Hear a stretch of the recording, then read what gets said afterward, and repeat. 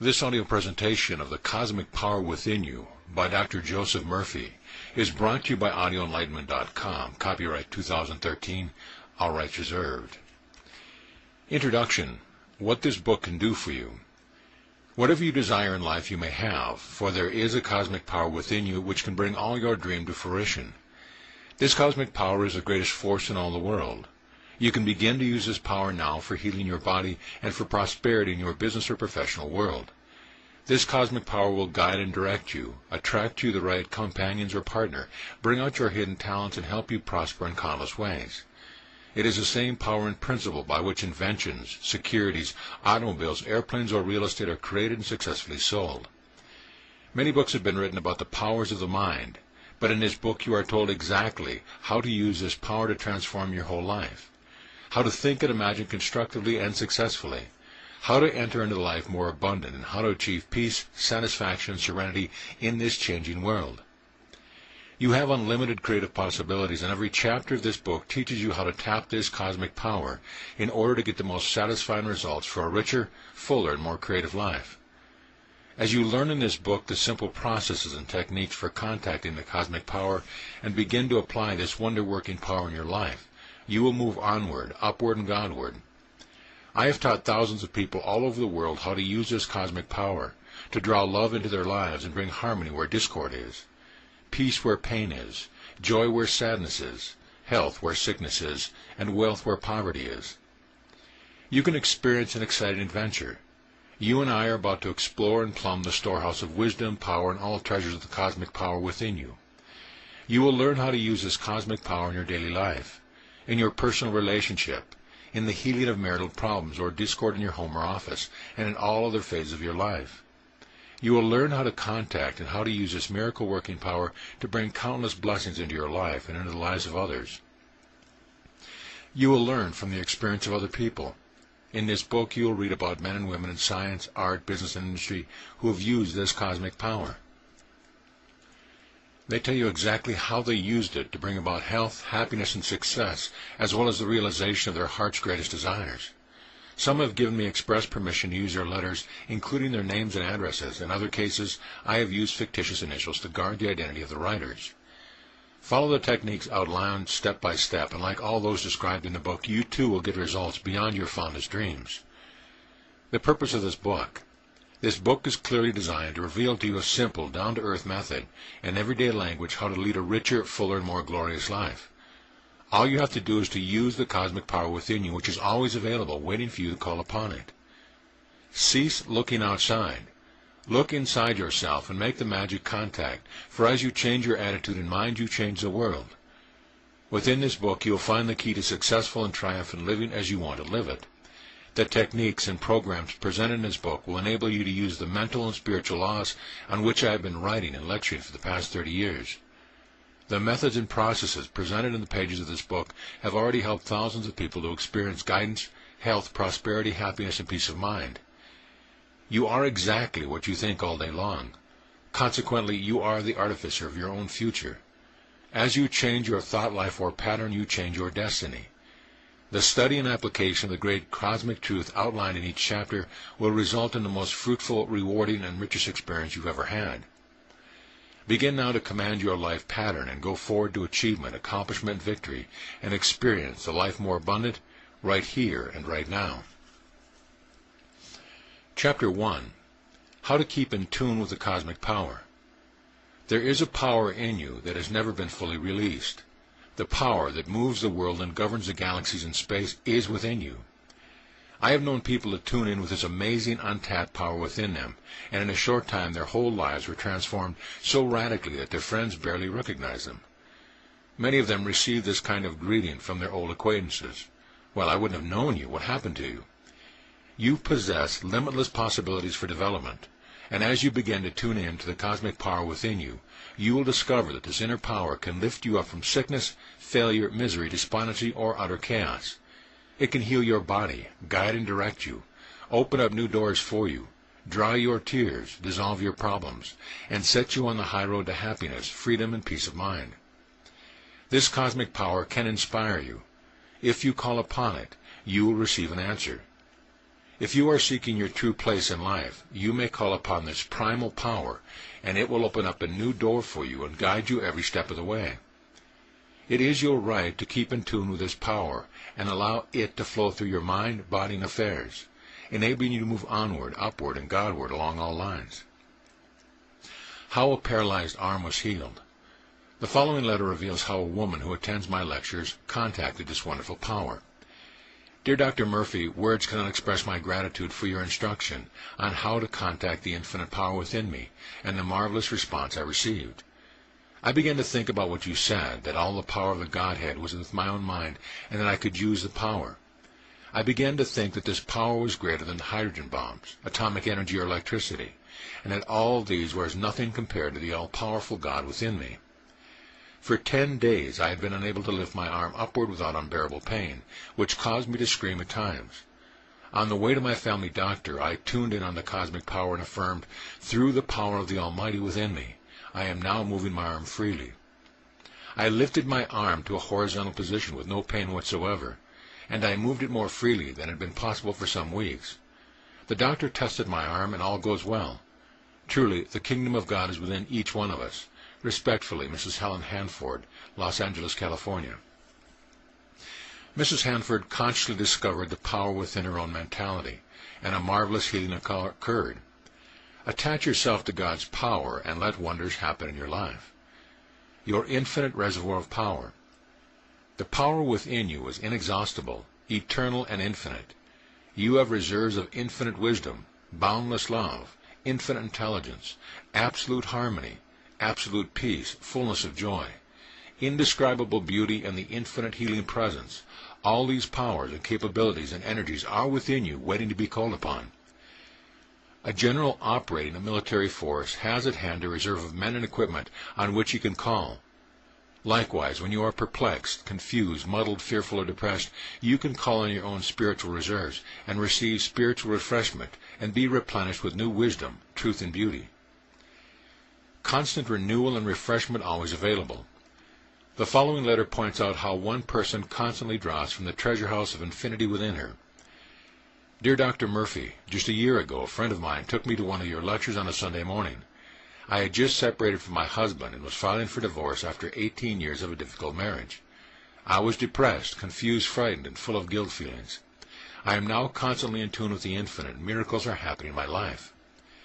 Your lecture that morning really hit home and made me realize I must learn to control my thinking and my emotions. Before I was letting family, friends, and negative thoughts of the world control me.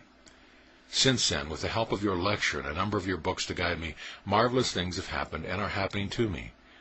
Gone are the nerve pills and the migraine headaches, which are a part of my daily routine. At 40, I am more radiant, healthy, and happy than I've ever been in my entire life. And my calm, positive, healthy outlook on life has made a great difference in the lives of my 2 teenage boys. My blessings are abundant, and I give thanks every moment of every day. New doors are opening, and greater prosperity and peace of mind are mine. I have not completely conquered. Once in a while, for no apparent reason, I feel myself slipping back into the old ways of thinking or feeling, but thanks to what I have learned from you, I am now able to sit quietly, withdraw into myself, and come out of it by calling on God, and His peace and love flow in response.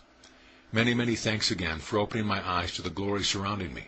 Sincerely, Mrs. E.C., Los Angeles, California. This woman's constant prayer is as follows. God is, and His presence flows through me as harmony, joy, peace, beauty, and right action. His love fills my soul, and wonders happen as I pray. She uses this prayer as a sort of melody and sings it to herself as she goes about her household and other duties. Just as a general in the field keeps in contact with the Pentagon in Washington for instructions, so also does this wonderful woman receive instructions, guidance, and divine ideas by keeping in contact with God and cosmic wisdom. And she is furnished with prosperity that means freedom to be, to do, and to go on as her mind dictates. You are never out of touch with cosmic guidance. The following letter shows how, when you take a trip, you can keep in touch with a source of strength, peace, and security that is constantly available. Dear Dr. Murphy, to say that I was grateful is such a feeble expression of my feelings. How well I know that when you turn to God as I did, He will turn to you in love. You are never alone when you know, as I did on this trip, that God did go before me to make perfect my way. I have not had to return to Monterey for my final 5-year X-ray until December, as is done in all cases of previous cancer.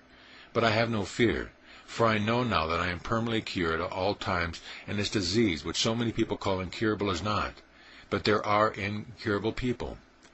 I took your wonderful and loving letter written to me on July 12th, in which you wrote, "God is in his holy temple, and that being true, the present flows through you as beauty, love, harmony, and peace. And in your flesh you shall see God." Well, I carried that letter with me and read and reread it many times a day while I was away. If there is any portion of this letter which you wish to use in any way in an effort to help others, you are fully free to do so.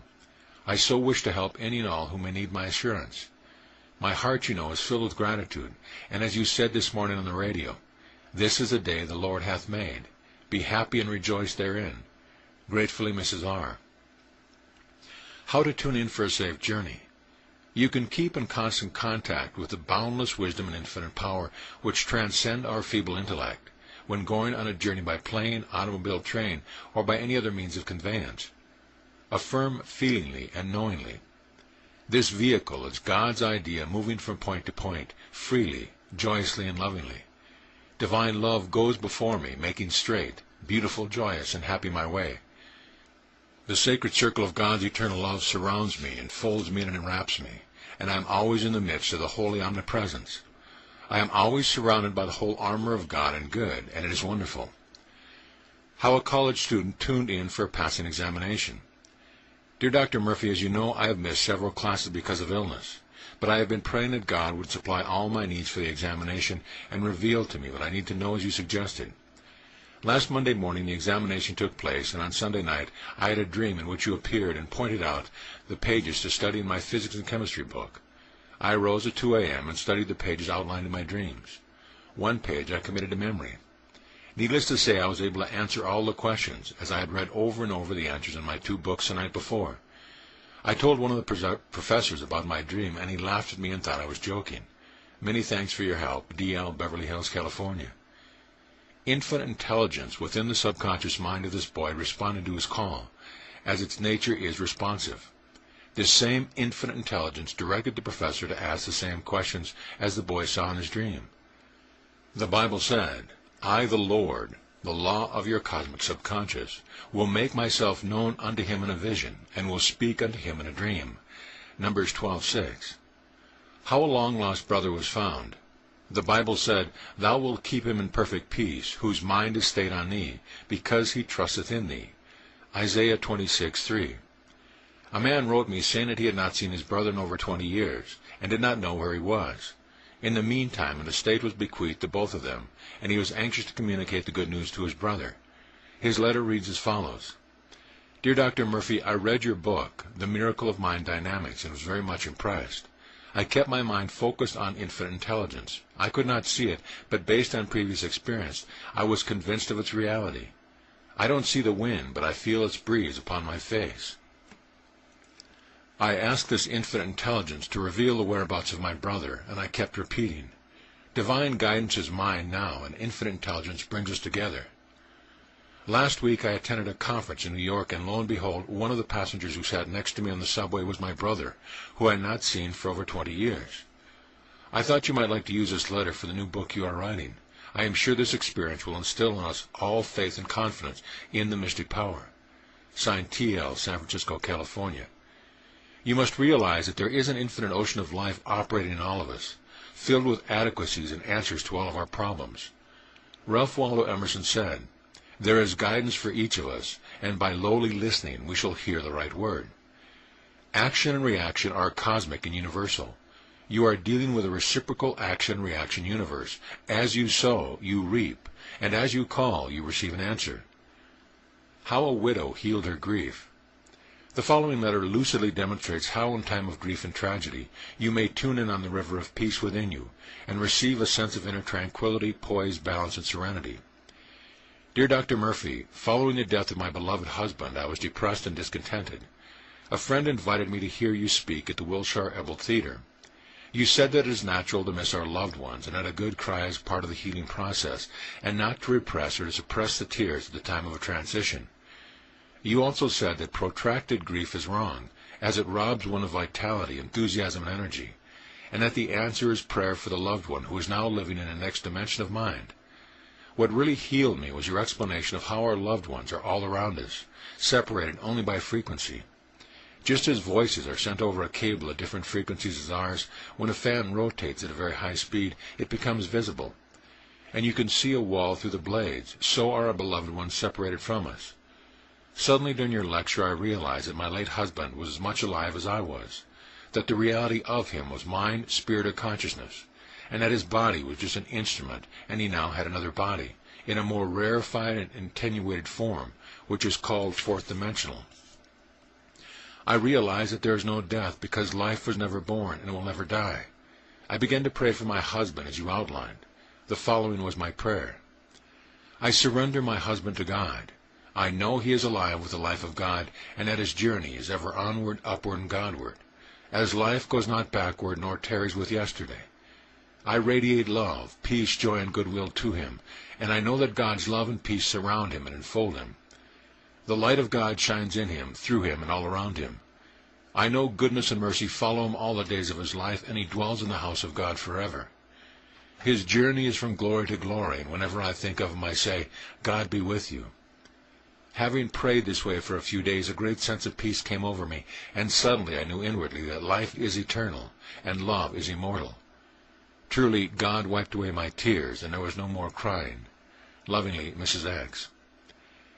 Tuning in with the cosmic power and experiencing its bliss, harmony, peace, and joy is the answer to all problems. The Bible said, Thou wilt keep him in perfect peace, whose mind is stayed on thee. Isaiah 26:3. The word thee is interpreted to mean the presence of God or infinite life within you. The ancient Hindu scriptures said of this life principle, which animates all men, is their very reality. It was never born, and it will never die. Water wets it not, fire burns it not, wind blows it not away. Knowing these things, why grievest thou for it? Our Bible said, Why seek ye the living among the dead? He is not here, but is risen. Luke 24:5-6. Your loved one is closer to you than ever before. The Bible explains eternal life beautifully in John 17:3. This is life eternal, that they might know thee, the only true God. How a businessman tunes into the cosmic power. Herewith is a letter which shows the wonders of regularly tuning in with the cosmic power within you. Dear Dr. Murphy, I have read in the Bible that faith is the substance of things hoped for, the evidence of things not seen. I know that my faith is an actual state of mind, the evidence and sure forerunner of prosperity and success in my life. My faith is based on the laws of my mind, as mentioned in your book, The Power of Your Subconscious Mind. I now know that the law of my subconscious mind, properly used, can't fail me. I used to have a habit of saying, when I came down to breakfast, this is going to be another one of those black days. I hate to go to work. I can't stand the boss, and the country is going to the dogs, and much more of this negative thinking. Last January, after reading The Miracle of Mind Dynamics and the Amazing Laws of Cosmic Mind Power, I started a procedure of affirming certain truth every morning after I arrived at the office. I remain absolutely quiet, and then after I look at my schedule for the day, I ask my secretary not to disturb me for 15 minutes. Then I pray for peace, harmony, and guidance for the day. I use the following prayer every morning. God dwells at the center of my being. God is peace. This inner river of peace enfolds me now. I act with confidence and enthusiasm all day long. All my employees in the office and the field are divinely guided and prospered in all their ways. There is divine understanding between myself and all my associates and employees. There is a divine, harmonious union of our minds and hearts, and our business and their families are blessed and prospered. The love and light of God watch over all of us like a loving mother watched over her sleeping child. My decisions are divinely directed. When I hold a conference, I am inspired to say the right thing which blesses all. I draw continually from the divine storehouse. And I know that my faith in God and His law is immediately translated into health, money, success, love, and harmony, which I and my associates and employees seek right here and now. I radiate love, peace, and goodwill to all, and I am at peace. I have followed this tuning-in process with the divine power for many moons now, and I can truly say it has greatly increased my capacity for service. There is harmony in my home and office, and my employers are happier and more successful in all things. I have greater confidence, more conviction, and greater happiness. I am closer to God in every way. It is a wonderful way of life. Kind regards, J.W., Los Angeles. The writer of the above letter is a modern Los Angeles businessman. He has learned that the way to be efficient and effective in his business life is to tune in on the cosmic power within him. He has begun to see the order, harmony, beauty, charm, and fascination of tuning in the undescribable wonders of this infinite storehouse of riches. The ideal way to tune in. Make it a regular procedure to affirm the following marvelous truth night and evening. Feel the reality of what you affirm. Charge the words with life and love, and make them meaningful in your life. I know the answer to my problem lies in the cosmic power within me. I now get quiet, still and relaxed. I am at peace. I know that God, the cosmic power, speaks in peace and not in confusion. I am now in tune with His cosmic power. I know and I believe implicitly that it is revealing to me the perfect answer. I think about the solution to my problem. I now live in the mood I would have were my problem solved.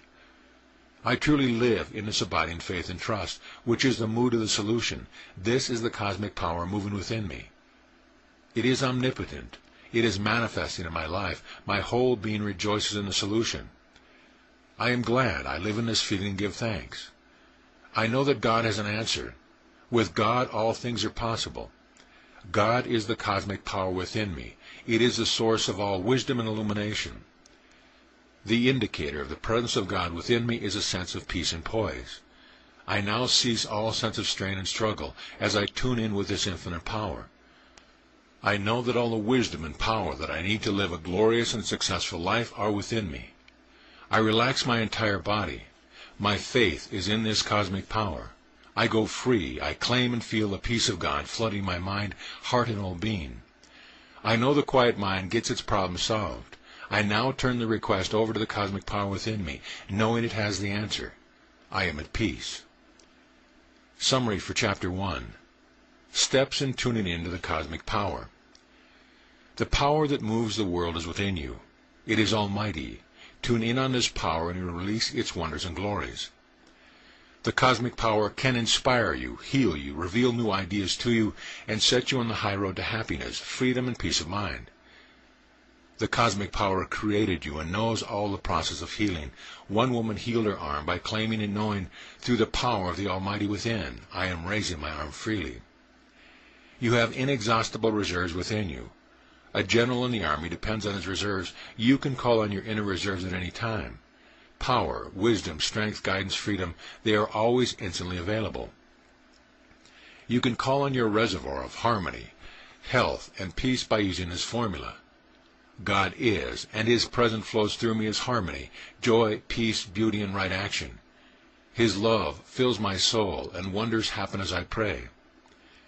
When going on a journey by bus, airplane, automobile, or train, or by whatever means of conveyance, you can affirm freely and knowingly, divine love goes before me, making straight, beautiful, joyous, and happy my way. You will bear a charmed life, and wonders will happen on your journey. Prior to a school examination, claim that the infinite intelligence of your subconscious mind reveals the answers and guides you in your studies, and you will be guided to study the right material, and answers will be given to you, maybe in your dream. If you would like to meet a long-lost brother or sister, pray as follows. Divine guidance is mine now, and infinite intelligence brings us together. You will be amazed at how quickly the deeper currents of your mind will bring both of you together. As you realize that there is no death, only life, and as you radiate love, peace, and joy to a loved one in the next dimension, rejoicing and blessing his new birthday in God, you will find that God wipes away all tears from your eyes, and there is no more crying. Your loved ones who have passed on to the next dimension of life are all around you, separated by a certain power frequency only. The room where you are now sitting is full of television pictures. The air outside and inside is replete with broadcasts of all kinds.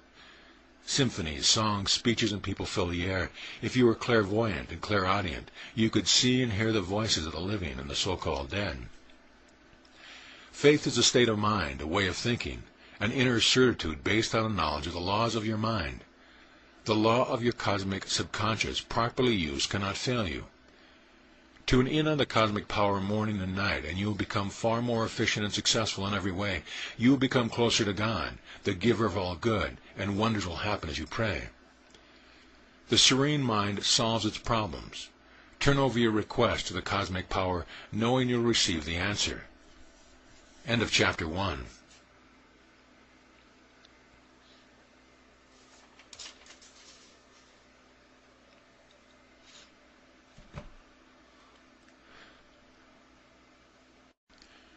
Chapter 2. How your cosmic subconscious can guide you. All the water in the reservoir is awaiting for you to turn on the tap. Turn the tap and thousands of gallons of water are at your service. In a similar manner, all the powers of the cosmic kingdom within you are waiting for you to release them. And as you do, the infinite power within you will respond and be active in your life, enabling you to bless mankind and yourself in countless ways. Your subconscious can guide you without error. The fields of science, art, industry, and religion need men and women of high vision, courage, confidence, and fortitude who are capable of drawing from the infinite powerhouse within each person. Had Sir Winston Churchill yielded at the first assault of the enemy, England might have been lost to the invaders.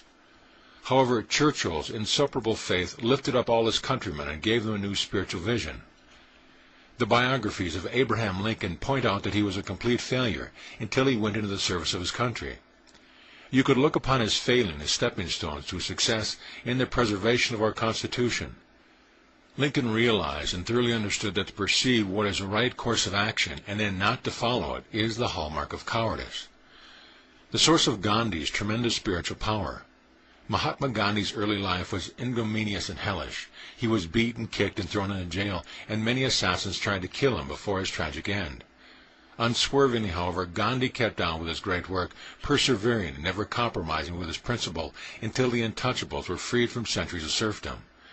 His faith in cosmic justice, his singleness of vision, and his courage to act brought wonderful results. Gandhi said, "Faith is nothing but a living, wide-awake awareness of God within. He who has achieved that faith wants for nothing."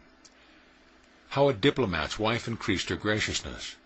A young lady approached me after a lecture in a town hall in New York and said, "A young man in the diplomatic service has asked me to marry him. I am terrified, though, because I know I will have to entertain, but I know nothing about diplomatic etiquette or the proprieties and dictates of diplomatic society." I suggested that she attend one of the better charm schools in New York. I had noted that her voice had a ring of acidity, and I advised her to practice continuously the imparting of loving kindness in her words by following the injunctions of the Bible. "Let your words be like apples of gold and pictures of silver, and let your words be as a honeycomb, sweet to the ear and pleasant to the bones." Proverbs 25:11 and 16:24. Following my advice, she practiced morning, noon, and night, for several months, pouring love, kindness, and goodwill into all her speech. And after a few months, she noticed a tremendous change taking place for the better in her relationship with other people. She wrote me saying that the charm school had benefited her immensely. She had learned to practice all the amenities and graces of life. Moreover, they taught her how to dress properly, how to walk, talk, and entertain, and how to adapt the right posture and decorum for all occasions. I told her that when she said good morning to someone, she should realize the ancient implication of the words, which mean in substance, the light of God shines in you. And when she said good night, you should feel and know that she was saying, God giveth you sleep. The realization of this simple truth was the turning point of her life. She is now happily married to the young diplomat, and on behalf of the country is entertaining embassy guests with grace, charm, and dignity, and she is beloved by all. The small, everyday courtesies sweeten life, the greater ones ennoble it. Remember, too, that there is a courtesy of the heart. It is called love. From it springs the purest courtesy in outward behavior. Hidden talents found through infinite intelligence. A young newspaper man told me that he had been fired from his job, and informed that he was a flop and a failure as a reporter. He was bitter and vindictive for a few days. Then he decided to forgive his former employer and be grateful that he had been discharged. He said to himself, I failed in that job. I didn't belong there. My talents lie elsewhere. I will be a tremendous success what I am doing when God has fitted me for. I suggested to him that he pray frequently as follows. Infinite intelligence reveals to me my true place in life, where I express my hidden talents in a wonderful way, and I follow the unmistakable lead which comes to me. After a few days he discovered an intense, deep-seated desire to be a minister. He is now very happy in a divinity school, and he recently wrote me saying, "This is where I belong. I will be a success at this."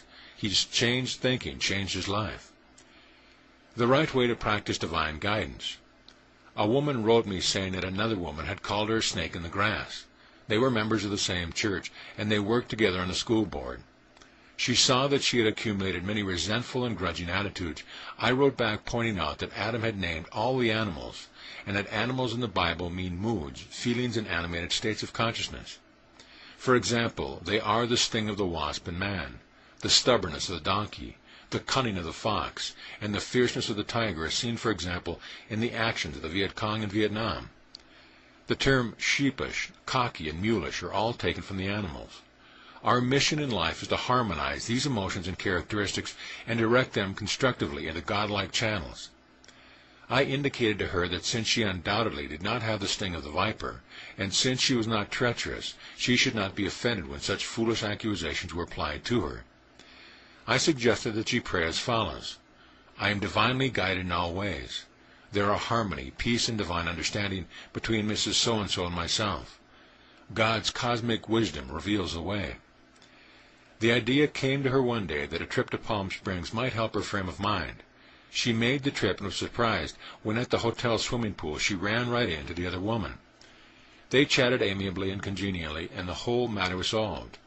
Divine guidance worked for it, albeit in a surprising way, when she reconditioned her mind. Solving an impossible situation. The following is a letter received from one of the church ushers, showing how his subconscious mind answered his deep-seated desire. Dear Mr. Murphy, my 8th birthday was approaching, and my mother asked me what gift I would treasure most.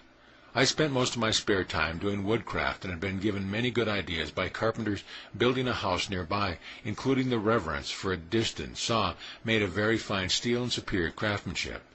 So I told her of my burning desire to it, since it would improve my work. Wishing to surprise me, Mother started on her sleuthing trips, first to the hardware store, then to the second-hand store, but the answer to her query were almost a stereotype. Impossible, you'll not find one. They have not been made since the war, at least for several years. Since then, they are again in production. Feeling very downcast, Mother told me of her exhaustive search and said that, since the distant saw was impossible to find, I must choose another gift. I told her it was not necessary for the saw to come from here or the hardware store, but that I knew the saw would come. We had our home up for sale, had a buyer with a deposit in escrow, and had one termite inspection in which the inspector had examined only the house and the basement, but the buyers wanted a double check by another company, which is not generally done. The second one was much more thorough and insisted on examining the attic. After about an hour he returned down to the living room with a beautiful old saw with a hand-carved handle, and engraved across one side in flourishing letters was the word distant. I later learned that when the house had been built in Laurel Canyon for a prominent musician, one of the carpenters had lost it in a very narrow aperture between the framework for a large skylight in the living room and the stonework of the back of the large fireplace. I have always been grateful for you that you taught me at an early age to understand and contact the all-knowing power within me. Your friend, Roger Conrad. At the age of 8, this young man discovered the powers within his subconscious, and today he is one of the great lights in the field of architecture. Become the master of every situation. The Bible says, "Behold, I send you forth as sheep in the midst of wolves. Be ye therefore wise as serpent, and harmless as doves." Matthew 10:16. In other words, be perceptive and discerning enough to see what's going on. Be on the qui vive, be vigilant, astute, and open both to inner guidance and counsel from without. You also must play the role of the dove, which is a symbol of purity and peace, that is, to be gentle in your approach, but at the same time be firm and refuse to compromise with the truth. Be firm but kind, like the trainer of a wild horse. He lets the horse know he is the master, but he is not cruel and does not beat him. Blend together these two attitudes, and you will release inner powers that will give you mastery over all of life's continually changing situations. Getting ahead using cosmic truth. The dictators, despots, and tyrants of the world wear a false mask. All of us remember the braggadocio of Hitler and the vain blustering of Mussolini, Stalin, and others. Each of them was covering up his deep sense of insecurity, inadequacy, inferiority, suppressed rage, and self-loathing. Many people continuously practice dissimulation, feigning and pretending to be what they are not. One man said to me, "All I need to get ahead is a good publicist to misrepresent me and to tell people how wonderful I am, and then I would make the headlines." His idea was that prevarication, misrepresentation, and perversion of the truth was the way to get ahead. No. You get ahead by adhering to the fundamental truth of life and to the principle of life which never fail, which are the same yesterday, today, and forever. Use the cosmic power and win outstanding victories. Madame Curie was interested in alleviating the suffering of mankind. She labored hard in the vineyards of life to bring forth her discovery. She toiled in the stifling heat of summer and in the icy cold of winter, persevering to the end. She faithfully continued until the great dawn of victory appeared. She was true to her inner power and never gave up. Her vision was directed towards victory, and her absolute faith and unshakable devotion have blessed mankind. The world rightly has acclaimed her as a genius and as a great benefactor of mankind. The man with the right outlook on life does not deviate from his goal because of wintry snows or rains, or because he has failed many times. He knows that one source of achievement will wipe out hundreds of failures. Furthermore, he knows that the so-called failures were not failures at all, but were stepping stones to his triumph and glory. Learn to be yourself. Let go of all sham, pretense, affection, imitation, and empty show. Pretense and pomposity reveal a sense of deep insecurity, inferiority, and self-rejection. Get a new estimate or blueprint of yourself. When you recondition your mental attitudes and cast out negativism, ill will, criticism, and self-condemnation, and instead fill your mind with constructive thoughts of harmony, health, peace, joy, and goodwill, you will be transforming your life for effectiveness in the years that lie ahead. You are literally what you think all day long. Think according to the principle of life and the eternal verities, and in this way you will gain confidence, assurance, poise, and balance. Align yourself with the infinite source of life, and let life flow through you as abundance, security, right action, and true expression. Thinking makes it so for you. Today, you are what your thoughts have made you. You are the sum total of your thinking. You have charge of your own life, and other people, conditions, and events have nothing whatever to do with your success, happiness, or destiny. You can make yourself sick, poor, and unhappy by the nature of your habitual thinking. You can even kill yourself by your thoughts. Affirm frequently as follows: My faith is in God, His cosmic wisdom, and all good things. I live in the joyous expectancy of the best, and marvelous and unforeseen wonders come into my life every day. Wonders will happen in your life as you write these truths in your book of life, or your subconscious mind. Have faith in the responses of your deeper mind to your conscious mind's thinking, and you will prosper along all lines. How to gain faith yielding real benefits. A man said to me, I had absolute faith that my thoroughbred would win the race. I explained to him that it is impossible to have absolute faith in anything but the principle of life and the working of the laws of his subconscious mind. Principles and laws never change. They are eternal, immutable, and timeless. The horse in question dropped dead in the race. It is impossible to have absolute faith in the outcome of a race, an interview, or any other event in life. I pointed out to him that his faith should be in God, His cosmic gifts, and in all things good, and with that accomplished, success, prosperity, and happiness would be assured him in the ways he knew not of. I explained to him about the girl who had positive faith that she would marry a certain man. The marriage was arranged. All of us waited in the church, but the groom never showed up because he had died in a taxi on the way to the chapel. She then realized that she did not control his life or destiny. She looked upon the matter philosophically, however, and said, well, God has another plan for me, and He will send me another husband who will be my perfect partner. And some time later she met and subsequently married a wonderful young man. People say to me, I had perfect faith that I would win the Irish sweepstakes. This is not real faith, as there is no guarantee that the horse will run as you expect. Have perfect faith in God, His love, His laws, and His cosmic guidance, and you will never fail or want for any good thing.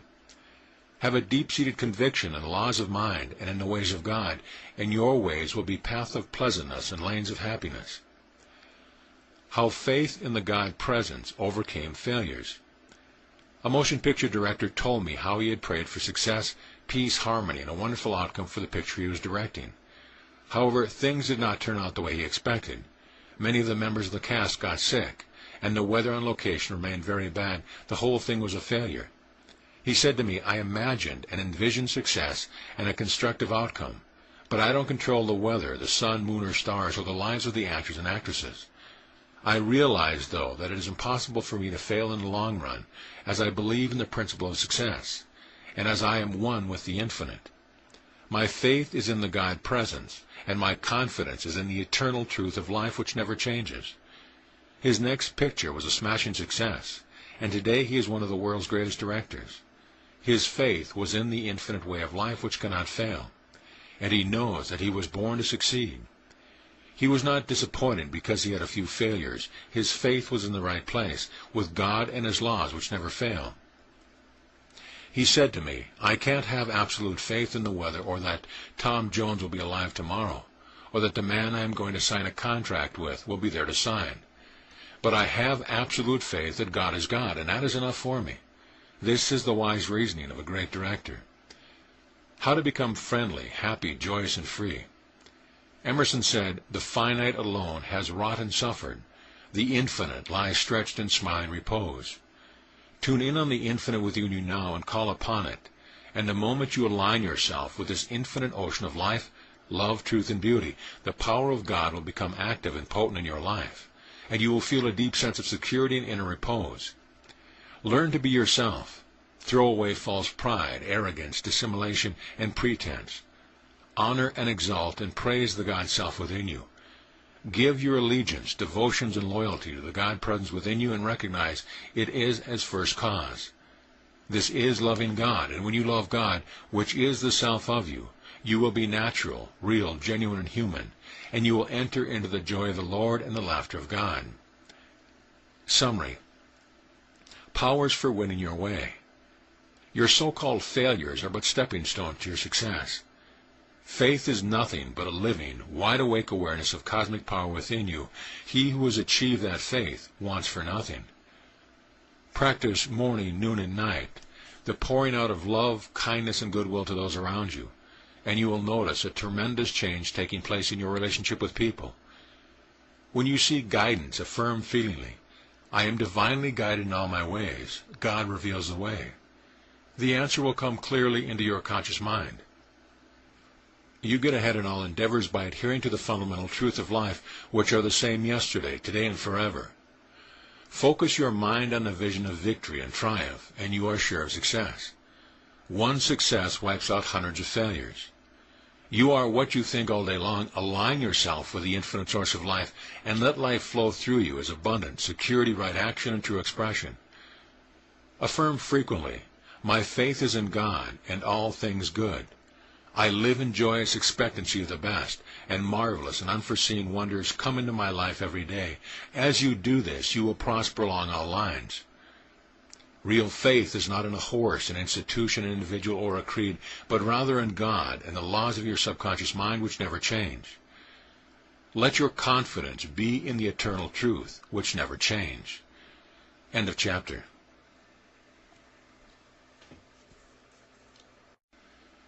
Chapter 3. How to become aware of your cosmic power. One of the most profound and deep-seated longings of the heart is to gain a recognition of your true worth, to be respected, loved, and esteemed. Carlyle said, one of the godlike things of this world is the veneration done to human worth by the hearts of men. The psalmist reminds man to appreciate his true self with these majestic words of wisdom in Psalm 8, 3-8. When I consider thy heavens, the work of thy fingers, the moon and the stars which thou hast ordained, what is man, that thou art mindful of him? And the Son of Man, that thou visited him? For thou hast made him a little lower than the angels, and hast him crowned with glory and honor. Thou madest him to have dominion over the works of thy hand. Thou hast put all things under his feet. All sheep and oxen, yea, and the beasts of the field, the fowl of the air, and the fish of the sea, and whatsoever passes through the path of the seas.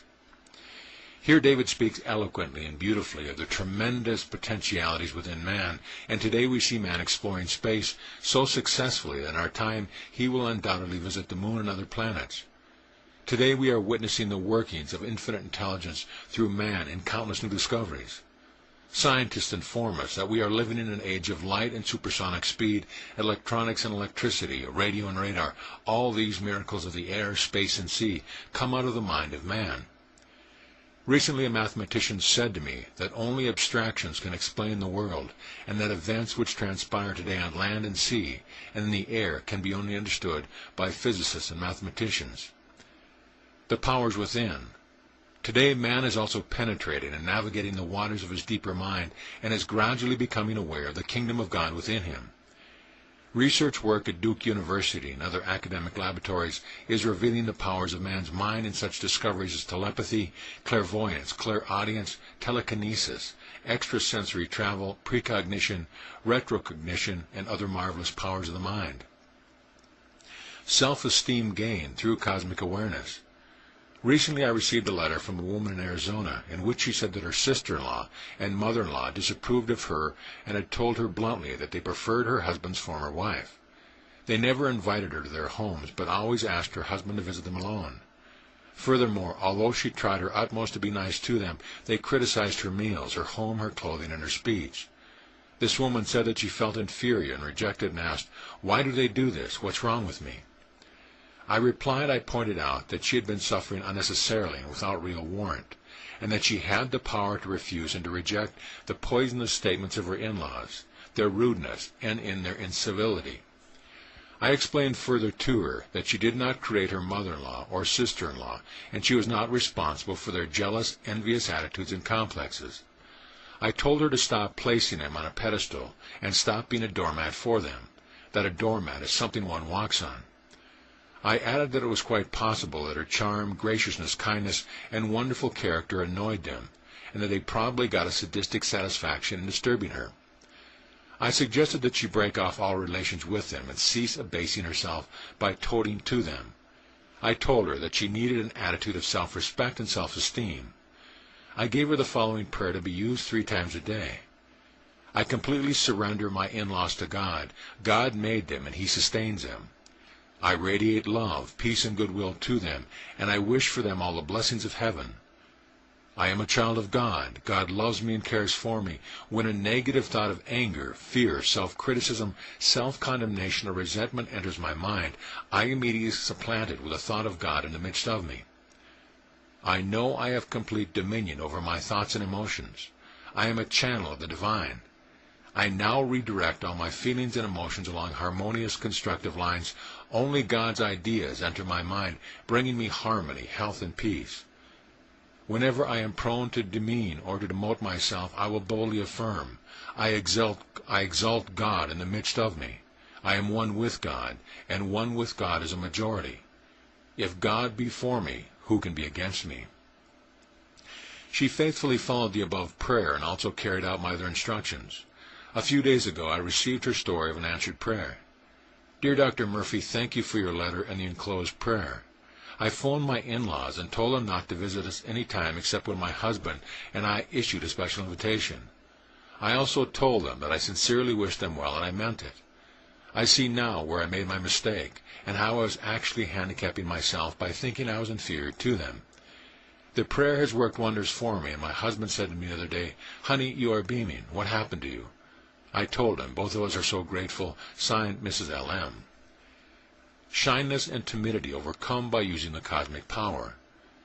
Some time ago I had a consultation with a salesman who said that he was timid, shy, and resentful, and looked upon the world as harsh and cruel.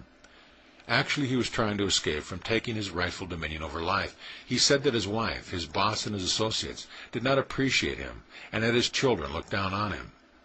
Because of all of this young man had an inner sense of insecurity and inadequacy, and he was down on himself. He asked, how can I gain the appreciation of others? I felt myself reminding him of this great scriptural passage, love thy neighbor as thyself.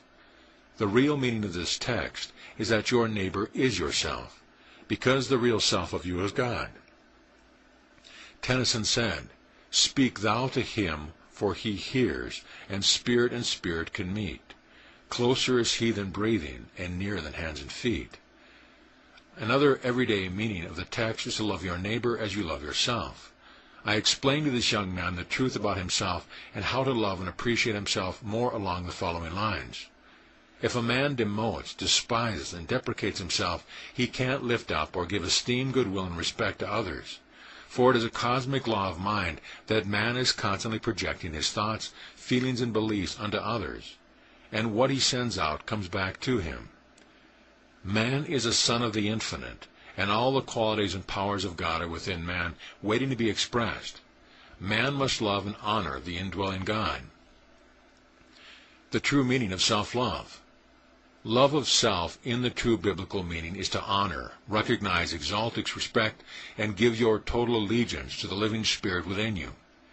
This supreme intelligence made you, created you, animates and sustains you. It is a life principle within you. This has nothing to do with egoism or self-aggrandizement, but on the contrary is a wholesome veneration for the divinity which shapes your end.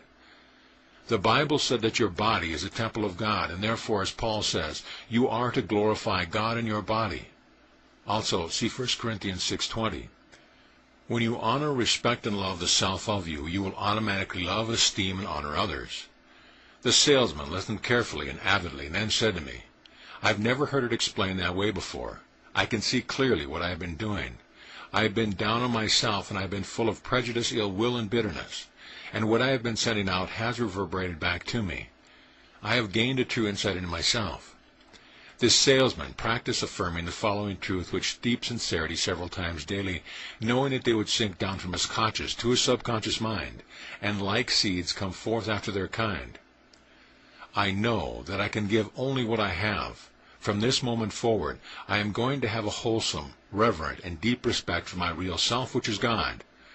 I am an expression of God, and God hath need of me where I am. Otherwise I would not be here.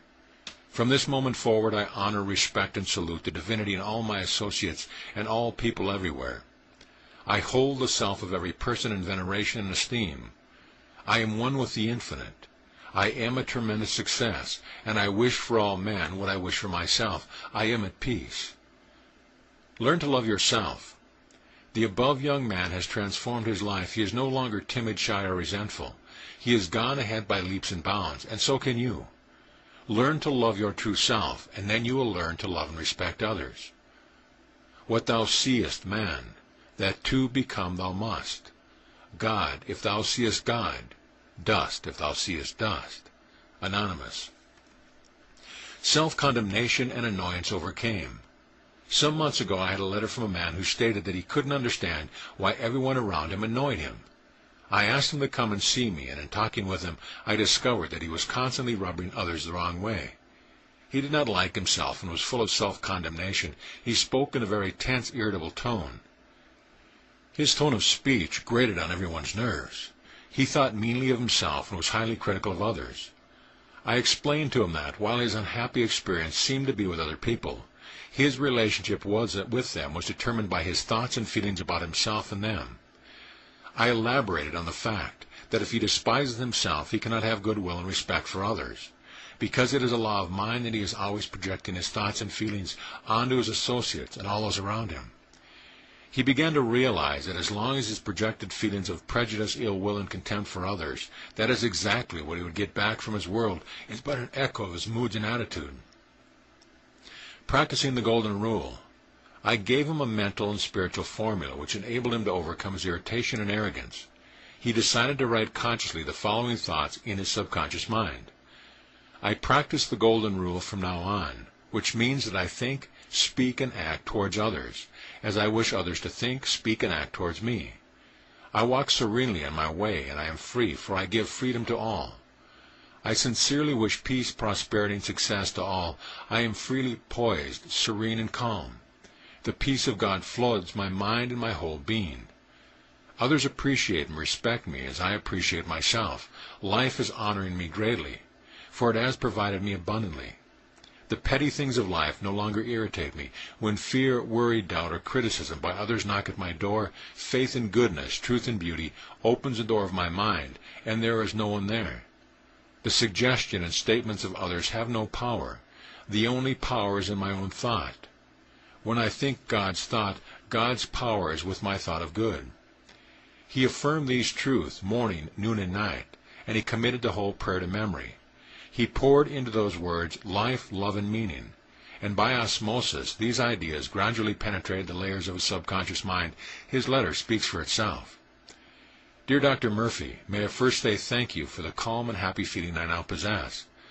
I know full well that this is brought about by my new understanding of my mind and how it works. I know why I have a high opinion of myself and of all human beings. I honor myself, and in so doing I know I am honoring God. I am now learning how to specialize myself out of the law of averages. I am getting along fine and have received 2 promotions in the past 2 months. I now know the truth of this passage. I, if I be lifted up, will draw all men unto me. Gratefully, E.J. The above letter demonstrates how a man can overcome irritation and annoyance. This young man learned that the terrible was within himself, and he decided to change his thoughts, feelings, and reactions. Any man can do the same. It takes decision, stick-to-itiveness, and a keen desire to transform oneself. Go and do thou likewise. Luke 10:37. Look at the small end. An astronomer friend of mine said to me that for years he had scanned the heavens, seeking the answer to the story of creation and the riddle of the universe through the telescope, but that lately he had been looking within himself, who is inevitably at the small end of the telescope. He added that the small end of the telescope is the important end, for within man is God, and the entire secret of creation and the mystery of the cosmos. When man learns about himself, he will have learned about the universe. Now it is time to analyze the analyzer. In trying to find happiness, peace, and prosperity outside of himself, man has neglected to look within himself, to the infinite storehouse of riches within his subconscious mind. Where will you find poise, balance, peace, and happiness but in your own mind, through your thoughts, feelings, and a sense of oneness with the eternal verities and spiritual values of life? William Shakespeare said, "What a piece of work is of man! How noble in reason! How infinite in faculty! In form and moving, and how express and admirable! In action, how like an angel! In apprehension, how like a god!" How to get a higher estimate of yourself? Ralph Waldo Emerson said, "There is one mind common to all individual men, and every man is an inlet to the same and all of the same." He also said, "He who is admitted to the right of reason is a freeman of the whole estate." Begin to believe this. Realize that infinite intelligence, the guiding principle of the universe, is within you, and the infinite healing presence of God controls all your vital organs and all the processes and function of your body. You have the capacity to make choices, to use your imagination and all the other powers of God within you. Your mind is actually God's mind. When you consciously, decisively, and constructively use the infinite wisdom within you, you become a free man of the whole estate. Emerson inspires you to enlarge the concept of yourself when he announces this profound truth. What Plato has thought, man may think. What a saint has felt, he may feel. What at any time has fallen any man, he can understand. Who hath access to the universal mind is a party to all that is or can be done, for this is the only and sovereign agent. Emerson was America's greatest philosopher and one of the greatest thinkers of all time. He was constantly in tune with the infinite, and he urged all men to release the infinite possibilities with them. Emerson taught the dignity and grandeur of man, and pointed out to his listeners that the great appear great to us only because we are on our knees, that we attribute greatness to Plato and others because they acted upon what they themselves thought, and not upon what other people believed or what others thought they should think. Begin to have a lofty, noble, and dignified concept of yourself, and remember what the psalmist said to all men. "I have said, ye are gods, and all of you are children of the Most High." Psalm 82:6. Health improved with a new self-appraisal. The following letter speaks for itself. Dear Dr. Murphy, this is a thank you for writing The Miracle of Mind Dynamics. I have read it over and over about 16 times, but more than that I have applied it. I have stopped whining and complaining. I am no longer bitter, angry, or hateful. My husband left me a year ago for a younger woman. I suffered from such intense rage that my doctor said that a sudden precipitation of arthritis was caused by my emotional shock, anger, and hatred. Every day for the past 3 months I have claimed boldly, as you suggest, that my body is a temple of the living God, and that I glorify God in my body. Every day for the past several months, for about 15 minutes every morning, afternoon, and evening, I affirm that God's love permeated every atom of my being, and His heavenly presence saturated my whole being. I also prayed for my ex-husband. There has been a remarkable change in my body. The edema and excruciating pain have subsided. The suppleness and mobility of my joints have improved remarkably, and the calcareous deposits are gradually disappearing. My doctor is delighted, and so am I. I continue to realize that I am a child of God, and that God loves me and cares for me. I know that this new self-appraisal has wrought wonders in my life. All hatred of my ex-husband is gone, and I am now on the way to perfect health. Divine law and order govern me. I am eternally grateful for your writing, Mrs. W.M. This woman discovered what the power of true appraisal of her real self can do. She found that when she began to think of herself as the temple wherein God dwells, and as she began to honor, exalt, and call upon His divine presence, it responded as the emotion of love, peace, confidence, joy, vitality, wholeness, and goodwill. As she began to love and respect herself, she discovered that all hatred vanished, and that love rushed in to fill up the vacuum. Love is the fulfilling of the law, health, happiness, success, and prosperity. Formula for business success. A prominent businessman in Los Angeles told me that the secret of success and prosperity is that he learned a great truth which he demonstrates daily. This is his formula. I know that the God in the other is the same God in me, and therefore if I hurt the other, I would be hurting myself, and that would be foolish. Knowing this, I practice the greatest formula of all. I bless and exalt the good in other. I make it a point to advance his interest, and I know as I do I am advancing my own. I know that the ship which comes home to my brother comes home to me. Practice the above formula, and you will like yourself more. You will see sermons in stones, tongues in trees, songs in running brooks, and God in everything, including your fellow man. Chapter summary. Profitable pointers in this chapter. One of the most deep-seated longings of the heart is to gain recognition of one's true worth, to be respected, esteemed, and loved. Academic laboratories are revealing a tremendous power within man, such as ability to see, hear, feel, and travel independent of the physical senses and organs. You have the power to mentally reject and neutralize all negative suggestions or critical remarks of others. Whenever you are prone to criticize or condemn yourself, affirm, I exalt God in the midst of me. Love thy neighbor as thyself means that you honor, exalt, appreciate love, and give complete allegiance to the God power within you, your real self. True self-love has nothing to do with egotism, self-aggrandizement, or morbid selfishness. On the contrary, it is a wholesome veneration for the indwelling God, which is the reality of all men. What you send out reverberates back to you. Life is an echo, therefore. Send forth love, peace, goodwill, and blessing to all men, and to the whole world, and countless blessings will return to you. Develop self-esteem by dwelling consciously on the following truth. I know that I can give only what I have. From this moment forward, I am going to have a wholesome, reverent, and deep respect for my real self, which is God. I hold the self of every man in veneration and respect. What thou seest man, that too become thou must. God if thou seest God, dust if thou seest dust. When you think meanly of yourself, you can't think well of others inasmuch as you always project to others your own thoughts, feelings, and beliefs. You practice the golden rule as you begin to think, speak, and act toward others as you wish others to think, speak, and act towards you. Begin to wish for all men what you wish for yourself, and countless blessing will be yours. God indwells all men. The kingdom of God is within. The entire secret of creation and the mystery of the cosmos are within man. When man learns about himself, he will have learned about the universe. Now is the time to analyze the analyzer.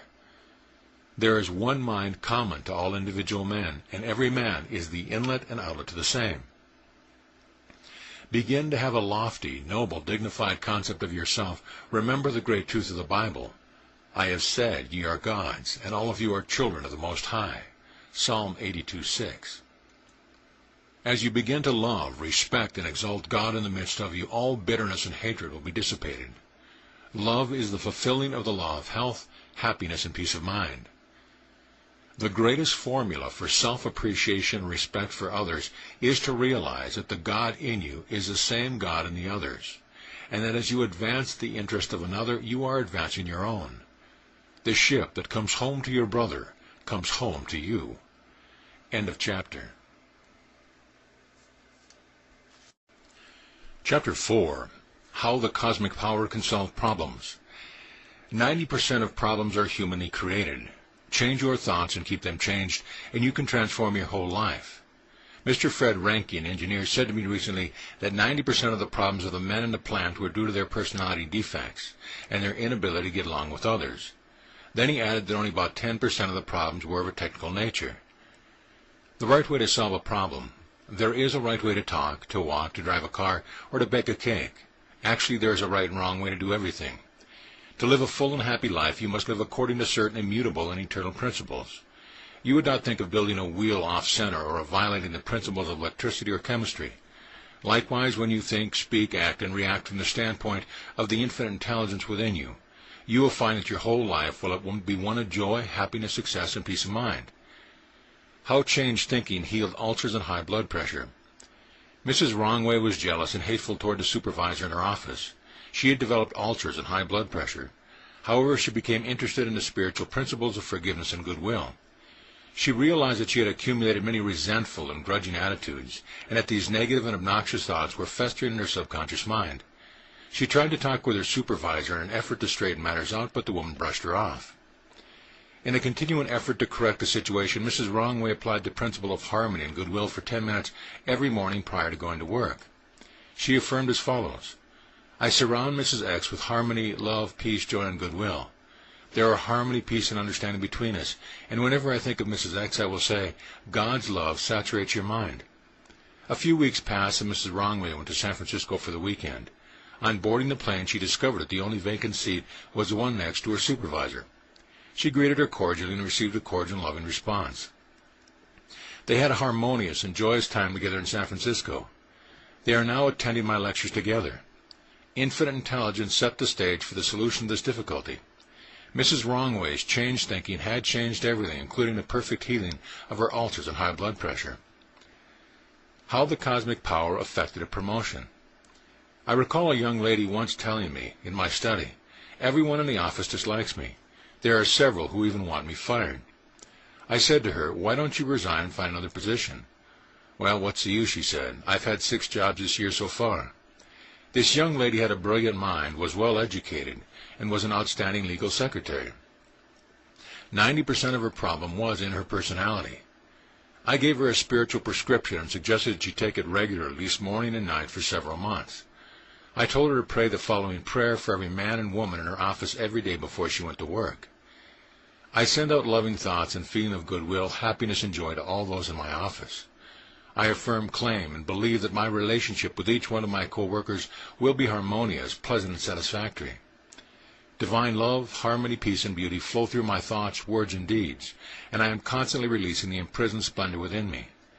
I am happy, joyous, and free, bubbling over with enthusiasm, and I rejoice in the goodness of God, in the land of the living, and in the innate goodness of all people. At the end of 2 months, she received a wonderful promotion and was put in complete charge of the entire legal office. How a mother's mental movie worked wonders. A mother in Beverly Hills was worried about her son failing in his final examination of medical school. At my suggestion, she stopped nagging and worrying about the boy, and instead began to paint a mental picture of graduation day when her son would receive his diploma. Several times daily, she visualized the scene clearly, feeling the naturalness and joy of the whole procedure. She congratulated her son in her imagination and made a habit of this by practicing her mental movie for at least 10 minutes 3 times daily. Whenever she was prone to worry, she flashed on the movie in her mind. She constantly saw the accomplished fact. She imagined being present at his graduation and saw the fulfillment of her dream. Incidentally, I might add that shortly after her change of mental attitude, her son became intensely interested in his study and showed remarkable improvement along all lines. Her feelings of success and triumph were subjectively communicated with cosmic power to her son, and he responded accordingly. A healing of personality for business success. A man whom I was interviewing recently told me, I'm all mixed up and tied up. I can't get along with others. I'm constantly rubbing them the wrong way. This young man was hypersensitive, jittery, self-centered, and crotchety. In spite of all this, he wanted to have good relations with his coworkers and to get along with them in every respect. I explained to him that his present personality represented the sum total of his habitual thinking, early training, indoctrination, and emotional atmosphere, plus the sum total of beliefs inculcated upon his mind that he could transform himself. I explained to him that God indwells him, and that all the attributes, potencies, qualities, and aspects of God were lodged in his deeper mind and could be resurrected and expressed in his personal life. Accordingly, I gave him the following specific prayer for the purpose of transforming his entire personality and making him radiant, joyous, and fabulously successful. He affirmed feelingly and lovingly several times a day the following prayer: God is the great personality, the one life being expressed through me. God is, and his presence flows through me now as harmony, joy, peace, love, beauty, and power, and I am a channel for the divine. His wholeness, beauty, and perfection are constantly being expressed through me. Today I am being reborn spiritually. I completely detach myself from the old way of thinking, and I bring divine love, light, and truth definitely into my experience. I consciously feel love for everyone I meet. Mentally, I say to everyone I contact, I see the God in you, and I know you see the God in me. I recognize the qualities of God in everyone. I practice this morning, noon, and night.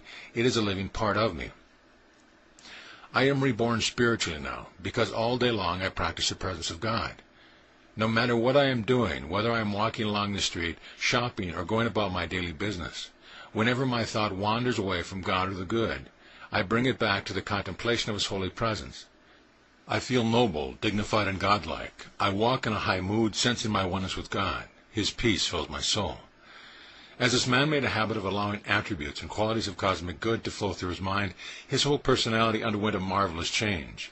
He became affable, amiable, urbane, and increased in understanding, and now communicates vibrancy and goodwill wherever he goes. In addition, he has moved up several rungs on the ladder of success in his field of work. How you can develop a marvelous personality. Emerson said that religion includes the personality of God. All the elements of personality are within God, such as love, peace, joy, beauty, laughter, happiness, power, harmony, rhythm, order, serenity, and proportion. God is also law, and we express our divine personality as we begin to operate the law and claim, feel, and know that these qualities and attributes are flowing through us. Then we become more godlike every day. The word person comes from the Latin persona, which means a mask originally worn by Greek actors. In ancient times, the Greek actor put on a mask and assumed the role of the person depicted by the mask. He dramatized through the mask the characteristic and quality of the personality it suggested. How a secretary practiced empathy and established harmony and understanding. The dictionary defines empathy as the imaginative projection of one's own consciousness into another being. It might be called sympathetic understanding. Mrs. Jean Wright, secretary of our organization, told me how she practiced this art in relation to another girl in an office where she formerly worked. This girl was very hostile, antagonistic, and quite obstreperous. A great misunderstanding seemed to be growing between them. As a result, Mrs. Wright sat still a few times each day and projected herself into the mind of the other woman and looked out at herself through the other eyes. She then corrected what she saw and claimed, God's peace, harmony, and understanding reign supreme between us. Whenever I think of Miss S., I claim she is loving, kind, cooperative, and harmonious. After about a week, the girl invited Mrs. Wright to her home for dinner. During the visit, they were pleasantly surprised to discover that many interests in common. Eventually, these two women became fast friends, as well as good associates in their work. How silence between sisters was broken. Recently, while I was speaking in San Francisco under the auspice of the Institute of Religious Study, an old friend had breakfast with me at the hotel. She told me that her only sister would no longer speak to her. When she phoned her sister, the latter would hang up the phone with the curt phrase, "I'm busy, don't bother me." My friend found it very difficult to understand her sister's attitude, which on the surface seemed so unreasonable and stupid. I spoke to her, pointed out that if her sister had tuberculosis or cancer, she would not be angry with her. My friend answered, "Of course not. I would be the most compassionate." Then I asked, "Your sister has what we call tuberculosis of the mind, and you must realize that many people have twisted, morbid, and distorted mentalities, and are often referred to as mental hunchbacks." Suddenly she realized that she was not responsible for the mental state of her sister, no more than she might be responsible for someone who is an alcoholic, a schizophrenic, a psychotic, or a paranoid. She said, "Oh, I see now. I am not responsible for her mental sickness and hostility towards me, and all I owe her, as Paul said, is love." I do love her and wish for her and all the blessings of life. She prayed as follows: I completely surrender my sister to God. I radiate love, peace, and goodwill to her, and there are harmony, peace, and divine understanding between us. I lose her and let her go. After a few days, her sister called and apologized for her rudeness and hostility. She freely admitted the breakup of her engagement had caused her to project her resentment and hostility not only to her sister, but also to many others. I might add that my friend was spiritually and emotionally mature, but she was overly concerned with the deformed and warped mentality of her sister. Your understanding will keep you from anger, criticism, and hatred, or from seeking retaliation against the warped minds of others. Remember, you would not hate a person because of a physical deformity, such as that endured by a hunchback. Rather, you would be grateful that you were spared from such a misfortune.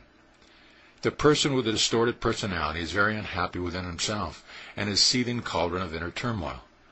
Quite frequently, he lashes out at those who have been most kind and generous to him.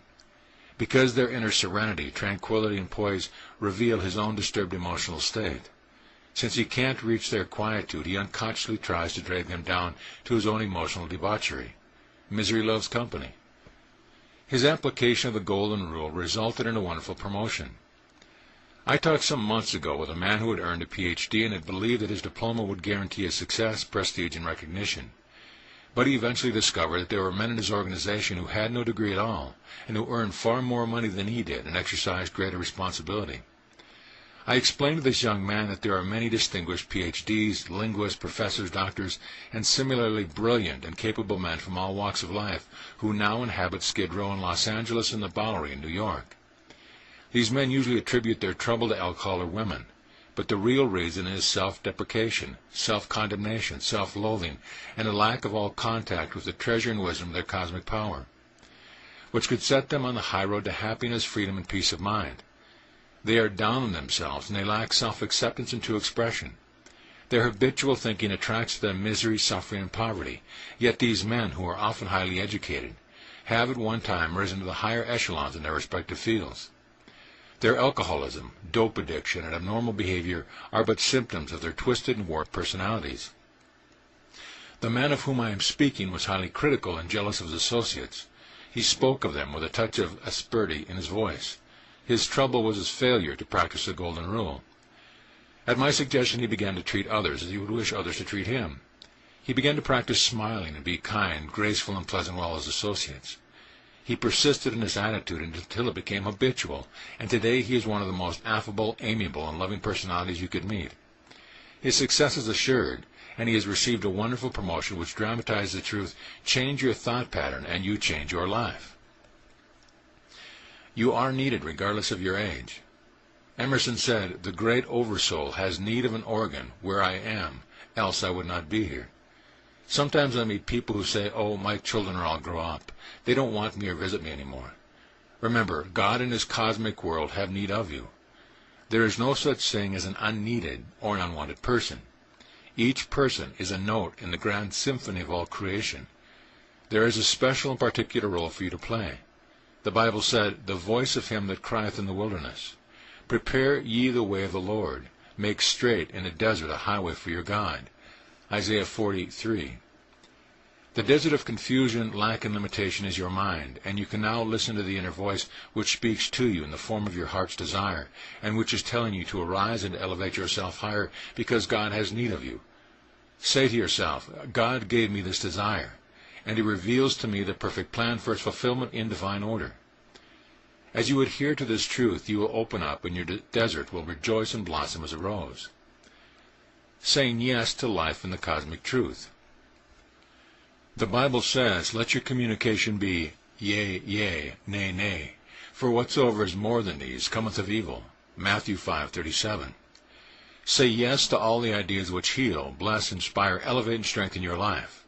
Come to a clear-cut decision that you will accept only the eternal verities and spiritual values of life, and then purposely build these into your personality. Rejoice in your sense of oneness with the infinite intelligence and infinite mind, and contemplate the wonders of your divine sonship. Say no boldly to all teaching, ideas, thoughts, creeds, and dogmas which inhibit, restrict, and instill fear in your mind. In other words, accept nothing mentally that does not fill your soul with joy. Realize that God is life, and he is your life now. God is love, and his love fills your soul. God is joy, and you are expressing the fullness of joy.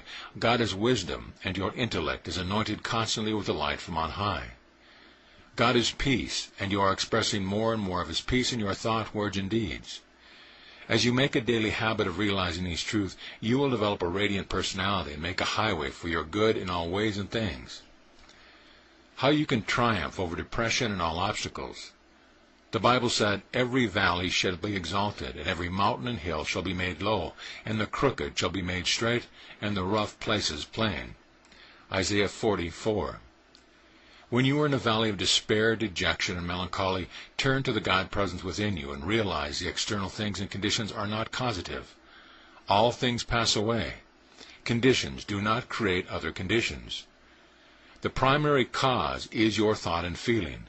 That is, your mental attitude, the way you believe. Conditions and circumstances are suggestive only. You have the power to reject or to accept them. Decide, therefore, the infinite intelligence reveals the way out. Contemplate in your cosmic thought the way you want things to be, and the mountain or problem will be removed and the hill or difficulty will be shattered. As you claim that divine law and order govern your life, the crooked, the ups and downs of life, the swings of fortune, shall be made straight and the rough places made plain. That is, you will begin to live a balanced life of growth, achievement, and advancement, free from detours and sickness, accident, loss, and foolish expenditures of energy, time, and effort. As you keep your eyes on the cosmic power, and as you tune in on the universal wisdom within you and make contact through your thought and feeling, all the barriers, delays, impediments, and difficulties will disappear, and the desert of your life will truly rejoice and blossom as a rose. Chapter summary. Change your pattern of thought life, and you will change your destiny. There is a right way and a wrong way to use your mind. To live a full and happy life, you must live according to principles of cosmic wisdom. Infinite intelligence will respond to you when you appeal to it, and set the appropriate stage for the solution of your problem. A wonderful spiritual prescription is to pray for all those for whom you work, wishing for them all the blessings of life. What you wish for others, you also attract to yourself. Flash a mental movie in your mind and see the happy ending. Picture frequently the fulfillment of your dream, and it will come to pass in your experience. As you make a habit of allowing God's attributes and love for all to flow through your mind and heart, you will develop a new, marvelous, and unique personality. If you can't get along with another person, practice empathy by practicing sympathetic understanding. Look at the situation through the other's mind. Don't be overly concerned with the warped mentality of a relative, because you are not responsible for it. Radiate peace, love, and goodwill, and a divine understanding will correct the situation. The great Oversoul of cosmic wisdom, or God, has need of you where you are. Otherwise, you would not be here. You are wanted and needed now. Say yes to all those cosmic ideas which bless, heal, inspire, elevate, and dignify your soul. When you are melancholy or depressed, turn to the cosmic power within you and let God's river of serenity and love fill your soul. Realize that all things pass away, and the day... Chapter 5. How to use the cosmic healing power. All over the world today, men and women of all creeds are awakening to the tremendous therapeutic results following the application of mental and spiritual law. In the fields of medicine, psychiatry, psychology, and other related fields, evidence is being adduced in articles written on the destructive effects of mental and emotional conflicts between various diseases. When the conscious mind of the sick person redirects his subconscious mind along godlike channels, a cleansing takes place, and the infinite healing presence is released, causing the miracle of healing to occur. How a crippled hand was healed. Following is a verbatim testimonial of the response to the infinite healing presence when you call upon it. Dear Dr. Murphy, I broke my left wrist, and the bones of my wrist and hand were so shattered that the doctor had to set them under a fluoroscope. I was told my hand would be crippled, and I would have to learn to compensate with my other hand. Since I do secretarial work, I must have the use of both hands. The healing power mended and renewed the bones and muscles. In 3.5 months, I was back at work.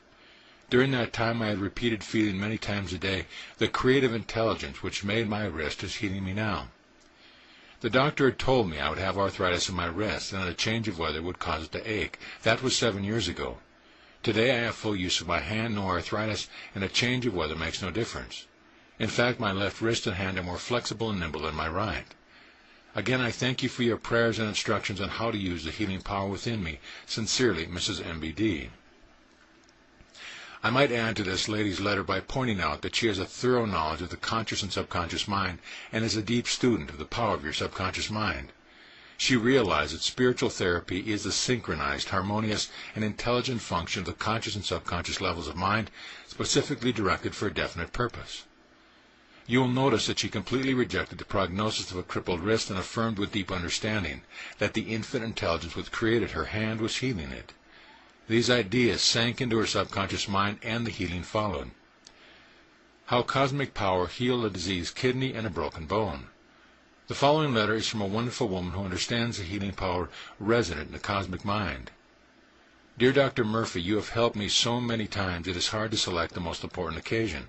I recall being in terrible pain, and while our family physician was away on vacation, 2 strange doctors told me I had a cyst on the right ovary and an abscess on a kidney. I prayed and the pain disappeared overnight, and an examination showed the abscess and the cyst had disappeared. I claimed God's healing love in my subconscious mind is in this moment dissolving everything unlike itself. I felt the truth of this, and the miracle happened. I know you prayed also, and I thank you. The most wonderful demonstration was for my mother. When she was 85, she fell and broke her pelvic bone and shoulder blade. Pneumonia set in, and the doctor did not think she would live, and if she did, she would not walk again, but she would have to be in a wheelchair. She said, well, that's his opinion, and through faith in your prayer, she was walking again in 3 months without even the use of a cane. Of course, you may use our names. Mother was Bertha Sparrow, signed Mrs. Eric Marlar, Los Angeles, California. The cosmic healing power and how you can use it. The true method of spiritual healing does not lie in some magic wand waving, but rather in the mental response of man to the indwelling cosmic power which created him and all things in the world. Spiritual healing is not the same as faith healing. A faith healer may be any person who heals without any knowledge or scientific understanding of the powers of the conscious and the subconscious mind. He may claim that he has some magical gift of healing, and the sick person's blind belief in him or his power may bring result. The spiritual therapist must know what he is doing and why he is doing it. He trusts the law of healing. The law of mind is that whatever you impress on your subconscious mind will be expressed in like manner as form, function, experience, and events. Impress your subconscious with thoughts of peace, harmony, health, and perfection by dwelling sincerely on these concepts with interest. Your thought and the feeling interest will induce a healing response from the cosmic power. How the cosmic power healed a tailor's blindness. Recently I interviewed a tailor who was gradually going blind. He had had several retinal eye hemorrhages, and his doctor had suggested that he give up tailoring and live in the country. He stayed with his work, and the sight was growing worse. His doctor, an old friend of mine, suggested to the tailor that he talk to me about his home life. In discussing his eyes, the tailor admitted to me that he hated the sight of his mother-in-law, who had lived in his home for several years, and was habitually petulant, crotchety, cantankerous, and a source of endless trouble. I suggested that he ask her to leave at once, which he did. At the same time, he wished for her all the blessing of life, thereby eradicating all the resentment and hostility from his subconscious mind. For 10 or 15 minutes every day, he affirmed boldly, by day and by night I am seeing more and more of God's love, light, truth, and beauty in every person and everything. God is healing me now, and I give thanks for my perfect vision. In due course, I received the following note for him. Dear Mr. Murphy, I am writing to thank you for the healing of my eyes. You opened my eyes when you explained to me that I was the cause of my own eye trouble. My doctor said my vision is normal now, and I don't have to give up tailoring. God bless. 20th century miracles of healing. A miracle is not a violation of natural law. A miracle does not prove that which is impossible. It proves that which is possible. A miracle is something that happens when one brings in a higher law than those which man has known heretofore. How the cosmic power resolved a writer's manuscript problem. The following paragraphs are taken verbatim from Mrs. Arnold's letter, showing how she used the healing principle to resolve a frustration. She had spent a great deal of time and care in writing a manuscript, but she felt the title was completely wrong. Dear Dr. Murphy, for several weeks I have been writing down titles, scratching them out, and trying again. Sunday I had a strong compulsion to go to church, which I had to hurry to do as household duties had made me somewhat late in getting started. When I got into the Ebell Theater, I sat down quietly, relaxed, and said to myself, I know and I believe that today the God Self will give me a title for my manuscript. It was not until you said during the course of the lecture, intellect cannot solve the problems with which people are faced today. Then I realized, in spite of my statement of belief to myself, I was still trying to solve it on a conscious level. The title then popped into my mind like a piece of a toast out of a toaster. As you have often said, I knew it was absolutely right and exactly fitted what I am trying to say in the manuscript. I was so elated I could have laughed out loud. It was so simple. The impossible made possible by reliance on the subconscious. I won't reveal the title even to you, Dr. Murphy, but it's just what I needed to renew my enthusiasm to work on the manuscript. And I don't want to weaken that feeling nor the effectiveness of the answer by talking too much about it. Suffice to say, I am most grateful. Sincerely, Mrs. J.R. Arnold. Mrs. Arnold realizes and knows that this cosmic healing power works in your business or professional world just as well as it does in the healing of your body. How a school teacher healed her ulcers and achieved promotion. The following is a letter from a school teacher. Dear Dr. Murphy, for months I have been praying for a healing and for success in my profession. I attended your lecture one Sunday morning about a month ago at the Wilshire Ebel Theatre when you spoke on how to use the healing power. As you spoke, I realized that I had been unconsciously rehearsing my aches and pains and constantly rehearsing my troubles in the classroom and with my principal. I was in the habit of criticizing and blaming the pupils, the parents, and the school authorities. I was also in the very bad habit of criticizing and condemning myself for being ill. I felt sure that my desire to be promoted would fail. It seemed to me that throughout your lecture you were talking to me, yet I know that you didn't know I was there in the audience of 1,300 people. Before the lecture was over, I became aware of the fact that I had been actually squandering the treasures of life within me on negative thoughts and imagery that were positively destructive. I followed your instructions and began to identify with the infinite healing process within me, and I affirmed frequently with deep understanding the meditation you suggested. God hath not given me the spirit of fear, but of power, and of love and of sound mind. I have a firm, unwavering faith in God as my bountiful, ever-present good. I am vitalized, energized, healed, and made whole. Promotion is mine now. I radiate love and goodwill to all my pupils, my associates, and to all those around me. And from the depth of my heart I wish for all of them peace, joy, and happiness. The intelligence and wisdom of God animate and sustain all those in my class and at all times, and I am illumined and inspired. When I am tempted to think negatively, I will immediately think of God's healing power. I want to thank you for that lecture. I have had a perfect healing of my ulcers, and I have received a promotion and have established a very harmonious relationship with all my associates and pupils. I understand the reason for all this is the fact that the children in my class subconsciously picked up my new mood of love, goodwill, and confidence. I constantly exude vibrancy and joy. Yours very truly, E.R.B.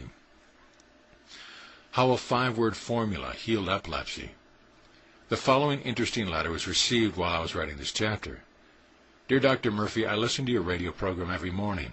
This morning I heard you read a letter from a radio listener about a wonderful healing which she had. May I tell you about the marvelous healing which I had? It has been nearly 4 years since I had an attack of epilepsy. I never knew what caused the seizure.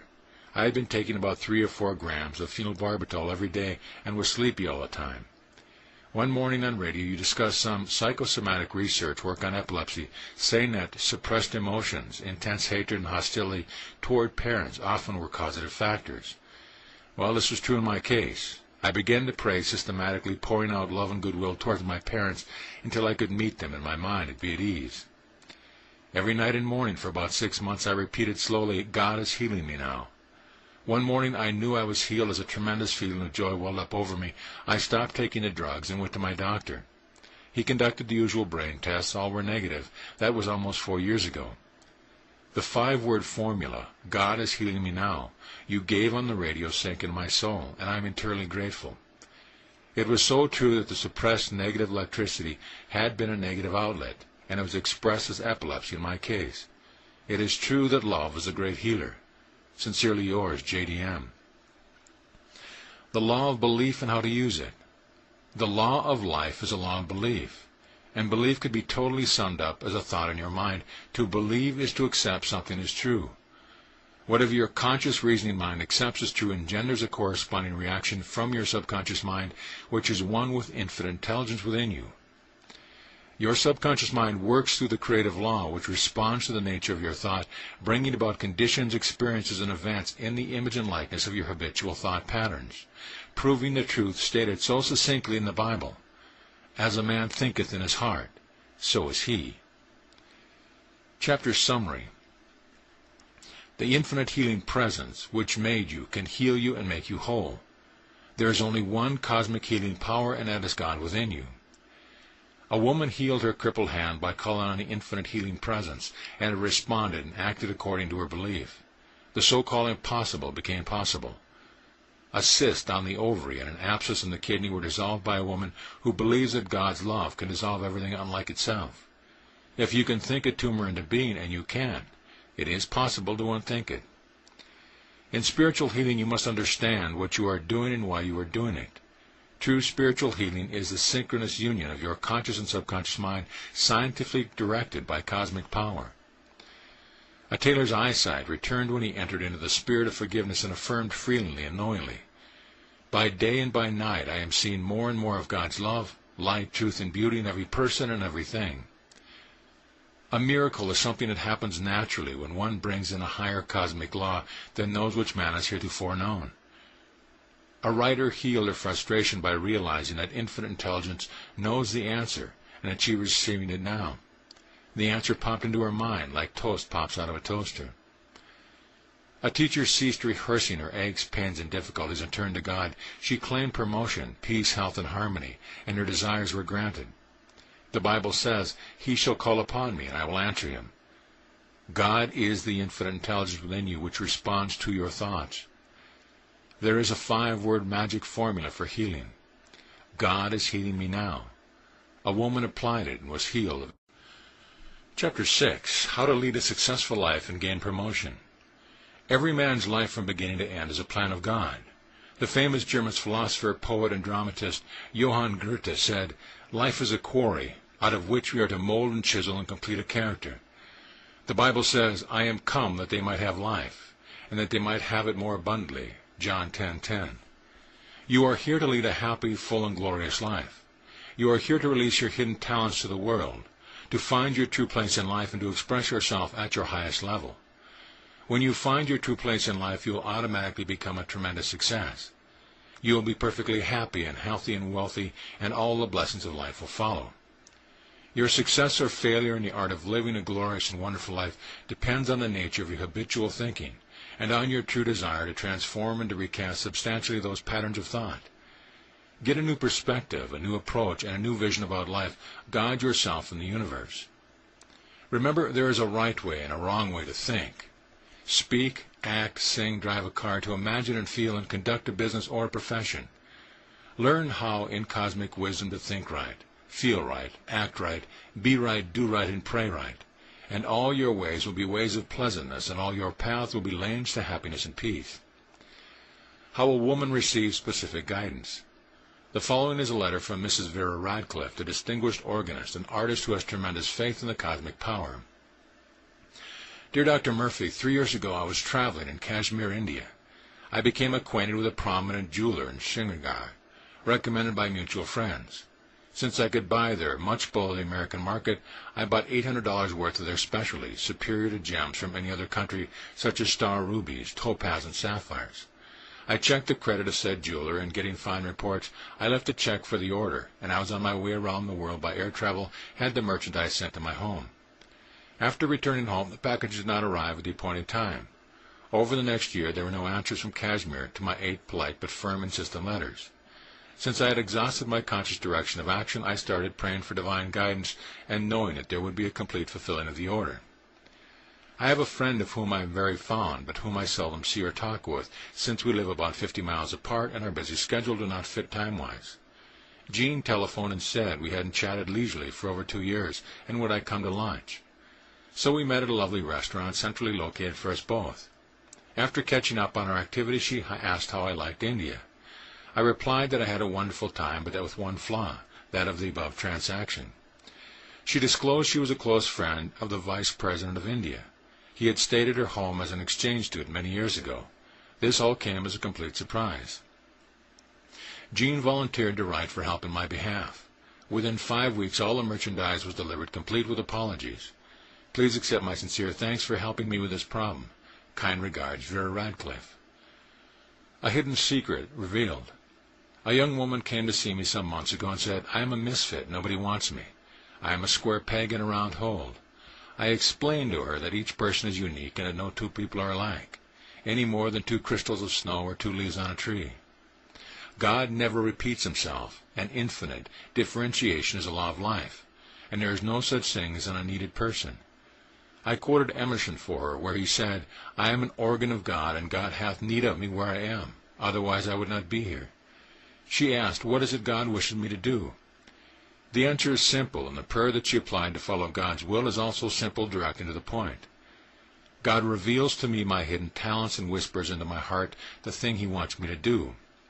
I know that God is infinite intelligence, and is seeking expression through me.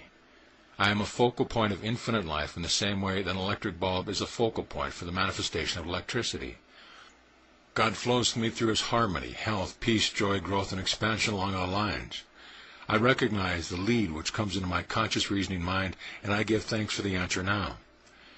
After a few days, a deep urge came to her to take a certain business course, which she is now ardently pursuing, and because of her great sincerity, she will undoubtedly be outstanding success. Living the triumphant life now. In February of 1966, I gave a series of lectures at the Unity Center, New Orleans, Louisiana. A newspaper man there told me that one of his assignments at one time had been to ask a number of people the following questions. What have you to live for? He said that some of the answers took his breath away and that others made his hair stand on end. Many men said in substance, I'm here to eat, drink, and be merry, for tomorrow we die. A large percent of the people interviewed said that they were waiting to retire at 65, and then they had plans to travel to different parts of the world.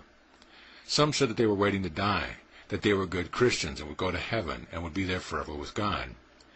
About 10% of those interviewed said that they didn't know why they were here or where they were going, and that when they died it would be the end and they would just become clods of earth and there was no future life. About 5% were waiting for their children to grow up and get married, when they would travel and do things they had always wanted to do. A small percentage were waiting for the old folks to die and then they would decide what to do. All these people were waiting for something to happen instead of realizing that God is the eternal now. Accept health, wealth, and happiness now. Now is the time. Countless people are continuously looking forward to the future for better times. They are constantly saying that some people they will be happy, prosperous, and successful.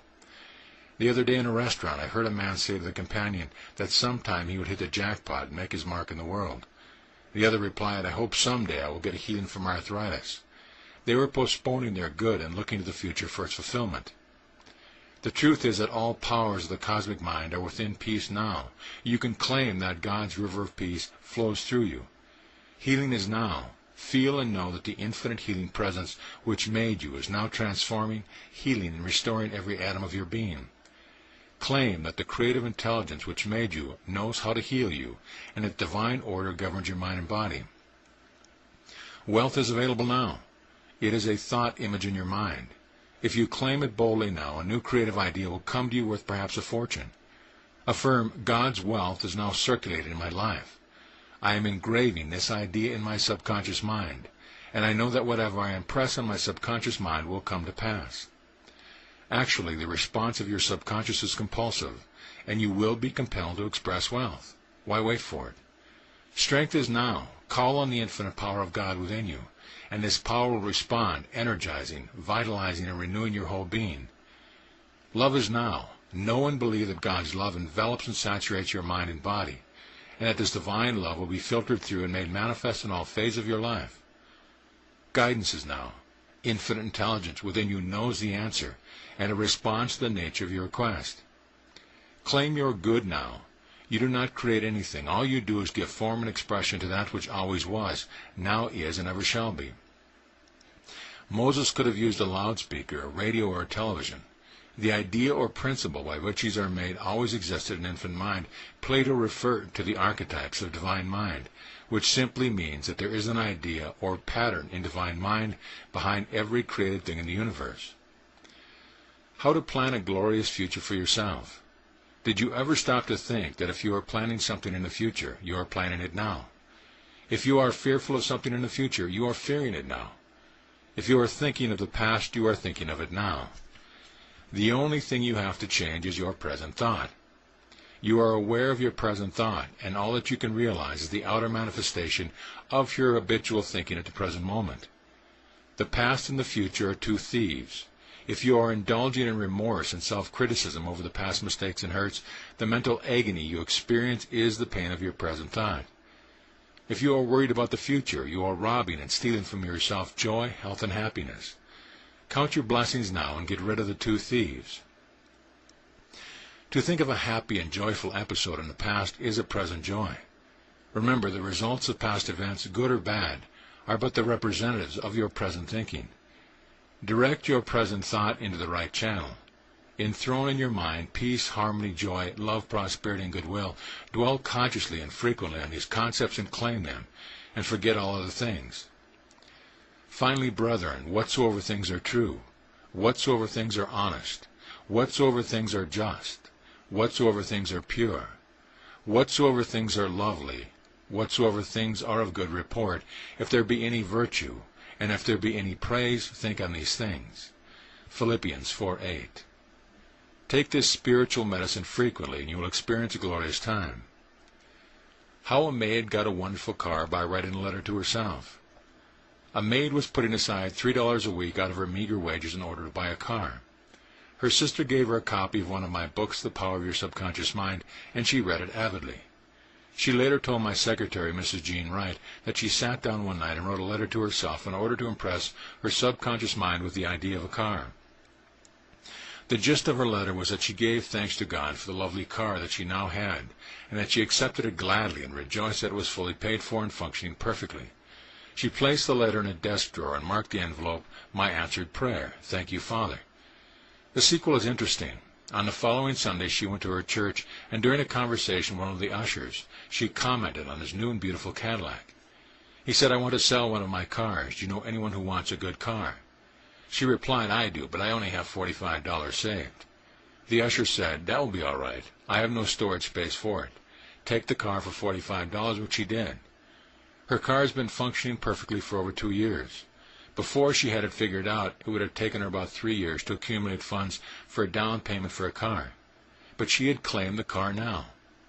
A car is a divine idea in your mind, and if all the motors in the world were destroyed by some holocaust, an engineer would design another, and we would have millions of motors in a few months.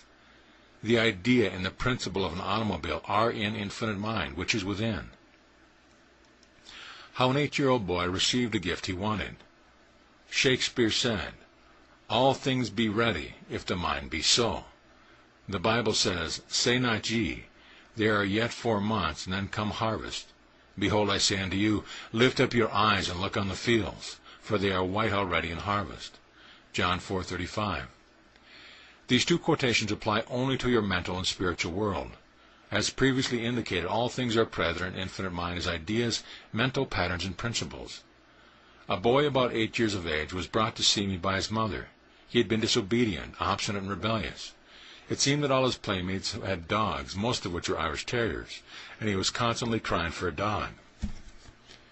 He deeply resented his mother and father for their unwillingness to grant him a pet dog. His mother had told him that dogs were dirty animals, that she would not have one in the house, but that when he grew up and was 18, he could have one and take care of himself. The little boy could not understand why he had to wait 10 years for a dog. At my request, the mother left him alone with me for half an hour or so, and he poured out all his troubles. I told him to picture the dog he wanted, and in his imagination to fondle it and stroke it every night prior to sleep, just to feel that there was a dog right there in the room with him, and that he had his arms around the dog. I suggested he do it every night. The boy's birthday occurred a few weeks later, and his grandfather visited him, presented him with a check for $3,000 to be deposited for his education later on. And in addition, he brought him a puppy, an Irish Terrier. The grandfather was received with éclat by the whole family, and all opposition to the dog melted in a burst of approval at 2 gifts. This little boy did not have to wait 10 years for a dog after all. He had collapsed time by the intensity of his thought when he entered into the joy of having a dog now. The book of Proverbs says, hope deferred maketh the heart sick. Proverbs 13:12. Your harvest is ready now in your mind. Ready your mind to receive your good now without further postponement.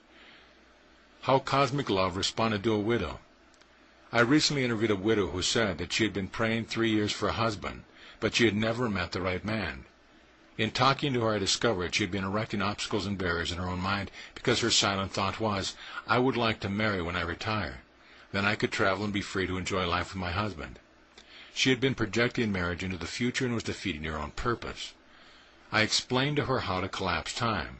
I suggested that she feel the ring on her finger at night prior to sleep, sensing the tangibility and naturalness of it. Moreover, it would mean to her psychologically that the marriage for the ideal man had already taken place, and that she should replace it and rejoice in the reality of the marriage now. She did this every night for a week, entering into the feeling and delight that would be hers if she were already married. At the end of the time, her son's Boy Scout master, whom she had met, socially proposed to her, and I had the privilege of performing the marriage ceremony. This proves that you can realize in your mind the desire of your heart without procrastination. This woman's mental picture and the feel of the ring were conveyed to her subconscious mind, and the infinite intelligence resident in her subconscious responded and brought both of them together. She called her subconscious her invisible matrimonial agent, and rightly so. How a promotion and an enormous increase in salary were obtained. An engineer once told me that he was trying hard for promotion, but that since others in the organization had priority over him in years of service, he supposed he would have to wait perhaps for several years. This engineer also had a pilot's license and flew planes for research purposes from Los Angeles to New York and other cities. I asked him how long the flight to New York would take. Oh, he said by jet, less than 5 hours. That is, he collapsed over 3,000 miles of space into 5 hours or less. The old horse and wagon might have done it in 18 months. Our mathematicians and scientists are pointing out that time and space are now one and correlated, and that when we collapse time, we collapse space. I told him frankly that he promoted himself, but first he would have to remove the barricade and stumbling blocks which were there in his own mind, preclusions such as, others are ahead of me or I'll have to wait. For about 5 minutes, morning and evening, he quieted his mind and imagined his wife saying to him, Darling, I'm delighted about your promotion and your increase in salary. It's wonderful.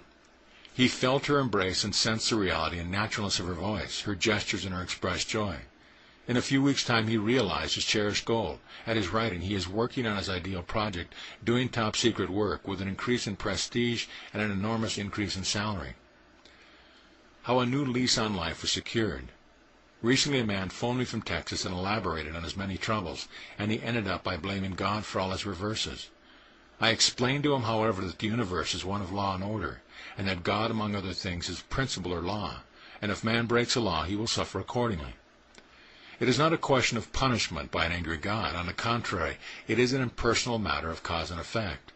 If a man misuses the law of mind, the reaction will be negative. But if he uses the law correctly, it will help him and heal him and restore his soul. I instructed him over the phone on how to become a free-flowing channel for divine life and gave him the following prayer to use frequently. I am a clear, open channel of the divine, and infinite life flows unobstructedly through me as health, peace, prosperity, and right action. I am constantly releasing new creative ideas and setting free the imprisoned splendor within. This man has received a new lease on life and has told me that he is now just beginning to live. He added ruefully, I stopped blocking my good. I have taken my foot off the hose, in a manner of speaking, and the waters of life are flowing abundantly into my life. He has learned to relax and let go, and he has ceased pressing the weights of his negative mentality upon the infinite pipeline of life. Consequently, he immediately began to receive the blessing of life. How to experience happiness and success in your life right now. There is only one cosmic power animating the entire universe. God is life, and that is your life now, but this life principle may be directed constructively or destructively, because you have the ability to choose and to decide. When you tune in with the cosmic power and let it flow through you harmoniously, peacefully, and joyously, and when you think right, feel right, and act right, your life will be one of unallied joy and happiness and success along all lines, right here and now. You are using the life principle, destructive, whenever you indulge in fear, regret, remorse, or in any form of negative thinking. All resentment, bitterness, hostility, spiritual pride, self-will, criticism, and condemnation of others are especially disastrous methods of misapplying the life principle. When we cohabit mentally with thoughts of fear, anger, hate, or jealousy, our life force gets snarled up in our subconscious mind. In the same way as you put your foot on a garden hose, thereby blocking the flow of water, In like manner, the negative emotions which are dammed up in your subconscious come forth as all manner of disease, both mental and physical. The joy of overcoming all your problems with cosmic science. You are here to reproduce all the qualities, attributes, potencies, and aspects of God. Inasmuch as this is the true reason for your existence, it behooves you to have a wholesome dissatisfaction with anything less than complete harmony, health, and peace of mind. An inquietude or restlessness regarding frustration, lack, and limitation should become a great incentive for you, enabling you to overcome all difficulties through the cosmic power within you. Your joy is in overcoming. Problems, difficulties, and challenges of life enable you to sharpen your mental and spiritual tools, and enable you to tap your hidden power, and to release the treasures of the infinite storehouses of riches within. Whatever your desire is already available as a thought in your mind. Claim what you want and feel its reality. Infinite mind is spaceless and timeless. Cease limiting yourself. Remove all stumbling blocks which are in your mind and enter now into the joy of the answered prayer. Lift up your eyes and look on the fields, for they are white, all ready to harvest. The harvest is the fruit of cosmic goodness. Chapter summary. You are here to lead a happy, full, and glorious life. There is a right and wrong way to think, speak, act, sing, drive a car, to imagine and feel, and to conduct a business or a profession. You must know the difference. Call upon the supreme intelligence within you, and it will whisper into your heart the thing God wants you to know and what to do. Health is now, wealth is now, power is now, love is now, guidance is now. God is the eternal now. If you are planning something in the future, you are planning it now. If you are thinking of the past, you are thinking of it now. You can write a letter to yourself, thereby impressing your subconscious mind with your idea or desire. Mark your letter, my answered prayer. It works. All things be ready if the mind be so. Your subconscious is the invisible matrimonial agent. If a woman will feel the imaginary ring on her finger prior to sleep, sensing the tangibility and the naturalness of it, her subconscious will respond with a tangible answer. Every man promotes himself. Imagine that a loved one is congratulating you on a marvelous promotion. Keep it up. Perseverance with this picture pays fabulous dividends. The universe is one of law and order, and if a man misuses the laws of mind, he will suffer accordingly. Negative emotions snarled up in the subconscious mind come forth as all manner of disease and malfunction. End of chapter. Chapter 7. The Greatest Secret of the Ages. You will never be truly effective in prayer until you awaken to the greatest of all truth and the secret of all the Bibles in the world. It is expressed in our Bible in Deuteronomy 6:4. Hear, O Israel, the Lord our God is one. Which means hear or understand, O Israel, the illumined or awakened man. The Lord, the lordly power or the supreme power, our God, our ruler, the cosmic power, is one. One power, not two, not three, not four, not 1,000, just one. The truly effective prayer which transforms your life. God is, and all there is God. This presence and power are within me, flowing through me as harmony, health, peace, joy, right action, abundance, true expression, and inspiration. I am a clear channel for the divine, and I know that as I think and feel these truths, I will experience all the blessings of life. I make a habit of this prayer, and wonders happen in my life. This establishes a new cycle of consciousness which transforms my life. Keep your eyes on the cosmic beam and move ahead in life. Cease going around in circles. Keep your eyes on the beam of God's glory and move forward into the light. Cease going through life like a stereotype machine, repeating the same old cliches, thinking the same old way, and reacting in a mechanical way. When your car becomes old, you get a new one. For much the same reason, from time to time, you get a new suit of clothes, a new home, or perhaps a new and better office. What about acquiring a new vision, a new image of yourself right now? Expect the best. Look forward with anticipation to the most glorious future. Believe it is possible. Live with a new image of yourself, and you will experience the joy and thrill of the fulfillment of your dream. What are you aware of today? What is the level of your perception? You are looking at members of your family. You see your wife, your husband, your children, and you hear them speak. Yet there are many things in your home of which you are not aware. You know if you turn the dial of a television set or a radio, you would hear voices and music which are here now. But are you aware of the divinity within you, which can heal, inspire, lift you up, reveal your hidden talents to you, and literally work miracles in your life?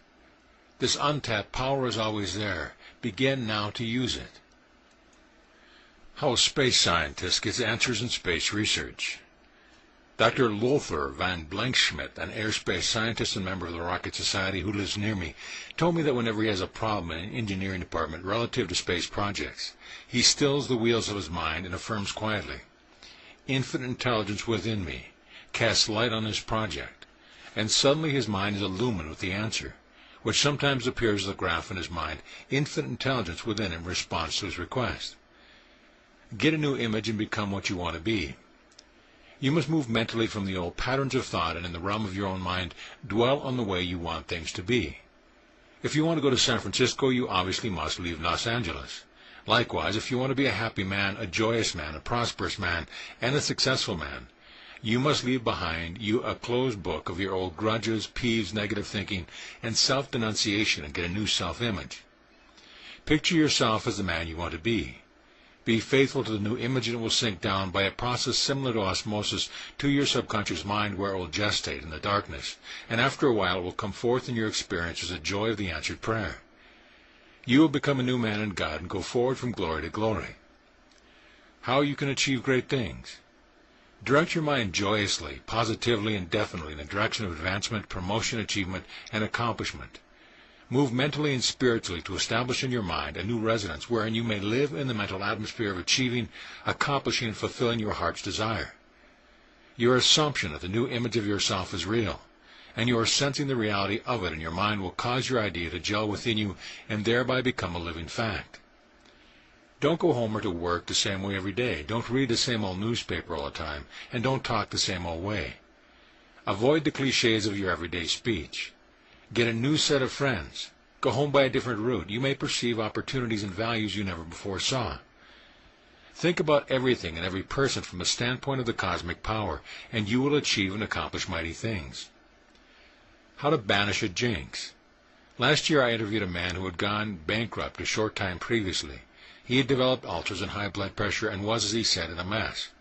He believed that there was a curse following him, that God was punishing him for his past sins, that God had it in for him and he was now reaping his just rewards.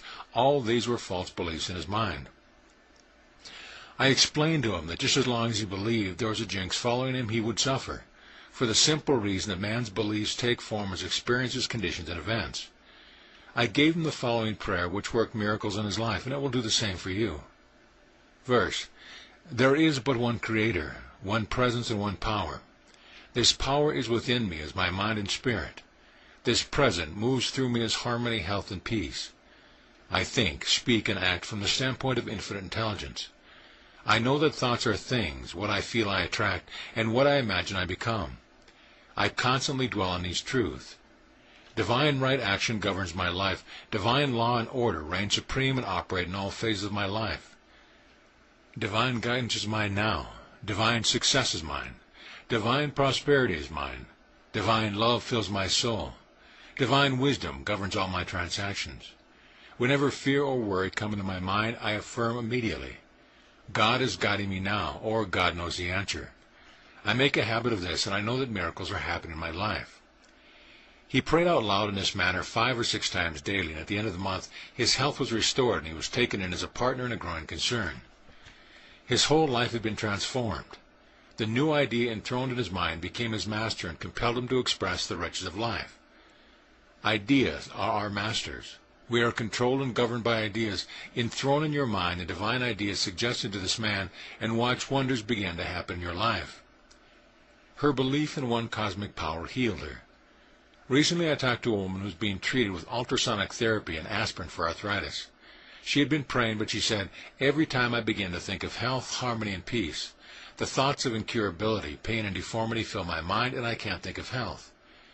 The reason for this was that since infancy she had been conditioned to a belief in the incurability of many diseases. And since she believed that arthritis is crippling and cannot be healed, she seemed to lack the capacity to deliberately, incisively, and decisively choose health, harmony, and wholeness. She was able to neutralize this attitude, however, after she followed my instructions. I explained to her that the first thing she had to do was to disabuse her mind of the belief in two powers, one causing sickness and the other determining the degree of health. She actually believed in these two powers and failed to perceive the simple truth that the cause of all sickness, poverty, misery, and suffering in the world is the rather prevalent belief in them, which causes the mind to be double-minded and unstable in all its ways. She decided to get back on the beam, so to speak, and bringing her mental field of vision into focus, she affirmed boldly, "I believe once and for all that there is but one cosmic power, which is all wholeness, beauty, and perfection. I know and believe that the greatest secret in life is to know and to believe in the one power which is infinitely good and perfect. I consciously claim that the healing love of this power which created me is now dissolving all deposits in my body which do not belong there. I am a temple of the living God, and I glorify God in my body." As she continued in this prayer, her faith in the one power increased, and her belief in an evil power gradually diminished, until her conviction of the one cosmic power reigned supreme in her mind. She continued with ultrasonic therapy, and gradually her limbs became supple. All the calcareous deposits characteristic of arthritis were eliminated, the edema subsided, and her body became a channel for the one presence and the one power which always moves as beauty, love, and peace. Her enthronement of the one power in her mind and her belief that it was functioning in her body neutralized everything that contradicted this in her subconscious mind. Let your head knowledge become heart knowledge. A woman once told me about her wonderful philosophy of life. She had written a thesis called A Way of Life, all of which was very sound scientifically and true spiritually. Yet her personal life was chaotic. She had been divorced 4 times. Her age was 25. She was an alcoholic, and she was unable to pay the rent. I explained to her that her theories, postulates, and philosophy niceties must become embodied and made manifest in her experience, otherwise they were meaningless. In other words, her head knowledge had to become heart knowledge. That is to say, she had to assimilate and appropriate these truths until they became a living part of her, in the same way as a piece of bread becomes a part of her bloodstream. Her thoughts, theories, and ideas, while lovely, were not demonstrated in her body, her experience, or her character. The only way she could demonstrate her theories was to put them into practice in her life, which is exactly what she had failed to do. I gave her a pattern of prayer, and as she regularly and systematically filled her mind and heart with these truths, she became completely transformed. This is the prayer that she used. God is love, and his love fills my soul. God is peace, and his peace fills my mind and body. God is perfect health, and his health is my health. God is joy, and his joy is my joy, and I feel wonderful. The scientist puts forth a theory or hypothesis, but before it is generally accepted as a scientific fact, it has to be validated objectively on a screen in space. Otherwise, it remains merely a theory. The thought must be made flesh, which means it must be embodied in your experience. You must demonstrate your religious beliefs in all areas of your life. Why doesn't God do something about war, crime, and disease? A man recently said to me, if God exists, why doesn't he stop war and crime and wipe out disease? This same cry is on the lips of many people, and it has been for ages. Often you hear people cry, complain, whine, and say, why does God allow me to suffer so? Why did God visit this sickness on me? I am so good, I follow all the rules and tenets of the church, and yet I am suffering. Why? The answer is rather simple, I am glad to say, and it is that God, the cosmic power, which is infinite mind, infinite intelligence, and infinite life, indwells each man. And every time man thinks, he is using the creative power for good or for evil. Ralph Waldo Emerson says, man is what he thinks all day long. And the Bible says, as he thinketh in his heart, so is he. Occasionally I visit people in the hospital, and some say, why did this happen to me? I hate no one. Others say, God is punishing me. Why? The explanation is the cure in most cases. If you think good, good follows. If you think evil, evil follows. Down through the ages, theologians have brainwashed and hypnotized people into believing that evil was caused by a devil with hooves and horns, bat-like ears and pointed tail which stings, a sort of hideous monster that tempts us to do evil. There is no such being. It is a figment of the imagination and a projection of the distorted, twisted imagination of man. When we are very young, our minds are impressionable, and we are not capable of indulging in abstract reasoning. Therefore, we accept these weird pictures which are suggested by our parents and others, just the same as if you hypnotized a person and said to him, you now see a snake crawling across the room. His subconscious would automatically accept that suggestion, and he would see the thought form of the snake. To him it would seem to be real. This is why you read that Martin Luther threw an inkwell at the devil, which is nothing more or less than a projection of his own thought caused by the illusions and delusions of his mind regarding good and evil. The superstitious origin of the belief in two powers. When we were children, we thought only in pictures of mental images, and not knowing better, we projected these images of a good and an evil. We envisaged God up in the heavens and the devil down below somewhere in hell, not realizing that in actual fact we create our own heaven and our own hell by the way we think, feel, and believe. Primitive man in the jungle attributed pleasures to the gods and all pain and suffering to the evil spirits or devils of his own creation. Prehistoric man realized that he was subjected to forces over which he seemed to have no control. The sun gave him heat, but it also scorched the earth. The fire burned him, the thunder terrified him, and the water flooded his lands. And his cattle were drowned. His understanding of external powers consisted of primitive and fundamental beliefs in many types of God. From this crude reasoning, he proceeds to supplicate the intelligence of the winds, the stars, and the waters, hoping it would hear him and answer his prayer. He proceeded to make offerings and sacrifices to the gods of the wind and the rain. Primitive man divided the gods and the genii into beneficial and malignant powers. Hence the universality of these two characters in all systems of religion. Today we have a hangover from these age-old superstitious beliefs. Your freedom to choose health, happiness, prosperity. When I was a very young boy, and before I had the ability to think abstractly, I was told that God was a beneficent, kindly old man up in heaven with angels all around him, that the streets of heaven were paved in gold, and if I would be good, I would someday go to heaven, but if I was bad, I would go to hell. Man is a free being, and he has the freedom to become a cutthroat, a gangster, a murderer, or a healthy, happy, joyous, and prosperous man dedicated to God, to his country, and to the world. Man is not compelled to be good. He has freedom to be good or to be bad. If he were compelled to be good, there would be no freedom. Man would be an automaton with no free choice of will. All of our suffering, pain, and misery are due to our ignorance, misuse, and misapplication of universal laws and principle. Our ignorance of the laws of life must yield to the wise use of both these laws and those of the universe. There is only one creative power, but it is called by many names, such as God, Allah, Brahma, reality, cosmic power, etc. In the absolute sense, his power moves as unity, harmony, peace, beauty, order, rhythm, and love. But man has freedom to use his power constructively or destructively as he chooses. Behold, I set before you this day a blessing and a curse.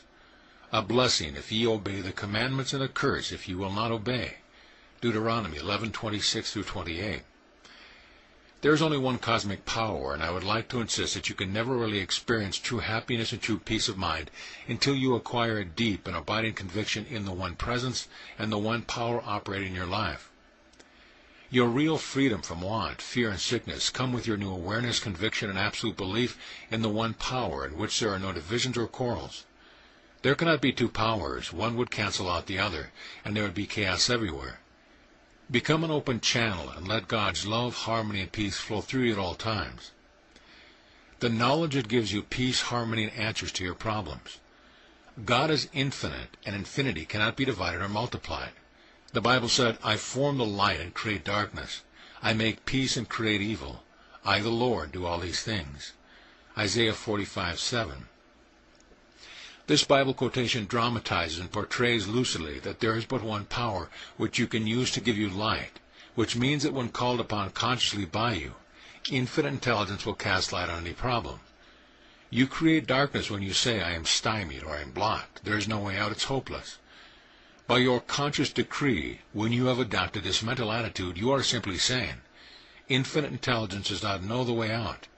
And according to your belief, you live in the darkness and confusion created by your ignorance or misuse of the cosmic power. You create peace by dwelling mentally on whatsoever things are true, lovely, noble, and godlike.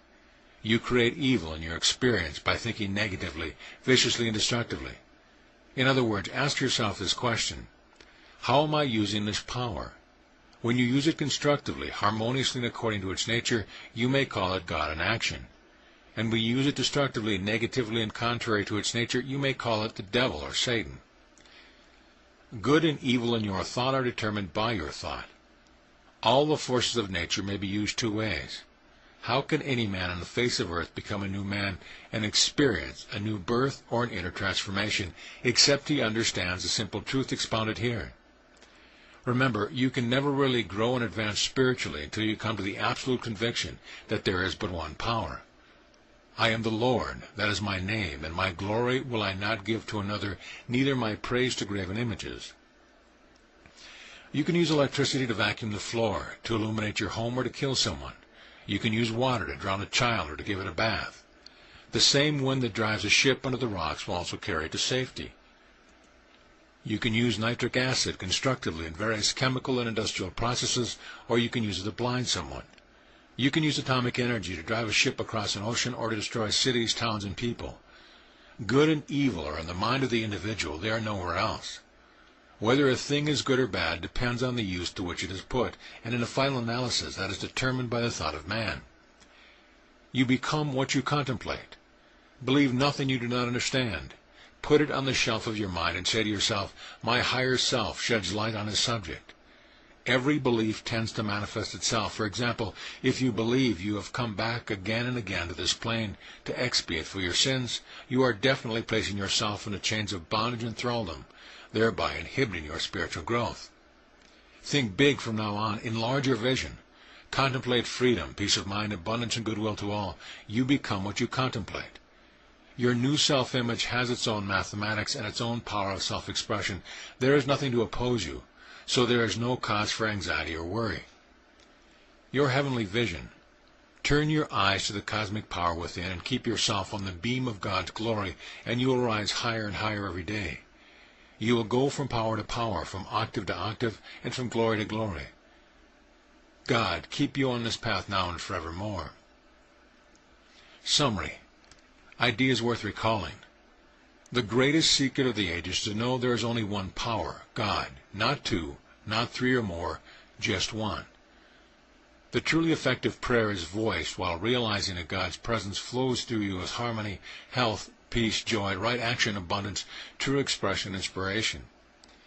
Keep your eyes on the beam of God's glory and move forward in the cosmic light. If you have a problem and can't solve it, affirm quietly, infinite intelligence within me casts light on this project. Picture yourself as a person you want to be. Be faithful to the new image, and your subconscious will bring it to pass. Think from the standpoint of divine principle about everything, and you will accomplish and achieve great things. Ideas are our masters. We are controlled and governed by ideas of our own making. Consciously claim that the healing power of God, which created you, is now dissolving all diseases deposited in your body. Let God's love heal you. Head knowledge is not enough. It must become heart knowledge to be truly effective. Every time a man thinks he is using a creative power, use it for cosmic good in your life. Man creates his own heaven and his own hell by the way he thinks, feels, and believes. You have the freedom to choose health or sickness, wealth or poverty. You are choosing volitional being. Choose health, harmony, and happiness as your cosmic birthright. When you use the one cosmic power constructively, it is called God. When you use it negatively, men call it the devil or Satan. All the forces of nature can be used two ways. Whether a thing is good or bad depends on the use to which it is put, and that is determined by the thought of man. The key to the degree of happiness in every man is his thought. Our good and evil depend on the way we use our mind. Every belief tends to manifest itself. Believe only that which is lovely, noble, and godly. Chapter 8. How to make right decisions with cosmic power. All successful men and women possess one outstanding characteristic, and that is their ability to make prompt decisions and to persist in carrying these decisions through to completion.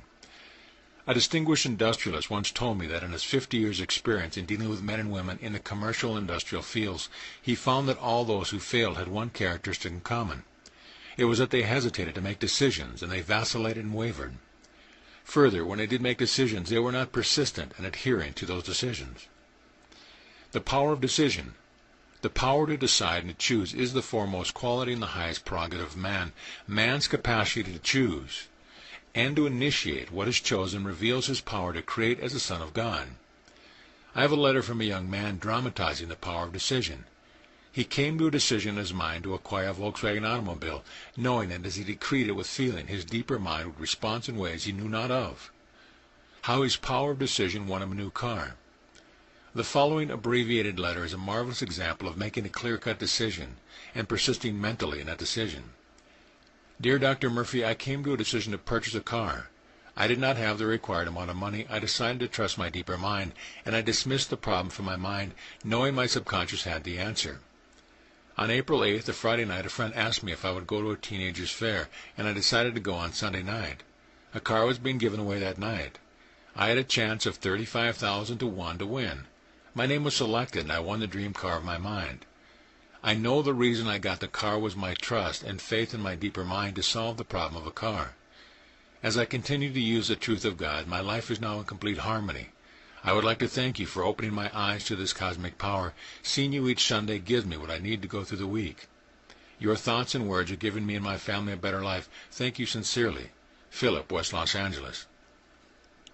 How courage to decide transformed a life. A young woman once told me that she felt lonesome, baffled, and frustrated because she couldn't decide whether or not she should marry. Her mother was very domineering and objected to every young man in whom she was interested. This young woman had lost all initiative and power of decision with reluctant loneliness and frustration. At my suggestion, she began to make one decision after another for herself, whereas previously her mother had made all her decisions for her. She decided to get an apartment for herself and to furnish it. She came to a decision to purchase her own clothes. She decided to take up dancing, swimming, and golf. She got into the habit of making all decisions for herself.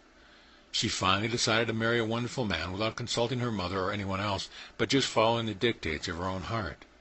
She discovered that it's never too late to start making decisions and to live your own life in a wonderful way. Remember, it is never too late to bring order to a disordered mind or disordered affairs by coming to logical decisions and letting those decisions stand. How power of decision brought about a miraculous healing. The following letter shows the faith of a woman in her own mental process and in her ability to decide, knowing that her mind is one with the cosmic mind of God.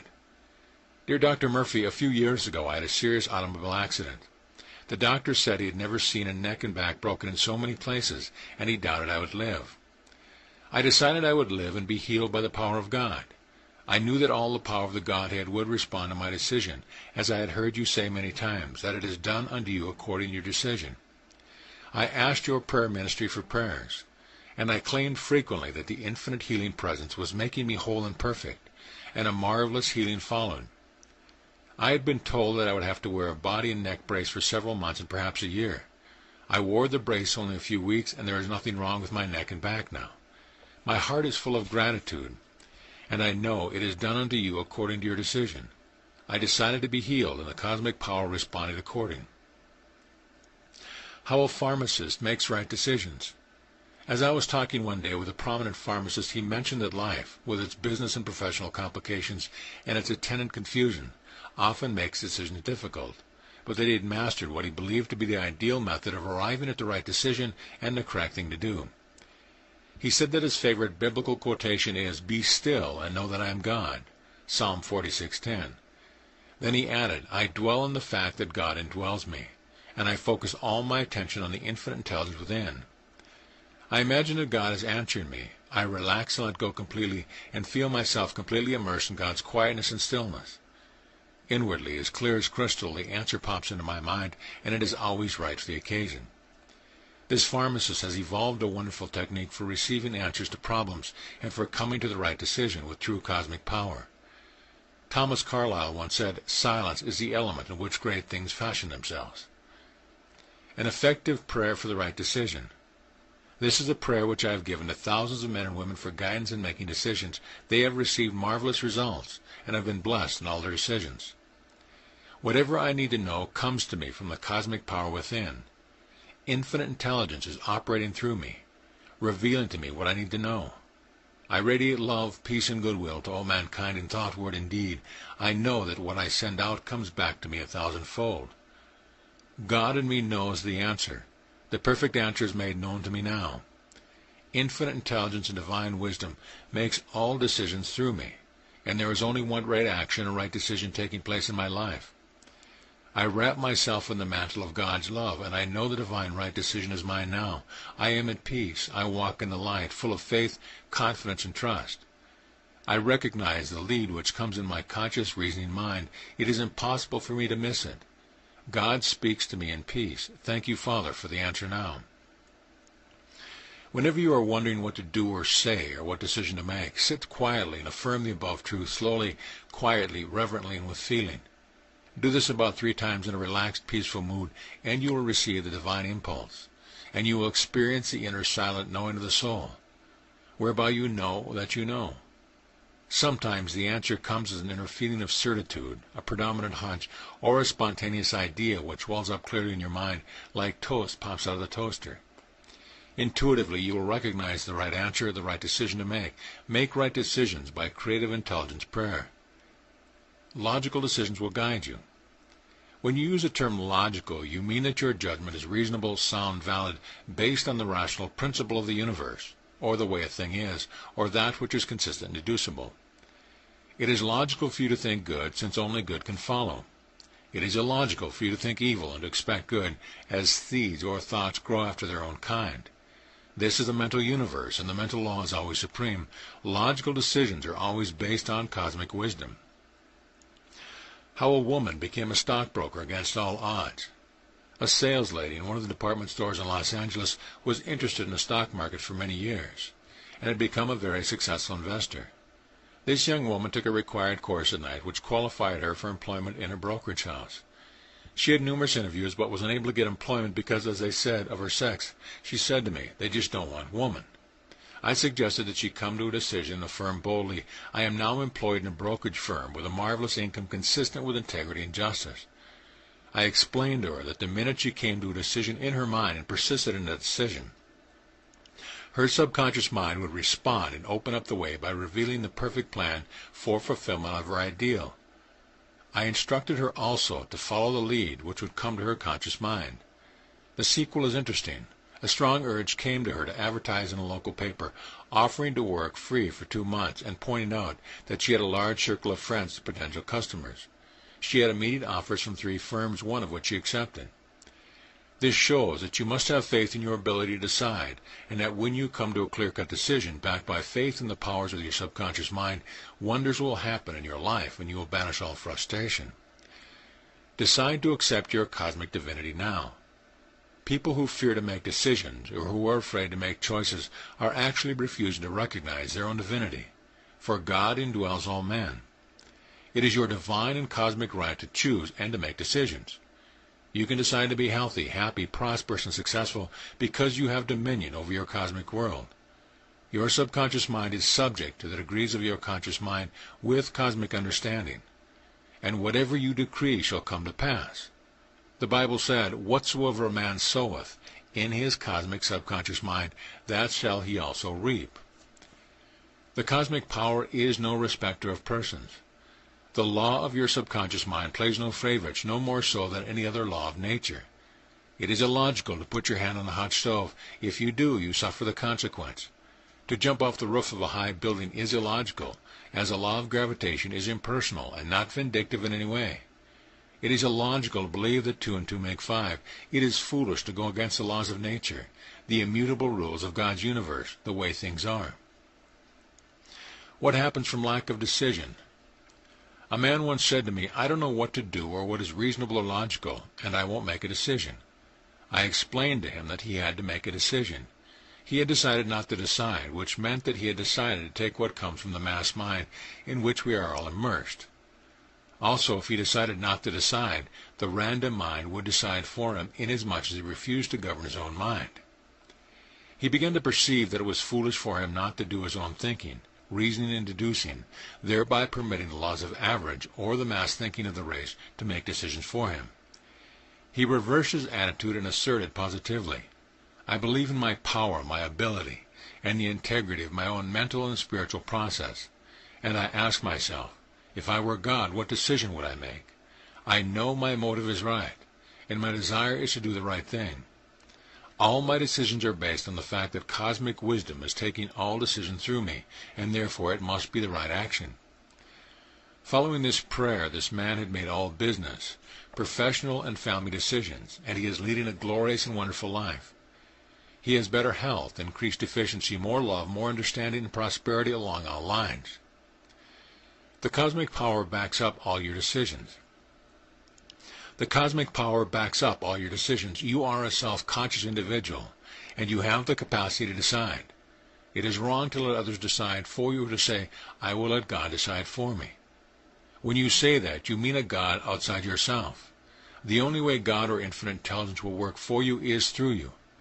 In order for the universal to act on the individual plane, it must become the individual. You are here to choose. You have volition and initiative. This is why you are an individual. Accept your divinity and your responsibility and make decisions for yourself. The other does not know best. When you refuse to make decisions for yourself, you are actually rejecting your divinity, and you are thinking from the standpoint of the weakness and inferiority of slaves and underlings. How an alcoholic was healed through his power of decision. A confirmed alcoholic told me that a man once pointed a gun at his temple and told him he would shoot him through the head if he drank the whiskey in front of him, and he said, I had to drink it. I couldn't stop. It was a compulsive act. I didn't care whether or not he shot me. This is the point out to all that the power of the subconscious mind was behind his decision. He actually experienced according to his decision. He subsequently reversed his decision, and at my suggestion, he declared solemnly for about 10 minutes, I have come to a definite conclusion in my mind, and my decision is that I am free from this curse of alcoholism. Through the cosmic power which backs up this decision, I am completely free, and I give thanks to God now. This man has not touched any intoxicating beverages in over 5 years, and is completely free of the habit. He is a new man in cosmic consciousness. Be ye transformed by the renewal of your mind, that ye may prove what it is that is good and acceptable and perfect will of God. Chapter summary. Highlights to remember. All successful men and women have an outstanding characteristic in common, and that is their ability to make prompt decisions and to persist in these decisions. The power to decide is the foremost quality and the highest prerogative of man. It never fails in cosmic consciousness. If you come to a clear and definite conclusion in your mind to possess a car, even though you have no money, if your decision is that your subconscious can and will supply the car, and you believe implicitly in its power to do so, your subconscious will bring it to pass in ways you know not of. Its ways are past finding out of your conscious mind. If you have been dominated by others and have permitted them to make decisions for you, start immediately to make decisions for yourself. Then you will get into the habit of making all decisions for yourself. It is never too late to assert your own divinity, which is your capacity to make decisions for yourself. Do not abdicate your own power, privilege, and prerogative to others. This is a sign of weakness and inferiority, and a rejection of your own divine powers. You can make a decision that will be healed through the cosmic power. If you persist in this decision, all the power of God will back you up. It is done unto you according to your decision. In order to receive the right answer, sit serenely and feel yourself completely immersed in cosmic quietness and stillness. Focus all your attention on the cosmic power within you. Invariably, as clear as a crystal, the answer will come into your mind, and it is always right. It comes into your conscious mind like toast pops out of a toaster. The prayer of right decision is based on the fact that infinite intelligence is responsive to your request. Know that infinite intelligence reveals to you what you need to know, and that the right decision is yours now, and it will be right for the occasion. A logical decision is one that is reasonable, sound, and valid, and in addition, it is based on the laws of mind, or the cosmic principle of the universe. It is illogical to think evil and then to expect good fortune, health, or happiness. There is always a solution for any dilemma. There is always an answer to every problem in cosmic wisdom. When stymied or blocked, decide right there and then that there is a solution, and your subconscious mind will be guided by cosmic mind to respond with the answer. It knows only the right answer. Accept your divinity of cosmic mind and decide now to be healthy, happy, successful, and prosperous. It is done unto you as you decide. The law of your cosmic mind plays no favorites. Use your mind wisely, judiciously, and constructively. If you say, I won't make a decision, you have decided not to decide, which is foolish and makes no sense. You are actually saying, I'm going to let the random or mass mind decide for me. Decide from the standpoint of cosmic wisdom. If your motive is right, your action will be right. Decide for yourself now. The cosmic power is behind all your decisions, good or bad. In order for God or a cosmic power to act in your life, it must act through your thought and imagery. In order for the universal power to act in the particular, it must become the particular or individual. This is why you are an individual, which means you have volition, initiative, and freedom to be, to do, and to have all the blessings of life, if you choose wisely here and now. You can be completely free of any destructive habit by coming to a definite decision in your mind and then knowing that all the power of the cosmic presence will back up your decision. This is your freedom, your enfranchisement, and your passport to the joyous heavens of your own mind. End of chapter.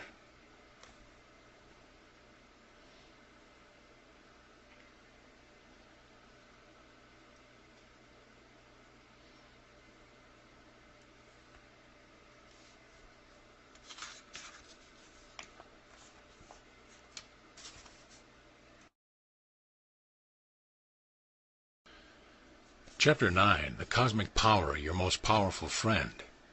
You personally have the infallible power to direct the cosmic power which created the universe. It is called by various names including subjective mind, universal subconscious mind, and the supreme power, as well as many others. This cosmic power stands always at your beck and call and obeys your decrees and beliefs. It is your obedient servant, and awaits only your use and direction. Your subconscious mind is the most powerful friend. It watches over you while you are sound asleep and controls all your vital processes. It never sleeps and is constantly reproducing your habitual thinking into form, function, experience, and event. Once you get the knack of directing it, you will find it will heal your sick body or sick pocketbook and even your sick human relationship. Cosmic power used to heal a dying son. The following letter from Mrs. Hatcher shows how a woman believed with all her heart that she would succeed if she impregnated her subconscious mind with a conviction that her son was made whole, her prayer would be answered. She knew that God works by law, and that the law is also the law of her own subconscious mind, and furthermore, that it is done unto her as she believes. Dear Dr. Murphy, you are welcome to use any part of my letter or all of it with any modifications or alterations you deem appropriate. Some years ago, my youngest son Charles was stricken with polio and was given up on by doctors. I refused to accept the verdict, for I knew the healing power of God would heal my boy, and I decreed that Charles would live. I knew that as I affirmed this with faith, sooner or later the idea would sink into my subconscious mind, and that the miracle would happen. The doctor told me after 17 days that there was no hope, and that even if Charles lived, he would be in a wheelchair for life and his brain would be affected. I rejected the diagnosis and kept on decreeing, I know Charles is alive with the life of God.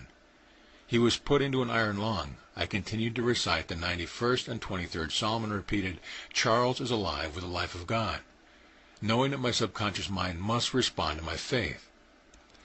One night while praying, I fell into a semi-trance state, and I saw my boy running around in the backyard, full of life, zest, and energy. It was real and very vivid. The next day the doctor said to me, Mrs. Hatcher, a miracle occurred during the night. Charles is out of his coma, his fever is gone, and he's asking for you. Charles was moved to the Children's Hospital to complete his recovery.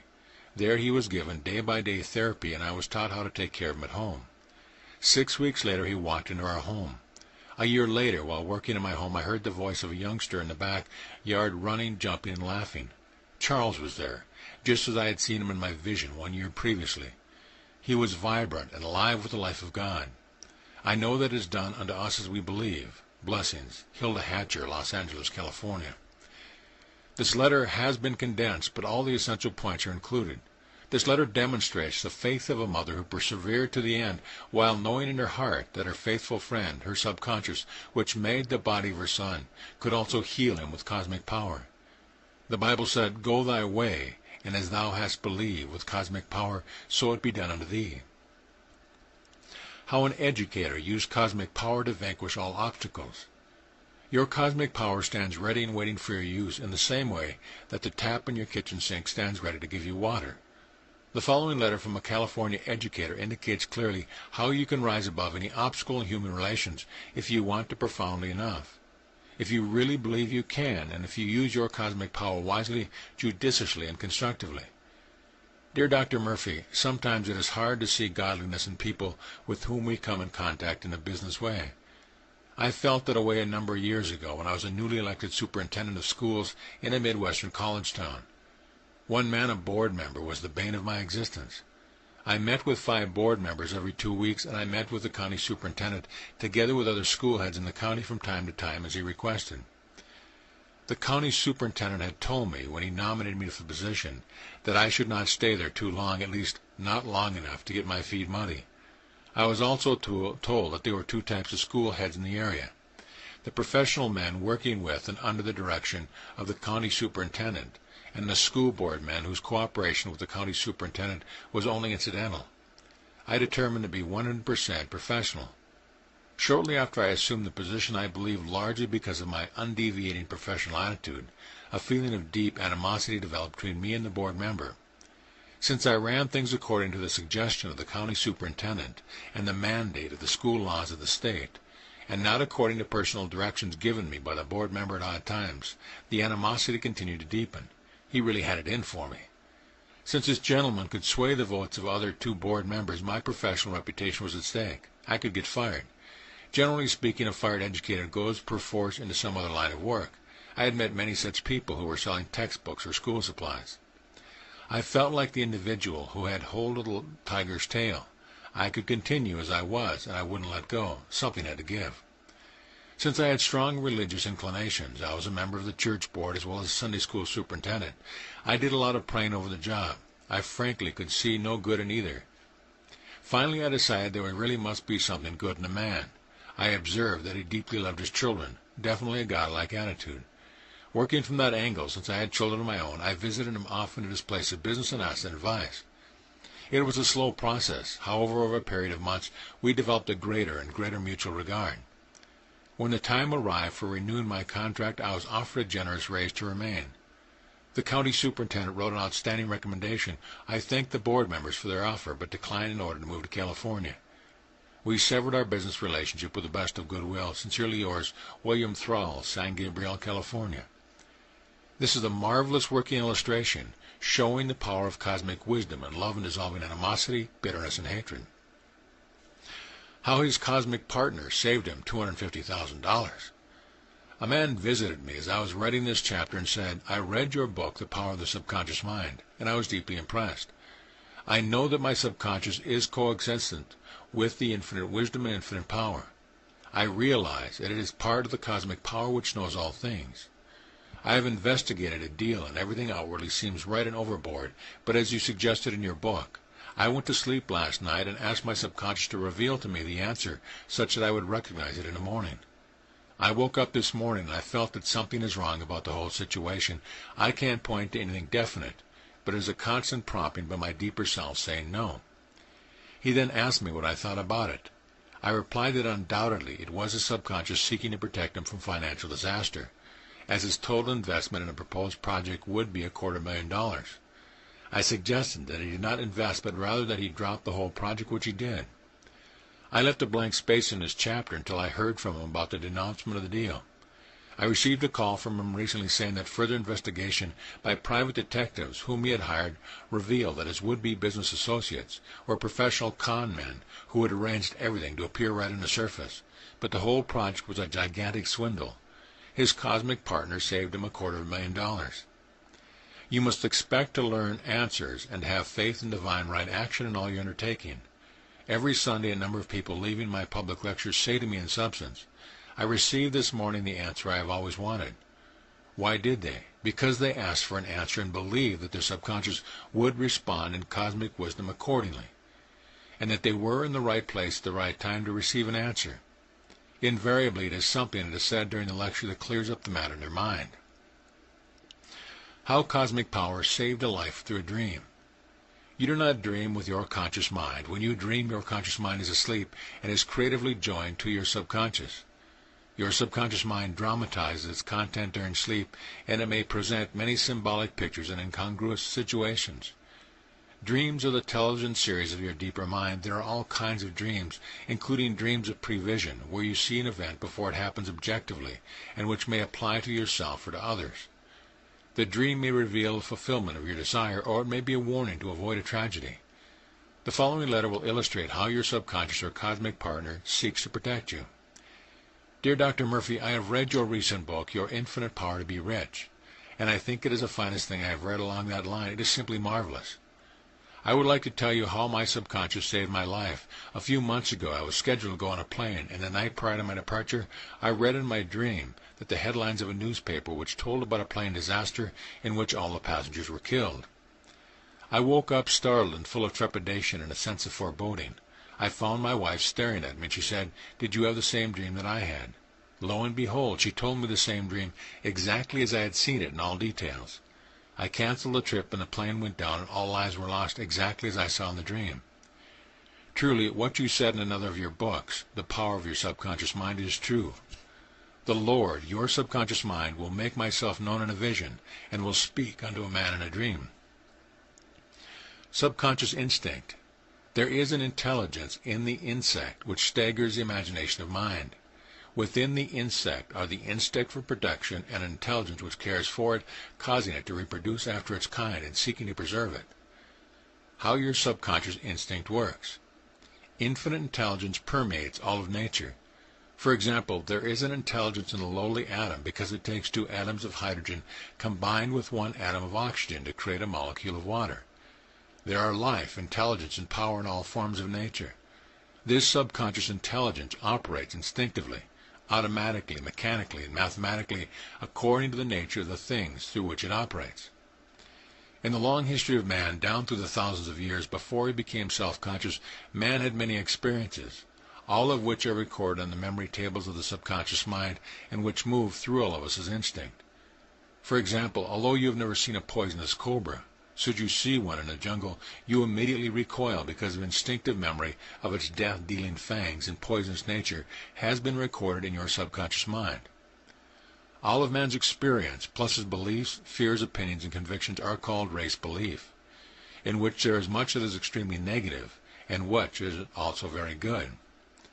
How the cosmic mind forms habits and reveals answers. You can choose now to insulate yourself from the race belief, thereby freeing yourself from the experience of the race mind. Habits are formed through the reaction of your subconscious mind by repeating certain thoughts or actions over and over again, until they become impressed permanently on your subconscious. Then there is the automatic response of your conscious mind. This is sometimes called second nature, which simply means the principle of action and reaction, which is cosmic and universal throughout all nature. The action is your thought, and the reaction is the subconscious mind responding according to the nature of your thought. The great servant is your subconscious mind, which acts as habit. You teach your mind to drive a car, to operate a typewriter, to play the piano, or to walk, or to talk. After practicing or learning how to drive, you gradually condition your subconscious mind so that when you get into the car, you decide where you want to go, and your obedient servant takes charge and drives you. Our organist, Miss Vera Radcliffe, can play marvelous music blindfolded. It is her subconscious mind activating the playing and not her conscious mind. You similarly can type out letters with great speed. You can think abstract thoughts, and you can speak intelligently without purposely directing your tongue. This is the infinite intelligence in all people. It can reveal to you seemingly hidden knowledge and tell you what you need to know about life's problems. It sees all and knows all. You can ask a question of your subconscious mind, and it will answer you as an idea welling up from the depth of yourself. How immediate guidance was received from a cosmic mind. The following letter is from a listener to my daily radio program. Dear Dr. Murphy, my wife and I had to make a serious decision. We found ourselves confronted with a problem which completely baffled us. We were getting conflicting advice from 3 different attorneys, and the advice we received from our pastor was wholly unsatisfactory. We were frustrated. Then my wife said, "Let us seek guidance," and I got an intense urge to turn on the radio. I heard you speaking on divine guidance. We listened for 15 minutes, and broadcast remaining silent. You closed your broadcast by saying, "Infinite intelligence leads and guides you in all your ways and reveals to you the answer which comes into your conscious, reasoning mind, and it is impossible for you to miss it." Infinite intelligence knows only the answer, and because it knows, you know. Believe the answer is yours in the same way you believe the sun will rise tomorrow morning, and all power to you. I want you to know that an answer to our problem came out of the blue, which proved to be the perfect solution. An idea welled up spontaneously in my wife's mind to see an old friend who gave us the answer, and our problem was solved. Truly, this is the principle of cosmic guidance, which is so eloquently spoke about yesterday morning in your broadcast. Sincerely, J.H. Expect an answer.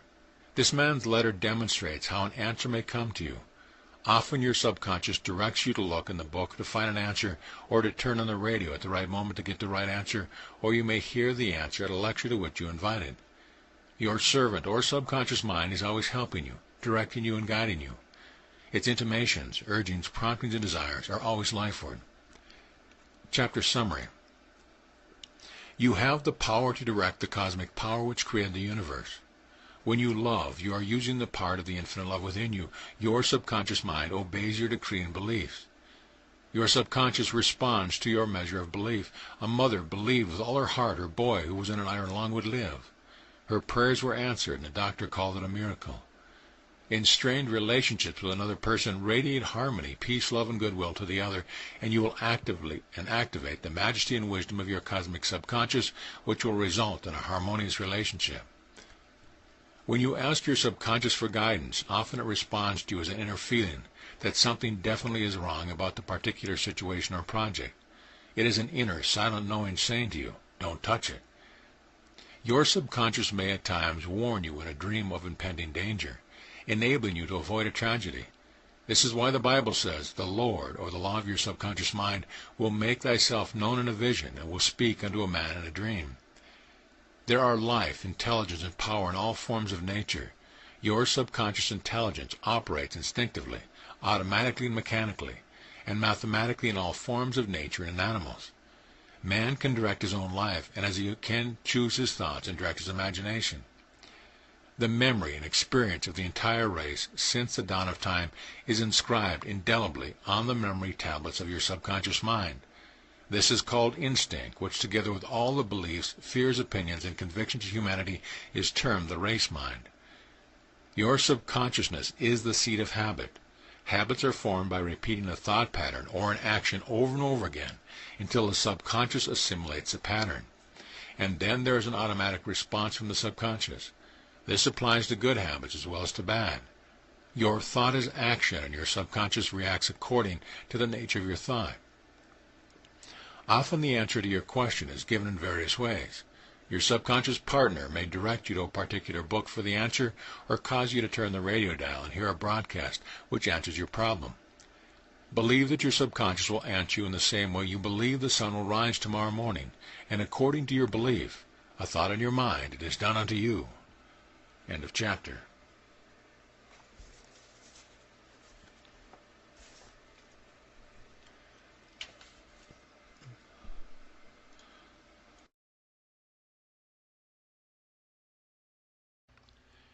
Chapter 10.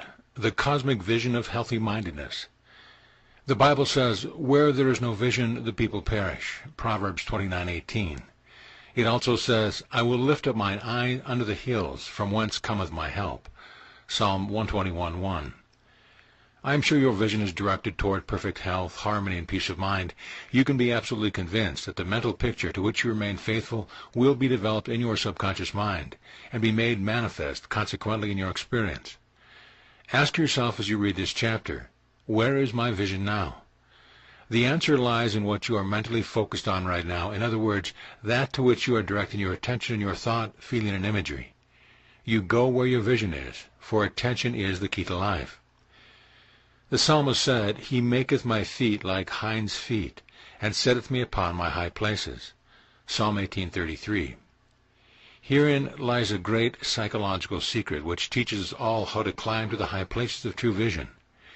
The hind is famous for all over the world for her sure-fittedness, for there is a perfect coordination of her rear feet with her front feet. This enables her to climb the highest mountain, as her rear feet track exactly where she has planted her forefeet.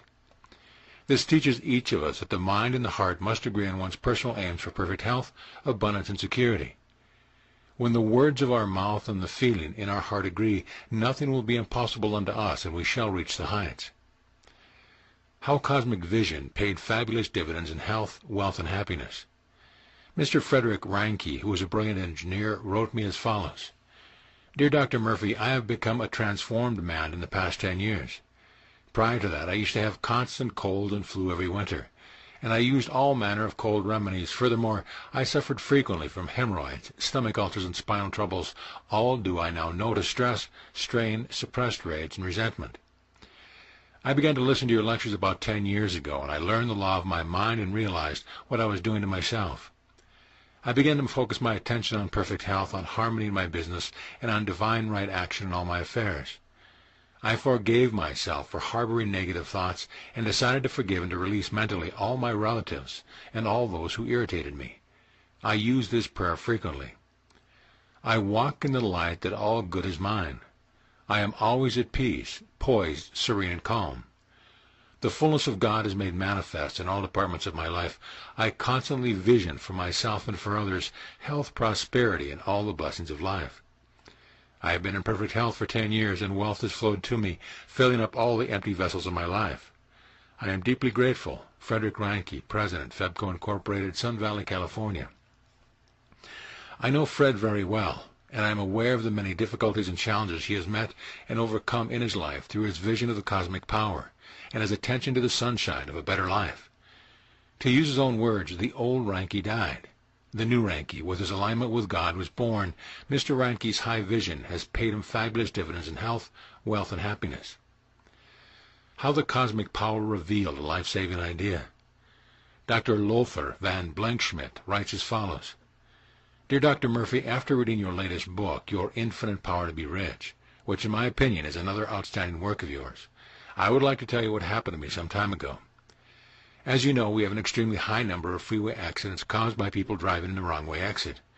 After focusing my attention frequently on the matter and envisioning a solution whereby people's lives could be saved, one morning as I awakened, the idea of a device and the complete outline of it popped spontaneously into my conscious mind. This device will stop cars from entering the freeway ramp the wrong way and will save countless lives. As required, I filed my invention with the company where I work. After some study, I was informed that the idea was not feasible and was also impossible. I received a legal release. All my associates, engineers, and physicists laughed at the idea and considered it doomed to failure from the beginning, just a waste of time, effort, and money. I applied for a patent on April 24, 1966, and a patent was granted from the United States Patent Office on August 9, 1966, under number 3,266,013, titled Freeway Safety Device. All my claims were accepted, and no changes were made or infringements cited. Many firms are now jumping on the bandwagon saying, we always knew you had something wonderful. I put a foundation under my castle in the air. I had a vision of saving the lives of countless numbers of people from becoming physical and mental wrecks, and I looked forward with faith and confidence to the realization of my vision.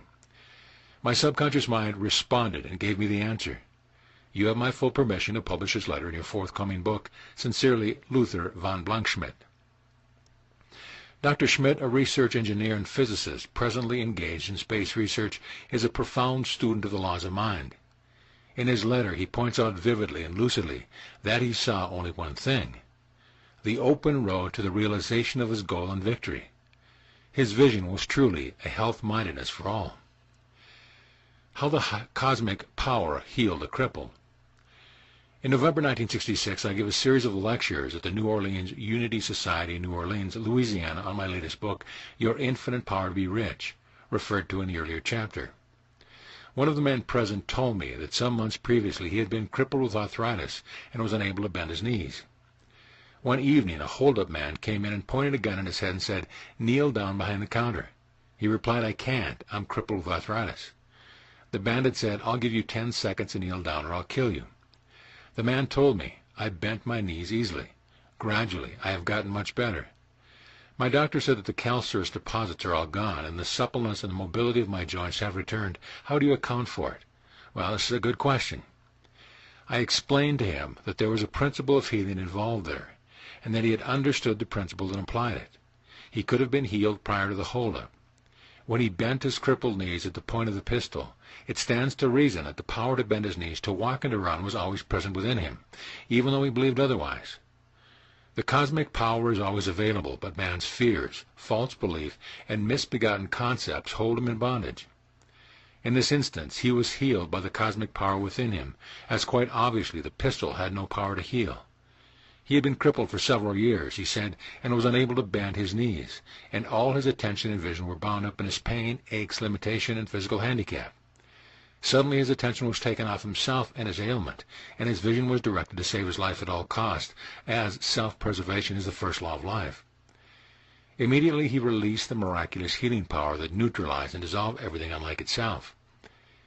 Cease describing your symptoms and being completely engrossed and absorbed in your ailment, or you will make matters worse.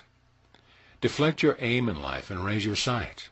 Let your vision be on perfect health and vitality, and you will begin to release the cosmic power instantly. Train and discipline yourself to raise your sights and maintain the high vision. Chant the beauty of the good and keep looking up. The miracle of faith and love. In Minneapolis, I lectured every evening for a week on the miracle of mind dynamics at the Church of Divine Science, conducted by Dr. Vernon Shields, Minister Director. I talked to one of his parishioners who told me that about 6 months previously he had been stricken with coronary thrombosis and had collapsed on the street. An ambulance took him to the hospital where he received immediate treatment. The doctor frankly told him, however, that it looked hopeless and that probably he would not live more than a few hours. On hearing this, the man said to the doctor, "I'm going to live. My 2 sons need me. I won't die. I must live. I have so much to do. I love my children. They need me." He continued saying, "I felt as though a spiritual transfusion of some kind flowed through me. At the end of 10 days in the hospital, the cardiograph showed a normal heart. I got well because I rejected the negative prognosis and identified myself with the healing power of God." This man had a constructive vision, and he held on to it. His inner vision and love for his children released the cosmic power of God and transformed his whole being, making him strong and perfect again. Faith in God and love for his children welled up within him, and the miracle of healing occurred. How a mother's vision of healthy-mindedness worked miracles for her son.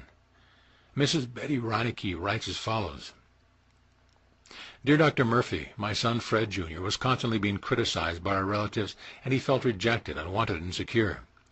Frequently he would go into a depressed state and become rebellious. I began to picture him as he ought to be, joyous, happy, and free.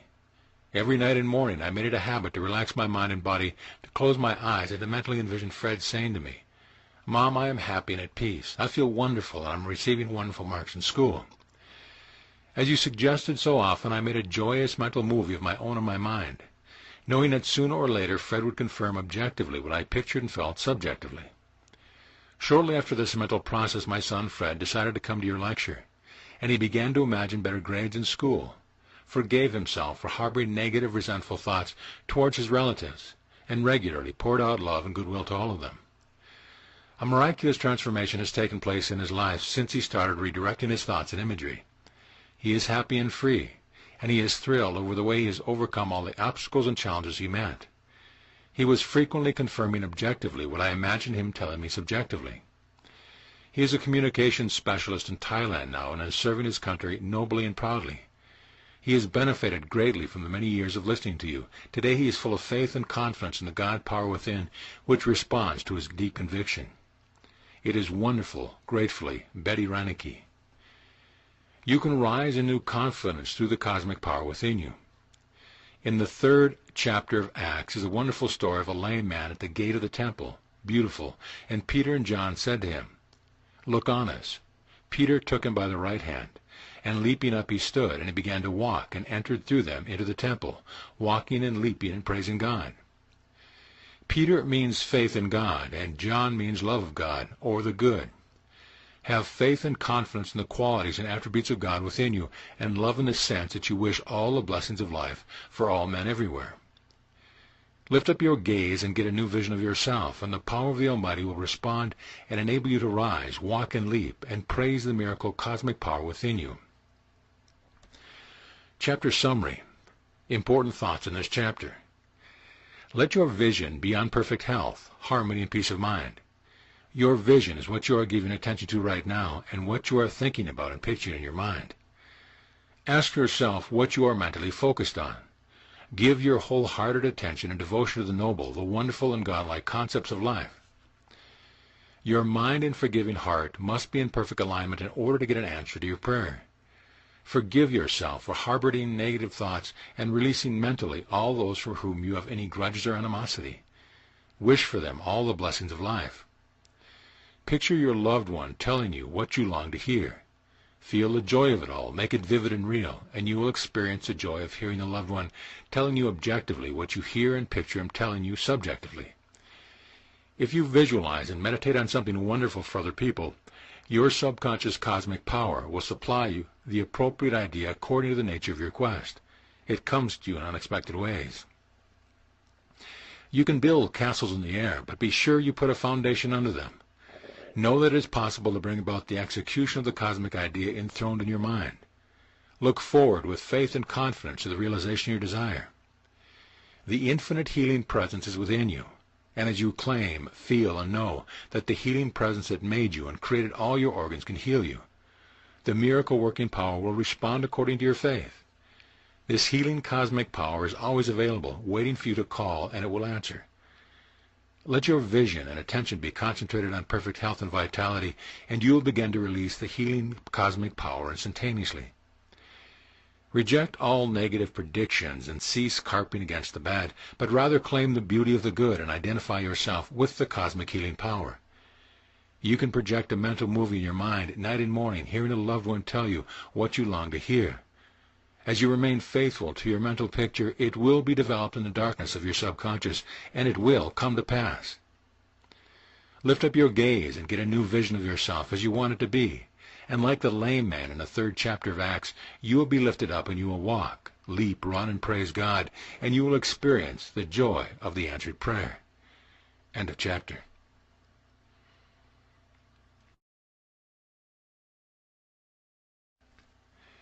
Chapter 11. The Magic of Faith in the Cosmic Power.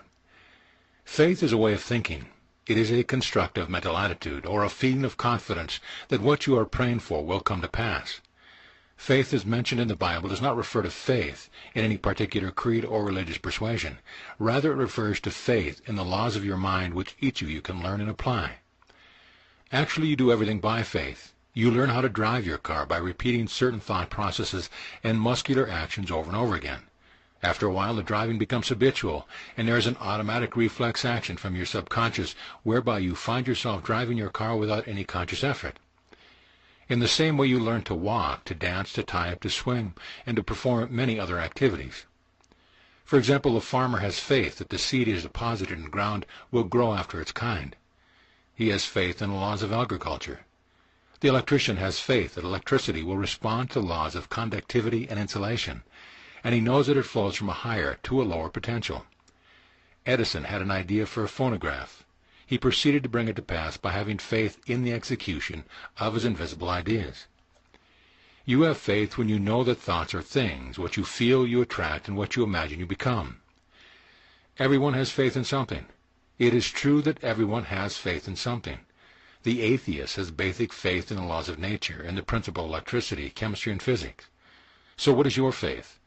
Let it be faith in all things good, a joyous expectancy of the best, and a firm belief inscribed in your heart that the cosmic power will lead you out of your difficulty and show you the way. Have a firm conviction in the healing power of God to make you physically and mentally whole. This faith will enable you to walk over the waters of fear, doubt, worry, and imaginary dangers of all kinds. How faith paid off a $25,000 mortgage. As I was writing this chapter, I had an interesting conversation with a man from North Carolina whose life by faith and courage became amazingly different. He said, after reading your book, Your Infinite Power to be Rich, I decided to take God as my partner, realizing that God is my higher self, or the living spirit within me. I talked to this invisible presence and affirmed, you are my partner, and I am going to ask you to guide, direct, and prompt me in all ways. We are now a team, and we cannot fail. This young man told me that he had lacked the courage to go into business for himself, but after praying in the above manner and affirming his union with the divine presence within him, a new wave of strength and confidence had surged up within him. He made a small down payment on a restaurant, and with the magic qualities of faith and courage, he paid off the mortgage of $25,000 by the end of the first year. His relatives had told him that he didn't have a chance and he would go broke, but he realized deep within himself that nothing could defeat him, as he possessed the priceless quality of faith in the cosmic power within him to watch over him in all his ways. His secret was that he held on tenaciously to the idea that his senior partner would advise him and prosper him until his subconscious mind had absorbed the idea and had brought it to pass.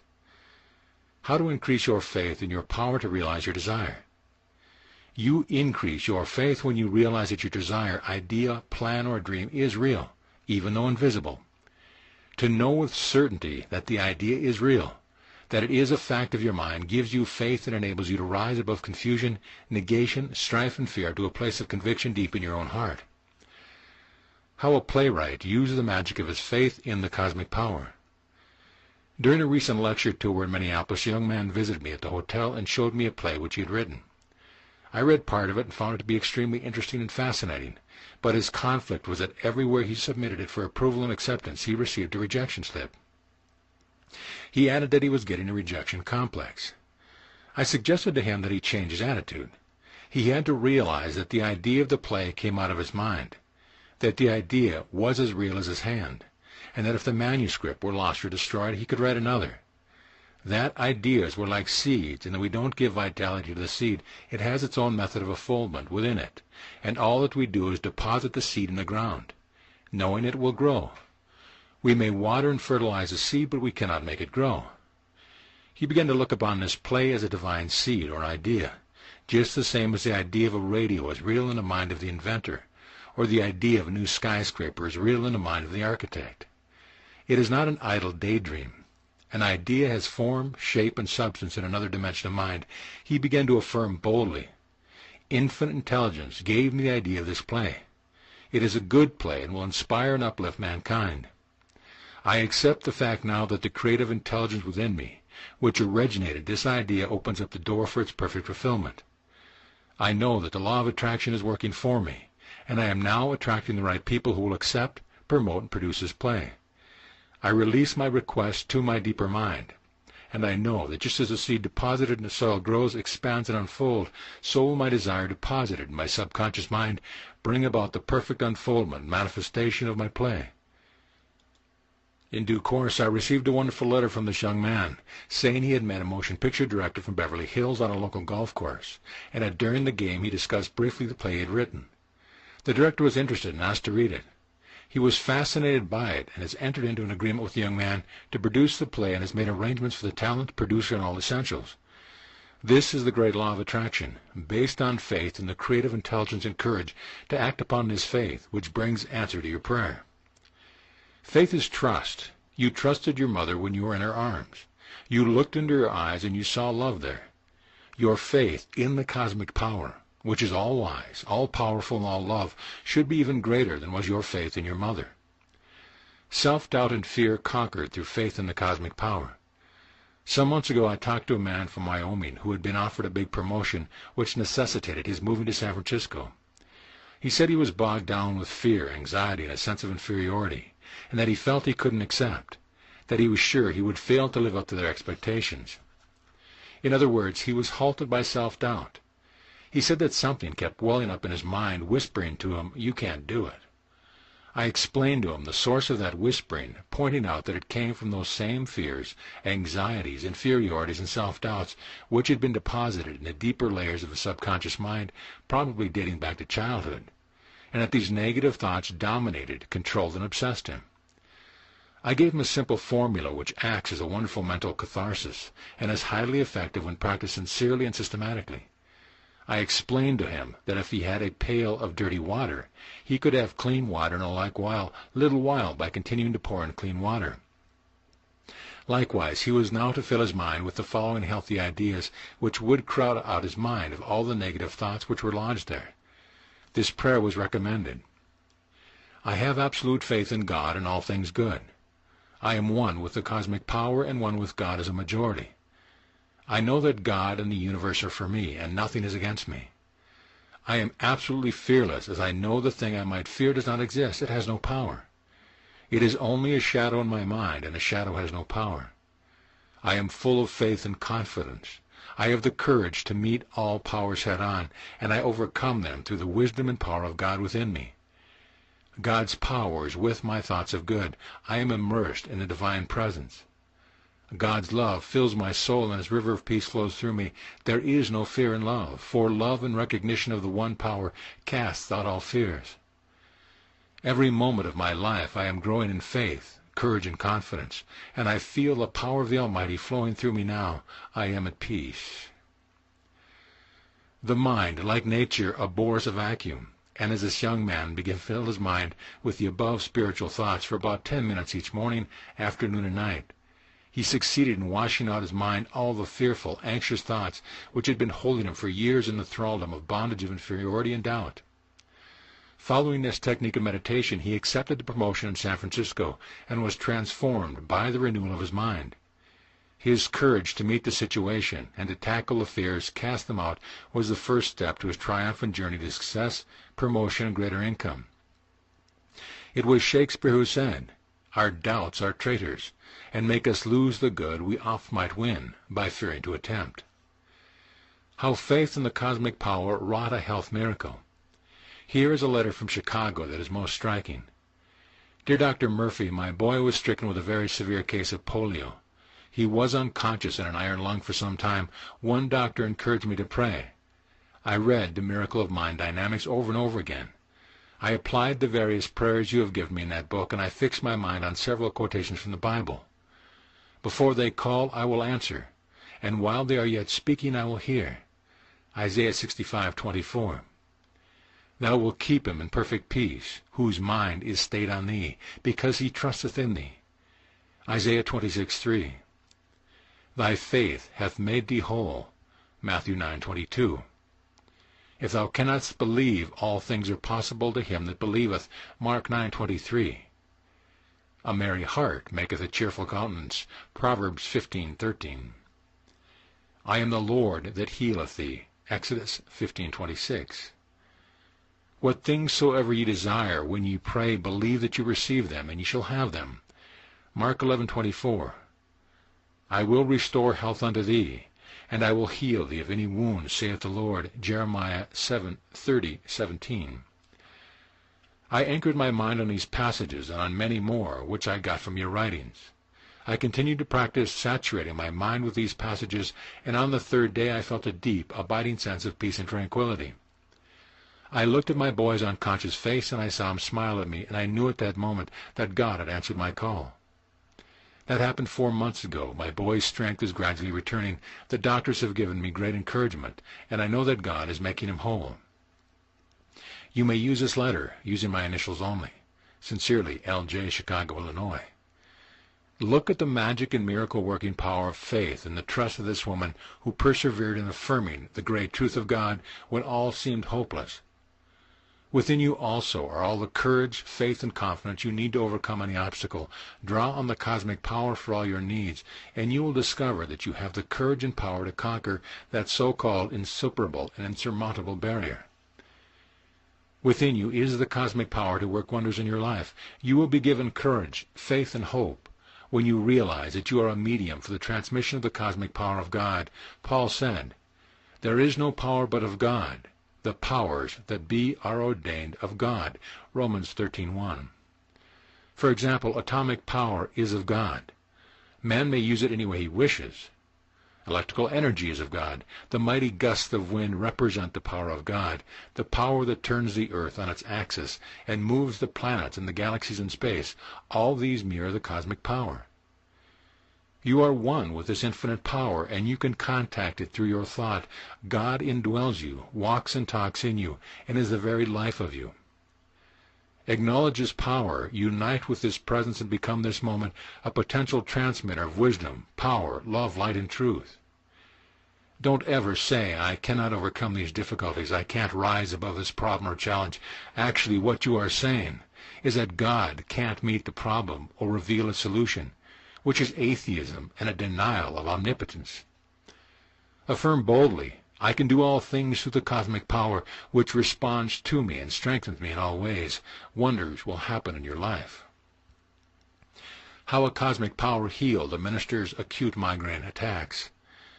A minister friend of mine in San Francisco visited me some months ago and discussed his awful migraine headaches, adding, "Once I get one of these blinding, splitting headaches while giving a sermon on Sunday morning. He stated the special drug that the doctor prescribed sometimes relieves, but sometimes brings no relief at all. Often," the minister said, "I could scream with pain." He asked me to place my hands on his forehead, which I rarely do, and pray with him, which I did. He said to me, "Looking at your hands, I know they are transmission belts for the healing power of God." Then he quoted from Mark 5:23. "I pray thee that thou come and lay thy hands on her, that she may be made whole, and she shall live." And from Mark 6:5, he laid his hands upon a few sick folk and healed them. I placed my hands on his forehead and prayed as follows: "Whatever is bothering you is leaving you now, and you are filled with the free-flowing, healing, harmonizing, vitalizing life of God." The cosmic power flows through my hands now, permeating every atom of your being, transforming every organ of your body into God's perfect pattern. His river of peace flows through you, and his ocean of love saturates your whole being. You are cleansed and made whole. God's love is touching you now, and we give thanks for your freedom. Both of us remained quiet for about 15 minutes, with my hands resting on his head. We concentrated on a transfusion of God's grace and healing power. This minister felt a tremendous sensation of heat and a tingling vibration all over his body. He perspired copiously. He exclaimed, "I know I'm healed and free." He has had no recurrence, is completely free. This is the magic of the faith and the cosmic healing power. Thy faith hath made thee whole. Matthew 9:22. It transcends the power of drugs when properly applied. Chapter summary. Faith is not a religious persuasion, but rather a way of thinking, a constructive mental attitude, or a feeling of confidence that infinite intelligence will respond to your call upon it, and that what you are praying for will come to pass. The farmer has faith. He knows when he puts a seed into the ground, it will grow after its kind. You have faith when you know the thoughts are things, what you feel you attract, and what you imagine you become. Everyone has faith in something. Even the atheist has faith in the laws of nature and in the principles of electricity, physics, and chemistry. Your faith should transcend these, and your faith should be in the goodness of God, in the guidance and love of God, and in the laws of your mind, all of which never change. They are the same yesterday, today, and forever. Let God, your higher cosmic self, be your silent partner, and your oneness with his force will enable you to move upward and onward for joyous living. Have the faith to take the step, and then have faith in the cosmic power to bring you up, and it will. You increase your faith when you know that the idea you are now entertaining in your mind is as real as your hand or your head. It has form, shape, and substance in your mind, and as you nourish it with faith and expectancy, it will be objectified on the screen of space. Ideas are like seeds deposited in the ground. They grow after their kind. You don't give vitality to the seed. It has inherent within it its own manner of unfoldment. Likewise, as you water your desire with expectancy and fertilize it with faith, you will accelerate its manifestation as form, function, experience, or event. As you fill your mind with the eternal verities and life-giving patterns of cosmic thought, you cleanse your subconscious mind of all negation, casting out all fear and making way for faith, courage, and love. As you anchor your mind on certain deep, spiritual, healing passages of the Bible, such as, "I am the Lord that healeth thee," Exodus 15:26, or "Thy faith hath made thee whole," Matthew 9:22, and many others, you will gradually saturate your subconscious mind with cosmic wisdom, and the miracle of healing will follow. All power is of God, and God is omnipotent. You are one with God, and you should never say, "I can't do this," or "I'm incurable," or "I can't solve the problem." Actually, what you are saying is, "God and cosmic wisdom can't solve the problem," or "God can't heal me." At the moment, you are an atheist because you are denying the infinite presence and power. Healing by the laying on of hands and calling on the cosmic power within you to heal has been practiced through the ages. Many people have great belief and faith in the power of touch and the laying on the hands, and according to their faith is it done unto them. End of chapter.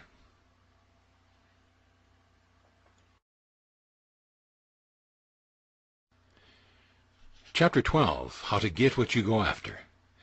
Desire is the gift of God, or the cosmic power, seeking expression through you. When you are hungry, the life principle supplies you with the desire for food in order to preserve you. When thirsty, you desire water. When cold, you build a fire. When sick, you desire health. The limitless cosmic one within you does not desire to express itself in any form of limitation. The desires, urges, limitations, and promptings of your deeper mind are always lifeward, urging you to rise, to transcend, to grow, and to manifest your desire for health, happiness, prosperity, true expression, and the fulfillment of your ideals, dreams, and aspiration. Desire is the gold which pushes you onward, upward, and Godward. Men who had strong desires and powerful ambitions to get what they want after and to achieve their goals in life made America what it is today, the greatest industrial nation in the world. For instance, Henry Ford desired to build an automobile. Then he had another desire still greater than the first, which was to put the whole world on wheels. The attainment of this desire gave employment to millions of people all over the world and blessed humanity in countless ways. Desire is the beginning, and its realization is the end and a solution to your problem. Failure to realize your desire is the cause of frustration, unhappiness, and illness. To continue desiring to reach your goal morning, noon, and night over a prolonged period of time, yet failing to get what you go after, brings chaos and confusion into your life and is the cause of endless suffering, mental, emotional, and physical. You create your own destiny. The Bible said, "Choose you this day whom you will serve," Joshua 24:15. You can choose right now to mold, fashion, and create a wonderful future. Your thought and feeling control your destiny. Emerson said, "Man is what he thinks all day long," and the Bible said, "As a man thinketh in his heart, so is he," Proverbs 23:7. The word heart in the Bible is also an old Chaldean word meaning the subconscious mind, all of which means that whatever thoughts, feelings, and beliefs and impressions you have made or have permitted others to impregnate your mind with have a life of their own in your deeper mind, and they dictate, control, and manipulate all your conscious actions. In other words, in an utter simplicity, what is impressed in your subconscious is also expressed outwardly in form, function, experience, and event. Over 100 years ago, Dr. Phineas Quimby said, "Man is belief expressed." Your future, therefore, is your present habitual thinking projected on the multidimensional screen of space. In other words, it is your present thought and belief made manifest. Your future is your present thought patterns grown up, and this is accomplished in the same way as a field reproduces a harvest in consonance with the seeds deposited therein. All seeds or thoughts grow after their kind. How a tremendous increase in business was achieved. A businessman who visited me and asked me how he should pray about his business said, "Everything is going wrong. I am going to be a failure. Everything is against me. Business is bad, and the worst is yet to come." I explained to him that he could reverse the entire situation by changing his thought pattern and keeping them changed. After reflecting on my advice, he began to realize that he had been actually creating the conditions he feared because his subconscious mind was constantly reproducing his habitual thinking. I further pointed out to this businessman that he could attain success, prosperity, and inner peace, or any other good thing in life he had felt entitled to, provided only that he would pay the mental price for incorporating into his subconscious mind the equivalent of it. Accordingly, every morning when he opened his eyes, he affirmed boldly, "Today is God's day. I choose happiness, success, prosperity, and peace of mind. I am divinely guided all day long, and whatever I do will prosper." Whenever my attention wanders away from my thoughts of success, peace, prosperity, or my good, I will immediately bring back my thoughts to the contemplation of God and His love, knowing that He careth for me. I am a spiritual magnet, attracting to myself customers who want what I have to offer. I give better service every day. I am a wonderful success in all my undertaking. I bless and prosper all those who come into my store. All these thoughts are now sinking into my subconscious mind, and they come forth as abundance, security, and peace of mind. It's wonderful. He started using the above prayer each morning and night, and before the end of the month I received the following letter from him. "Dear Dr. Murphy, this is a thank you letter to let you know how much I got from the interview I had with you some weeks ago. I now know that I have a right to anything that would be good for me, or that would make me healthier, happier, more successful, and more useful. I had never thought that the desire for success, prosperity, and advancement was the urge of the divine presence in me, telling me that the time has come for me to take a step up the ladder of life. Now I know that the will of God or life for me is much forward, to conquer, to rise, and to achieve great things all along lines. I am grateful for your emphasis on the truth that one of the things holding me back was that I thought I had the right to something that belonged to someone else. I now know it is a dead wrong to infringe on the rights of others or to covet their goods or prosperity or wealth. I fully realize that God can give me all the wealth, happiness, success, and opportunity in life without infringing upon the rights of anyone else. I have paid the price by constantly dwelling on the prayer you gave me, and I have noticed a big increase in business, and I feel happier and am much more cheerful. Over my desk I have placed a beautiful printed card, "In all the ways acknowledge Him, and He shall direct thy path," Proverbs 3:6. The price I paid was mental acceptance and application of these truths and remaining faithful to them. He stopped blaming fate and achieved promotion and financial success. Some months ago, while staying at the Kona Inn, a favorite resort at the Big Island of Hawaii, I chatted with a man by the swimming pool in that lovely spot. This is the gist of what he said to me. I came here for a week to get away from it all. My life is a daily grind. I get nowhere, even though I work hard. I am bored and jaded, and life for me is monotonous. I eat, sleep, work, and look at TV. I hate my work. There is a cruel fate holding me back, for I try so hard and yet can't make ends meet. I gathered in conversing from this man that he actually had borrowed the money from his sister in San Francisco in order to have a week's vacation. I said to him that I would give him a simple, down-to-earth, practical formula that would completely turn the wheel of fortune and enable him to acquire wealth, success, happiness, and the full realization of his ambitions in life. He listened avidly to the meaning of "Whatsoever a man soweth, that shall he also reap." Galatians 6:7. This means that if you plant thoughts of lack, limitation, strife, bitterness, sickness, poverty, and contention, you will reap accordingly.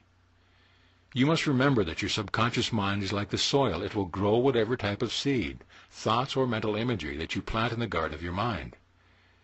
You sow thoughts when you believe them wholeheartedly to be true, and it is what you believe deep down in your heart that you demonstrate for yourself and the world. This man had studied Emerson's philosophy in college, yet had never understood it. He merely read it as literature. Emerson wrote in his essay on fate, "He thinks his fate alien because the copula or connection is hidden, but the soul or the subconscious mind contains the event that shall befall it, for the event is only the actualization of its thought, and what we pray to ourselves for is always granted. The event is that the print on your form, it fits you like your skin." This is the formula I gave to this man to use morning, noon, and night. God is my power, and within me is the cosmic power to overcome any condition. I was born to win, to succeed, and to conquer. I find a great thrill in mastering difficult assignments. My joy is in overcoming and getting what I go after without infringing in any way whatsoever on the rights of others. Neither do I want others to do that which they would not want me to do to them. I know that the cosmic presence within me can and does give me all the happiness and opportunity I need without interfering with another person's right. I am now in touch with the eternal source of all supply and all good, and the divine presence is bringing me peace, happiness, joy, success, prosperity, and full expression through divine and legitimate channels. God shows me the path. I trust the divine intelligence within me, and I am divinely directed and guided to my true expression in life and to the fulfillment of my heart's desire.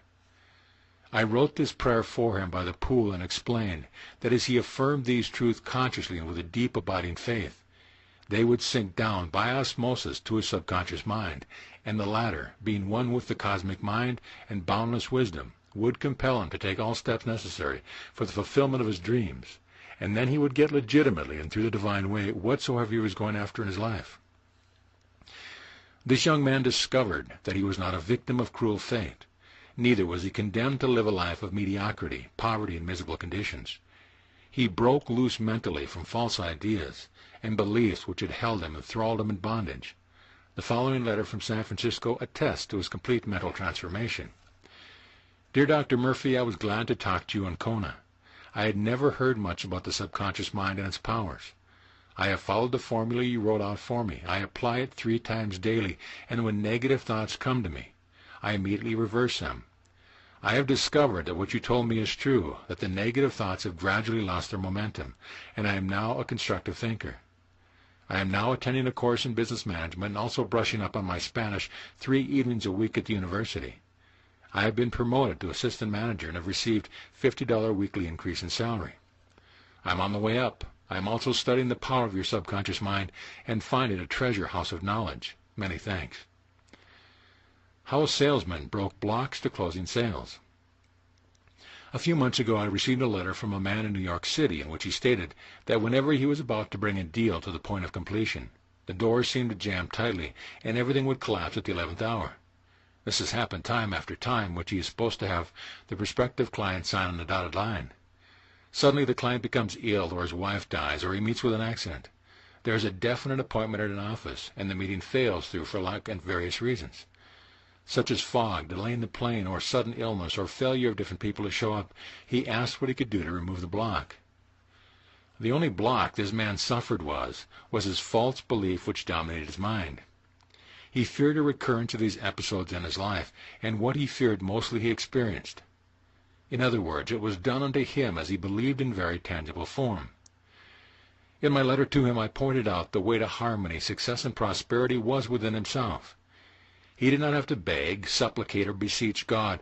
All he had to do was change the stream of his mental thought and imagery. I emphasized that the affirmation I was about to write for him possessed their value only because of his thought and understanding of the laws of his mind behind them, that he could, for example, recite the Declaration of Independence and the Bill of Rights and still have little or no understanding of the true meaning of Americanism. Following my directions, he reversed his mind as follows.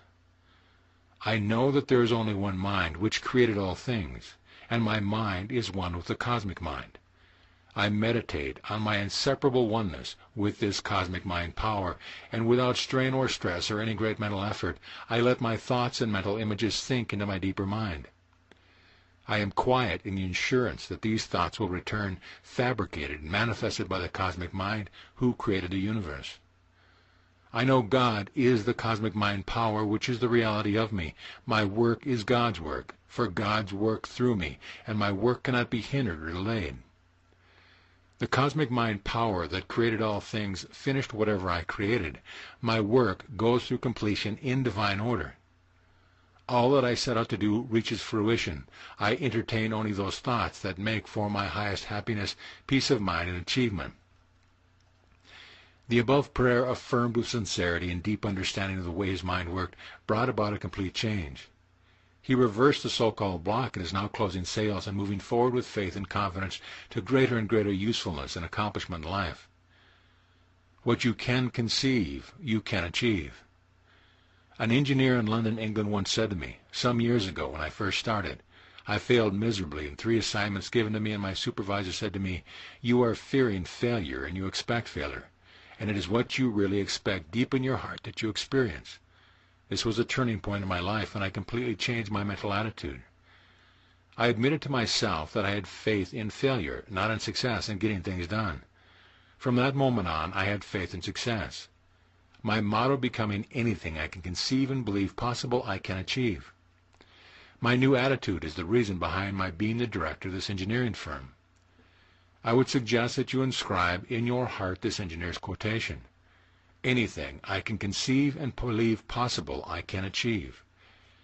This engineer began to realize there was an almighty power within him, the cosmic giver of all gifts, which he could tap. He began to find the answers, the power, and the wisdom to accomplish things which he previously had to believe to be hopeless.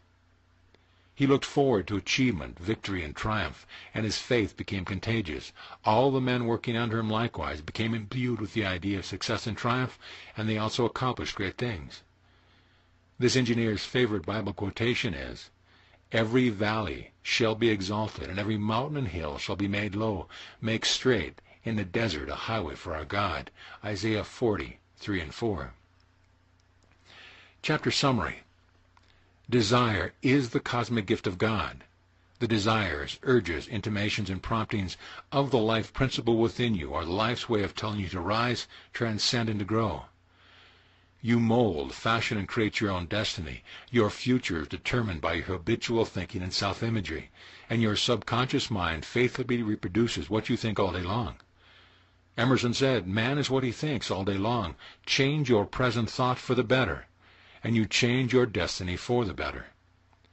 You have to pay the price in order to get what you want in life. The price is to learn the cosmic law of your mind, and then to give attention, devotion, and nourishment to your ideals.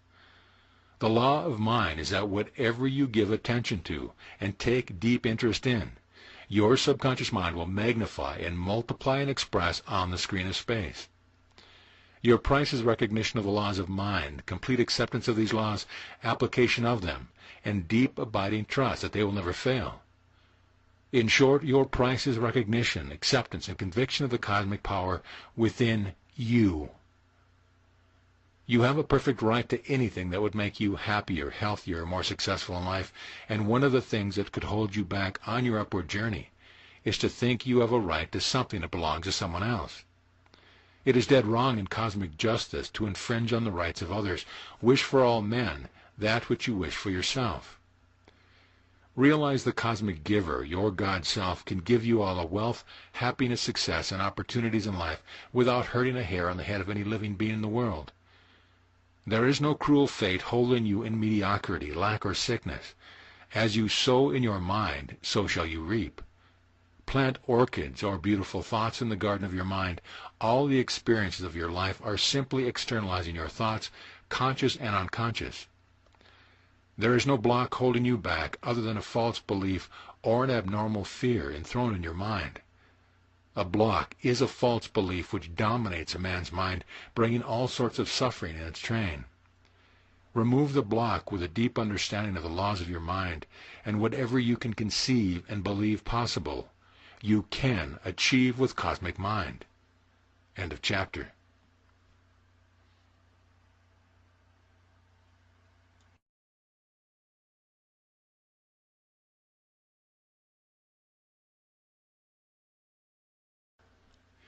Chapter 13. How to be joyous, conquering obstacles to your cosmic good. The principle of growth is cosmic and universal. You may see this marvelous principle of growth manifesting itself daily in flowers, in all vegetation and animals and human beings. The seed of a tree has been known to overcome all obstacles, even to break through a rock in order to become a tree. In like manner, you are here to overcome, to rise above all obstacles, to transcend, to grow, and to rejoice in it. You are here to master all problems, to solve all difficulties, and to experience joy, happiness, and victorious living. You are here to become mentally and spiritually aware of your transcendental powers, which enable you to overcome any challenges and experience the joy, satisfaction, and thrill of victory. The minute you acknowledge the cosmic power within you and accept your responsibility for your environmental conditions, you will begin to gain control over conditions, and your thinking will begin to make itself felt. It would be a very dull and insipid life for you if the crossword puzzle were all made out for you, and all you had to do was to insert X, Y, and Z. No, the joy is in solving the crossword puzzle. This is the way you discover the divinity within which shapes your destiny. How Cosmic Mind Helped Sell Real Estate. Some months ago I interviewed a man who had great difficulty in selling his property and home, as he said, because of the tight money and high interest rates on bank loans. During the interview I said to him, there's an age-old truth which said, what you are seeking is seeking you. The mere fact that you want to sell your property and home indicates that somewhere there is someone who wants to buy it. I then said to him, let us both pray about the matter and agree mentally that it is sold to the right buyer who wants the property, who appreciates it, and who prospers in it. Accordingly, both of us stilled our minds, relaxed mentally and physically, and focused our attention on the sale of the home.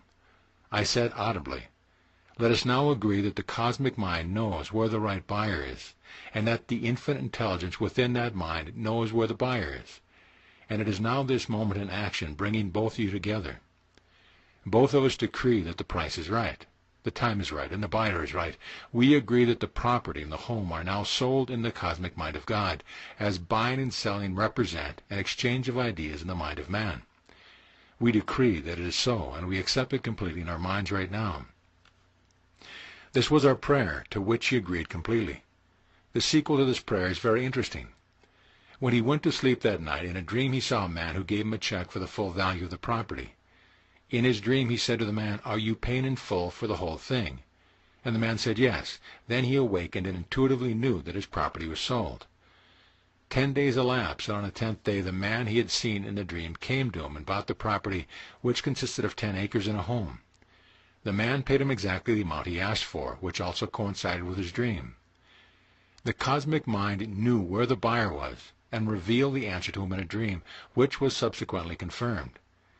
The ways of your deeper mind are past finding out. The Bible said, I, the Lord, or your subconscious mind or the law, will make myself known in a vision, and will speak unto man in a dream. Numbers 12:6. How a businesswoman triumphed over obstacles. A businesswoman with whom I talked complained that her health, business, and home conditions were very bad and practically beyond her control. I explained to her that, on the contrary, she must definitely and positively assume responsibility for her well-being, happiness, and all conditions of her life. In her conversation she said, the first 2 years in business I was a great success. Everything went fine and I prospered. Now everything is upside down. I asked her a simple question: do you take the responsibility for the 2 years of success? She said, of course I do. I worked hard and diligently, and I gave my best to the customers. I said, your answer is correct, but you just can't take credit and appropriation for your success in business you said was due to your efforts and mental acumen, and then refuse to assume responsibility for your failure, ill health, and discordant home conditions. This is a contradiction which is illogical, unreasonable, and unscientific. She immediately perceived the wisdom of this explanation. Suddenly she began to realize that she had the privilege to use the cosmic power to live a successful, happy, and prosperous life, and it was her responsibility to use the power rightly, not only for success and prosperity, but also for her well-being and joyous living. This woman has been deceived and swindled in a real estate deal and consequently was extremely resentful and bitter. This mood of lack and hostility lurked in her subconscious mind, and it became a festering, psychic wound which brought on her depression, nervousness, and financial distress. She accepted the challenge of life and forgave the man who had swindled her, who, incidentally, had absconded with her money and gone off to South America. Her simple prayer was, I bless him, I forgive myself, and I mean to forget it. And it worked. She had discovered that cosmic power which enabled her to overcome her resentment and all her ills. The cosmic power responded according to her conviction and belief. The daily prayer I gave her was as follows: as I think wisely, judiciously, constructively, and harmoniously, I shall not reap a crop of confusion, lack, sickness, or misery. I steadfastly think of increase in my business, of joyous good health, and of vitality, abundance, and expansion along all lines. I know that these seeds fall on good ground, or my receptive mind, and they yield an abundant harvest. I constantly sow seeds of forgiveness, release, and goodwill to all, and I know the cosmic power responds by delivering to me better conditions, larger experiences, and better situations. I maintain harmony and peace of mind. She nourished these thoughts daily, and at the end of 3 weeks there were a renewal and an expansion along all lines. Her business began to prosper. New friends came into her life. She had buoyant health, and she became cheerful and optimistic. This woman had discovered the joy of living, of overcoming, and the buoyancy and resiliency caused by the flow of the cosmic power through her. The answer that saved the suicide. Last year the manager of a downtown hotel phoned me, and in a rather excited tone of voice he said, there is a guest in a hotel who wants to commit suicide. He won't get out of bed. He won't eat, and he mumbles at the bellboys, I'm going to kill myself. Call Dr. Murphy. I visited the man and said to him, you can't solve a problem by killing yourself or by jumping out the window. You can solve your problem right where you are, because you personally are greater than any problem. I did not plead with him. Instead, I taught him something about himself, because from experience I have learned that often the explanation is the cure. I pointed out to him that the act of trying to escape a problem is like running away from Los Angeles to San Francisco. You take your mind with you, and the only place your problem exists is in your mind. I also dwelt on the fact that man is not just his body, but that man can actually move outside his body. He can look upon his body from outside, and also can be seen at a distance from others. I mentioned that these truths about man have been known for thousands of years, that there is no death, only life, that his body is an instrument to express mind and spirit, and they will have bodies continuously to infinity.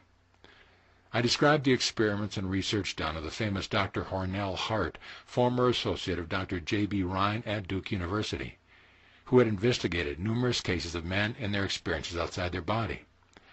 I told him frankly that he would meet the same problems outside the body he now had, as he was immediately put on another body much more rarefied and attenuated and called the fourth dimensional body. He would remain confused, frustrated, and perplexed in his new body, which would conform to his confused thoughts and imagery. This man became intensely interested and absorbed in my description of experiments in India and United States on man living outside the body. He asked several questions and finally began to see that what he really wanted was a solution. His suicidal complex was caused by an intense desire for freedom and peace of mind. His urge to commit suicide was a sincere desire for a greater expansion of life. He soon realized, though, that he could not really destroy life, mind or spirit. I explained to him that man is mind, and evermore he takes the tool of thought, and choosing what he wills brings forth 1,000 joys or 1,000 ills. This man's death desire was a desire for greater measure of life, for there is no actual extinction of life. The suicidal urge in this man, as I further explained to him, was a desire to destroy and abolish the obstacle or impediment, or in the case of acute mental pain and anguish, the body. The so-called insoluble problem which he had was not uncommon. His wife had deserted him and run off with another man. Where she went he did not know. They had had a joint bank account. She took all the money, stocks and bonds included. His store was burned to the ground and his insurance had lapsed. Then he turned to drink, sank in the throes of despair and despondency, and wanted to end it all. He finally decided, however, to stand up to his problems like a man, realizing that he was born to win, to conquer, and to triumph over all obstacles. I took him out to dinner and talked to him about men who had lost everything, and yet who had triumphed over disaster. He took on a new lease of life, and his constant prayer was, "I can do all things through the cosmic power which strengthens me." God's love fills my mind and heart, and God reveals to me the answer and the life abundant. The next day he went to work in a chemical plant and vowed to himself, "I will rise and overcome through the power of God," and he did. He obtained a divorce, and he eventually married an immensely wealthy woman. They are deeply in love with each other. All his losses were wiped out overnight. As a wedding gift, she bought him a new store with all the necessary equipment. He said to me, "Your explanation of man living outside of his body had saved my life." This man's inner realization of the cosmic power, which is the very life of him, enabled him to see that he is immortal. This is why the Bible said, "This is life eternal, to know thee, the one true God." John 17:3. How he found a way out of the wilderness in Vietnam. Recently I lectured at a banquet, and a young officer who had recently returned from Vietnam sat next to me. He told me that he had to bail out of his plane as it caught on fire, and he fought himself in the jungle. Darkness was just setting in, and he was hopelessly lost. He said that he was seized with panic for a few minutes, and he said to himself, "The night is here, and the dawn follows the night. I am going to find a resting place and sleep, and know that the Lord is my shepherd." He remarked, when I did that, all fear went away, and I knew I would be safe. This Air Force officer had assured himself that the darkness breaks into flame and light. Fear was a darkness, and faith in God, who would take care of him, was the flame of light. The next morning he was rescued by friendly Vietnamese farmers who had come his way hunting for game. This man had overcome his fear, and the cosmic power had responded to his prayers of faith.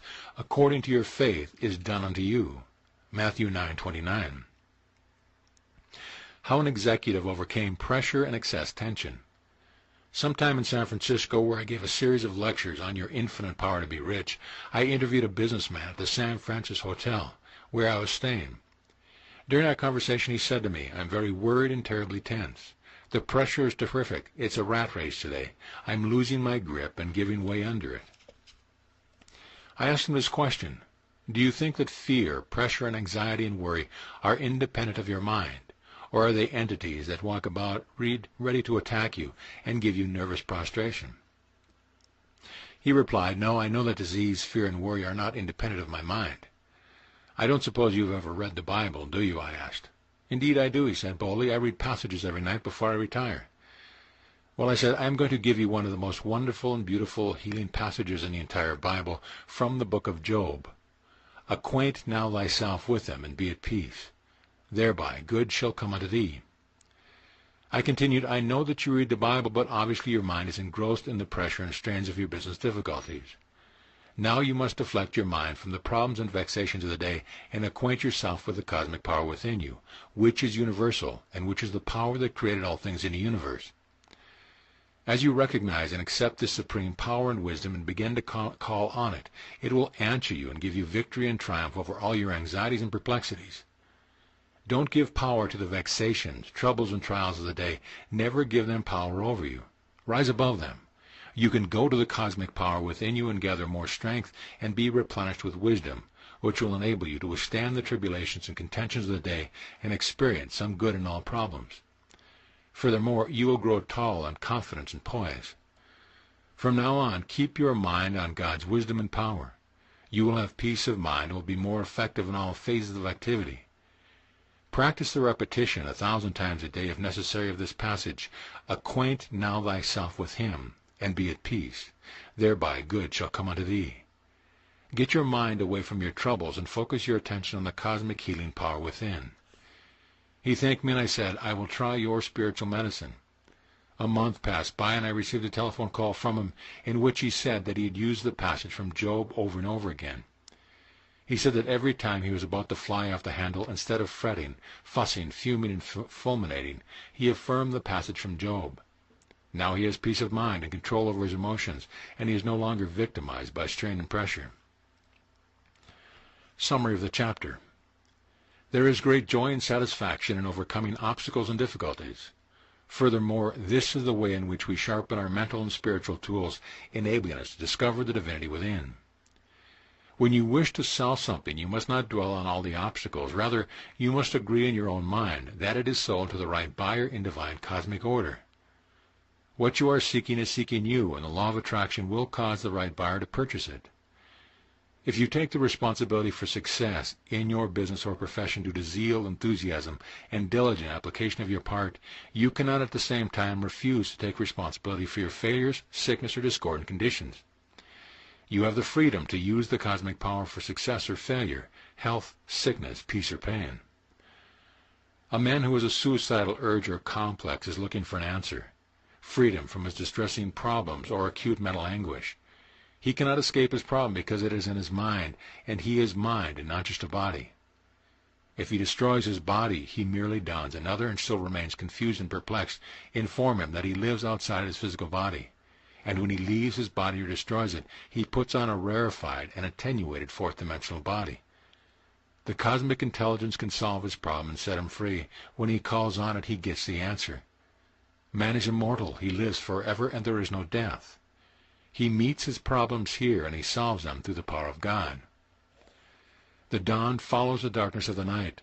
The light of God will illumine the darkness of the mind, which is due to fear, panic, or a sense of hopelessness. When lost in the mental jungle, sit still, relax the mind and body, and know that there is a cosmic intelligence who will watch over you, protect you, and lead you to safety.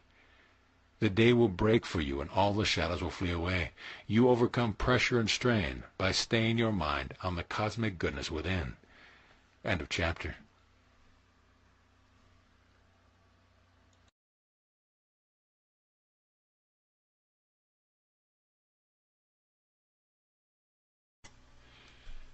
Chapter 14. The Cosmic Power and Your Future. You mold, fashion, and create your own future by your present thoughts made manifest. Because, as Emerson said, you are what you think all day long. Change your present thoughts and you change your whole life. You can direct the cosmic power within you and thereby control your life experiences. You can actually bring to pass the cherished desires of your heart. Your mind is constantly in motion as thoughts, images, ideas, dreams, and aspirations come and go. Your world is constantly changing in harmony with your habitual thinking. You create for yourself success or failure, affluence or poverty, health or sickness, and peace or pain by your conscious and subconscious thought. For as a man thinketh in his heart, or his subconscious mind, so is he. Proverbs 23:7. Any thought of yours, good or bad, if consciously accepted, is implanted in your subconscious mind, and it comes forth after its kind. That is why you create your own future. How a new future was gained through cosmic healing power. A few weeks ago I visited in the hospital a man who had undergone a major operation. He told me that his kidneys had completely given up functioning, and he asked me to pray for him, saying, "I have no future, I am only 40, but I suppose I'm done for. What will happen to my family? Prayer is all that's left." I said to him that his first step was his willingness to believe that the cosmic healing power which made his body and all its organs could restore and heal him. We prayed together as follows. We join together now in knowing that the cosmic healing power which made your body and all its organs knows all the processes and functions of your body, and the miraculous healing power is permeating every atom of your being, making you whole and perfect. All your organs are God's ideas, and through the power of the Almighty, they are functioning perfectly now. After about 15 minutes, our prayer was answered, and his kidneys began to function, which pleased his surgeon immensely. He is now back with his family and in perfect health, and while conferring with you recently, he said, "My future is assured. I know that my future is my present thought grown up." This man knows that his faith in the goodness of God, in the guidance of God, and in the creative power of his own thought will always be made manifest in his life. With this attitude, he is building a glorious future for himself full of harmony, health, peace, and abundance. How to assume responsibility for the future. Some months ago I had an interview with a man who was blaming circumstances, God, fate, bad luck, and his in-laws for his unhappy, inharmonious condition. I explained to him that all of God's riches were available to him: health, wealth, love, peace, harmony, and the cosmic creative power, which he could instantly contact through the medium of his thought. I emphasized the fact that it was up to him to make his own future whatever he wanted it to be, but that he had to open his mind to receive the bounty of God. Here is the formula I prescribed for him, which I called mental and spiritual medicine. First step: take all your attention away from old hurts, grievances, resentment, and ranking memories, and cease all self-condemnation or criticism of others. Second step: take time out morning and evening to implant in your subconscious mind, by regular, systematic, and constructive thinking, the mental patterns of harmony, abundance, security, success, and full expression. Third step: instantly chop off the head of every thought of fear, worry, sickness, defeat, discouragement, or lack of any kind. This means that you can cremate or burn up every negative thought by immediately substituting constructive thoughts such as harmony, peace, love, joy, right action, and divine guidance. He undertook this mental discipline, and in a month's time he noticed a most remarkable change in his affairs, in all phases of his life. He held on to this new mental and spiritual regime perseveringly and unflinchingly, and discovered that as he changed his mind, he changed everything. His business prospered, he sleeps better at night, he has ceased blaming others, and he is going ahead by leaps and bounds. He said to me, "I realize that my future is my invisible thinking made visible. This is the truth that set him free." It's never too late to change for the better. I recently explained to a young woman that the future was in her own hands, and that she could literally do anything with her life, because it was her life. The truth is that she could actually change her future. She had thought heretofore that her future was in the hands of God, and she could not determine and create her own destiny. She pointed out to me that her mother had always told her that God knew best, and that she should take what comes and be content. I explained to her that this isn't the truth, that she had to take the initiative, and that God, the cosmic power, would not work for her except through her, i.e., through her thought and imagination. She adopted an intelligent plan and decided to run her life as methodically and efficiently as a successful person operates his business. The following mental technique was outlined for her, with the instruction that she was to affirm these truths 3 times a day, feelingly and knowingly, and with a deep understanding that every thought tends to execute itself unless neutralized by a counter-thought.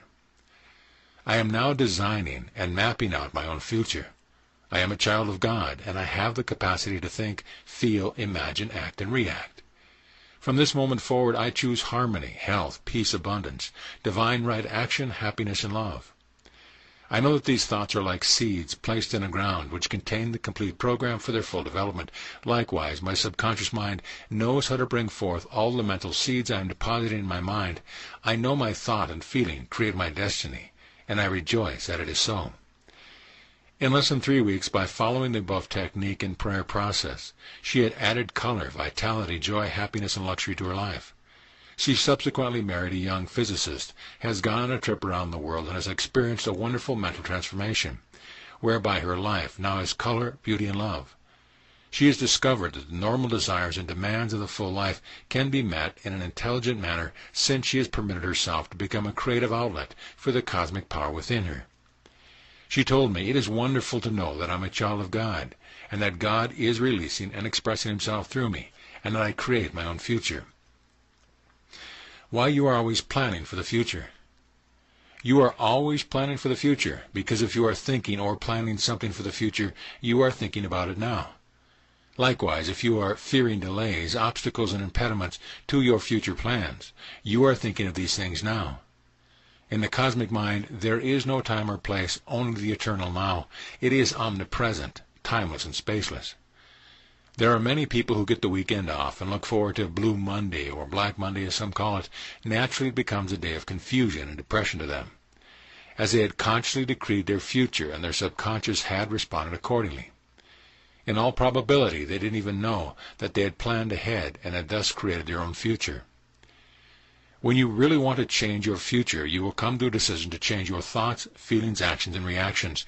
You can have a new birthday in God when you realize that your mind is a part of the cosmic mind, and that the cosmic power is with your thoughts of good. You can be transformed, and you can build a glorious and wonderful future by the renewal of your mind. How a young woman discovered she was what it takes to face life. A few years ago, after lecturing at a psychic science college in Belfast, Ireland, I interviewed a young woman who said to me, "I haven't got the power to handle my troubles and difficulties or to meet and solve the problems of life. I'm divorced, I hate myself, and I'm no good." I explained to her that her condition was simply due to habitual negative thinking and to constant self-criticism and self-condemnation, which were poisoning the springs of hope, faith, confidence, enthusiasm, and were rendering her a physical and mental wreck. In other words, she was taking mental, self-generated poisons, and she was polluting the sanctuary of the living God within her. I explained the laws of mind to her and pointed out that she was constantly reaping what she sows in her subconscious mind, that she was here, like everyone else, to overcome problems, challenges, and difficulties, and to lead a victorious life, that she had to stand up as a child of God and meet life boldly, and to realize and utilize the tremendous cosmic power within her. I told her the story of how Eddie Rickenbacker, the famous aviator, and his companions were shipwrecked and were adrift on a raft in the Pacific Ocean. He prayed for food, and a gull came and perched on his head and remained long enough to be seized and utilized for food. He prayed to be rescued, and of course he was picked up. He believed in the wisdom and power of God to take care of him, and the answers came. For the cosmic power answers you when you call believing. This episode made a profound impression on the young Irish lady. I gave her the following prayer, pointing out that it was a process of reconditioning her mind, and that when negative thoughts of any kind came to her mind, which they would because of her destructive habit of self-condemnation and self-demotion, she was to immediately supplant them with a spiritual thought. This is the prayer which she was to repeat out loud for about 10 minutes, morning and night. I am a child of God. I am a channel of God, and God has need of me where I am. Otherwise I would not be here. I know I am here to express more and more of God's love, life, truth, and beauty. I am here to do my share and to contribute to humanity. I have much to give. I can give love, laughter, joy, confidence, and goodwill to all people, to all animals, and to all things in God's universe. I am here to stir up the gift of God within me. I realize that I am a gardener, mentally speaking, and as I sow, so shall I reap. Life is a mirror for the king as well as for the beggar, and whatever I give to life, life returns to me magnified, multiplied, and running over. I deposit in the garden of my mind wonderful seeds of peace, love, goodwill, success, harmony, and joy.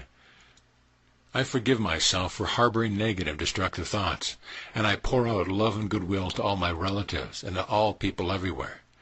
I know when I have forgiven others, because when I meet them in my mind there is no sting, I am free. I am constantly drawing out the fruit of the delightful seeds I am depositing in my subconscious mind.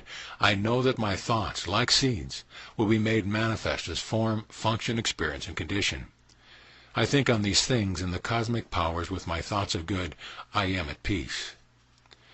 She repeated the above prayer for the recommended 10 minutes in the morning and evening, realizing that her eyes saw these truths and her ears heard them, bringing the two faculties of sight and hearing into function, thereby reinforcing the power of affirmation.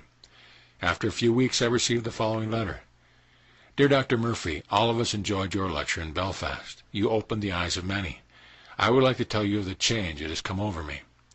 I prayed the way you told me, and after a few days, all the bitterness in my soul disappeared as if by magic. I joined a dancing class, and I have been promoted in the store to a position of head of my department. The assistant manager proposed marriage to me, and we are to be married in 6 months. I have forgiven myself and my relatives. Every day is a new day. I know that I predict my own future by the way I think, feel, and imagine. I am grateful. God bless. How a salesman changed his mind and changed his destiny. Some months ago, a young salesman came to see me. He said that he could not get along with his boss. He had failed to make his quota of sales and lost his job, and he was out of money. He had walked 10 miles to see his sister in Hollywood in the hope of borrowing a few $100s. His sister refused, saying that until he stopped drinking and philandering, she would not give him a penny, and she coldly turned him away. He told me that he had spent a night in a flop house, and that the kindly desk man had told him to see me, and that I would help him. I spent over an hour with him, listening to a sob story of grief, disappointment, and anger, and resentment towards his former boss and members of his family who had refused to help him. He said that he was a member of a church, that he religiously followed all the rules, tenets, rituals, and ceremonies, that he attended every Sunday morning, but still everything went against him. This young man also was angry even at God for letting him down. In many instances, the explanation is the cure. Patiently and kindly I explained to him that he could keep and follow all the prescribed rules, rituals, doctrines, and dogma of the church from an external standpoint, and still think negatively and destructively. I told him that if he believed in a punitive God, or that God had not played fair with him, such beliefs automatically would bring trouble and difficulties on him. In other words, he became his own tormentor and brings failures, lack, and misfortune on himself, for it is done unto him as he believes. I explained to him that the first step is to admit that he had been wrong. Then he could be completely changed in all phases of his life. My mental and spiritual prescription for him was as follows. Form a mental image of yourself as a great salesman. Imagine that your relatives and I are congratulating you on your new and wonderful position and on your promotion and outstanding success. Run this mental movie frequently, and the cosmic power within you will lead and guide you to a new position with wonderful opportunities for advancement. He decided to do just what I recommended. He did not overcome his problems of resentment towards his boss and his relatives all at once. But whenever he thought of them or his boss, he silently blessed them by saying, I release you. God be with you. After a few weeks, he was completely free of his grudges, resentment, and hostility. He now occupies an executive position in one of the leading organizations in Los Angeles, and he bubbles over with enthusiasm. He glows with the power, enthusiasm, and zeal of a transformed man. He has proved the age-old doctrine, change your thought and you can change your future. Lesson summary. You mold, fashion, and create your own destiny. Your future is your present thought made manifest on the screen of space. The first step in changing your mind, body, and environment is to believe that the cosmic healing power which made your body can heal you and bring you into life all kinds of blessings. The cosmic power is all-wise. You must assume responsibility for your future and cease blaming your in-laws, God, life, and the universe. You can instantly contact the cosmic power through the medium of your thought and make your future what you want it to be. Take time out morning and evening to implant in your mind, by regular, systematic, and constructive thinking, the mental patterns of success, prosperity, abundance, right action, harmony, and full expression. Your future is in your own hands for the simple reason that whatever you sow in your mind, you will reap on the screen of space. To think that your future is in the hands of God and not dependent on your own initiative is rank superstition. Your thought and your feeling create your destiny. You can always plan for the future. If you are planning something in the future, you are planning it now, this instant in your mind. Likewise, if you are fearing delays, obstacles, and impediment, you are thinking of these things now and creating the delays you fear. In the cosmic mind, there is no time or space. All is the eternal now. Plan something glorious and wonderful now in your mind. Meet your challenges, problems, and difficulties boldly. Realize that the problem is there, but God is there too. Then every problem is divinely outmatched. Stand up to the problem as a child of God and grapple with it courageously, and the cosmic power will instantly come to your aid. When you begin, God begins. You predict your own future by the way in which you think, feel, imagine, act, and react. You can follow all the rules, tenets, rituals, and ceremonies of a particular church and still be miserable, frustrated, and unhappy. You and only you are responsible for the way you think and believe. Change your thought life, and you change your destiny. End of chapter.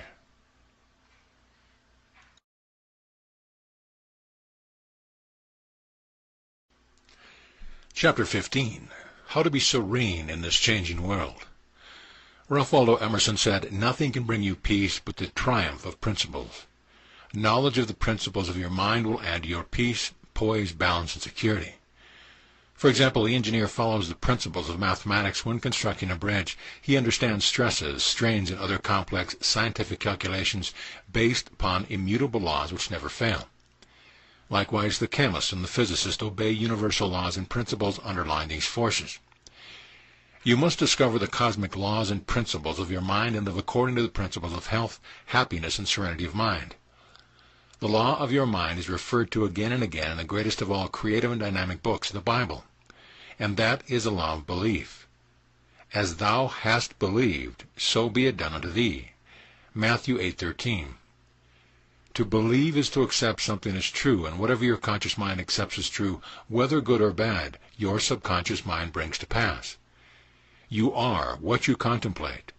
You are that which you feel and believe yourself to be. Contemplate the following truth morning, noon, and night, and you will find peace in this changing world.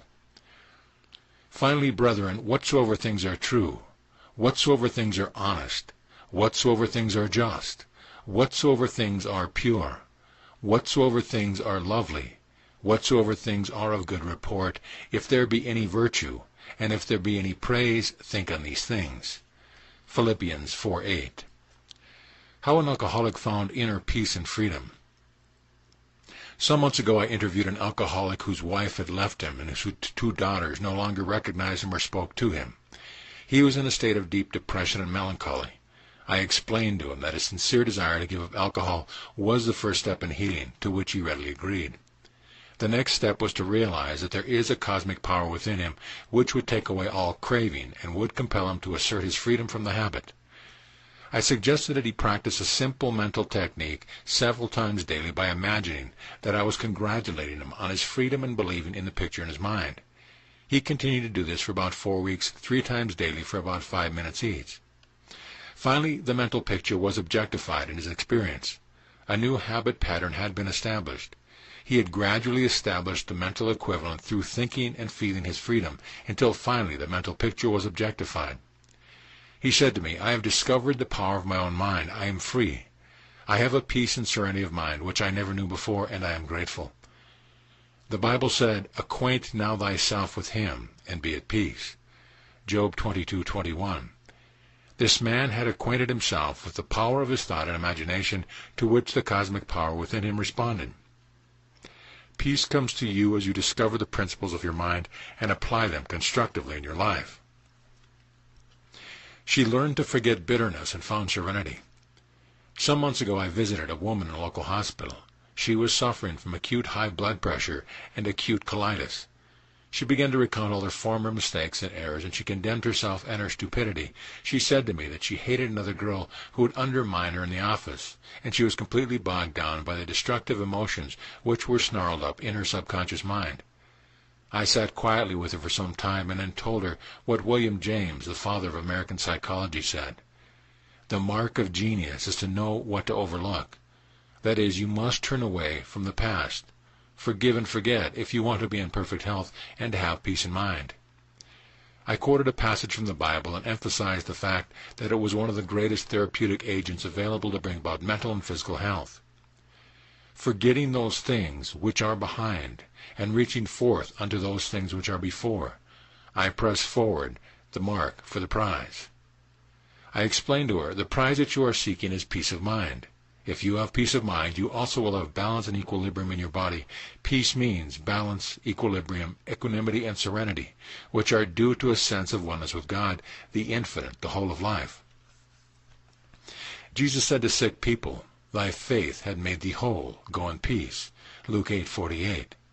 Because their minds were in turmoil and full of discord, confusion, inner warfare, and anger. I explained to this woman that she could get back to the beam and find the peace that passes understanding, and that peace of mind is not escapism or a retreat from life. On the contrary, it is a constructive attitude of mind where you are vitally interested in the welfare of others, and where you are a dynamic, creative person full of creativity, love, and goodwill to all. I wrote out the following prayer for her to use frequently during the day. I fully and freely forgive everyone who has ever hurt me. I release them, and it is done with forever. Whenever I think of any one of them, I bless that person. I forget the past and give my attention to a glorious future of perfect health, harmony, and peace. My mind is poised, serene, and calm. In this atmosphere of peace and goodwill which surrounds me, I feel a deep abiding strength and freedom from all fear. I now sense and feel the love and beauty of the cosmic healing presence.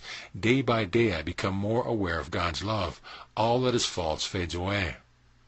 I now allow the cosmic river of peace and healing power to flow through my whole body.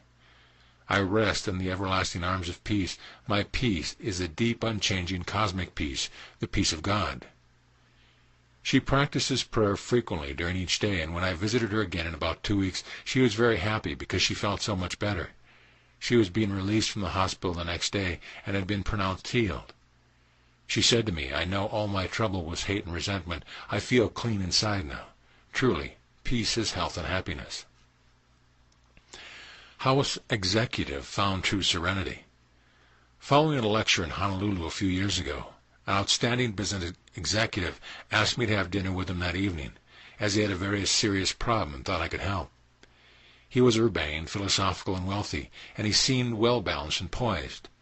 But in the intimacy of our conversation he revealed that within he was a seething cauldron, full of hostility, resentment, and suppressed rage. He asked me rather pathetically, "Can I have peace of mind, serenity, and how can I get it? I want to sleep nights." Of course I told him how to acquire a basic tranquility and an inner quietness. I continued, "Real power comes from inner quietness. The quiet and serene mind gets things done. God is peace and is at the very center of your being. The Bible said, 'Peace I leave with you.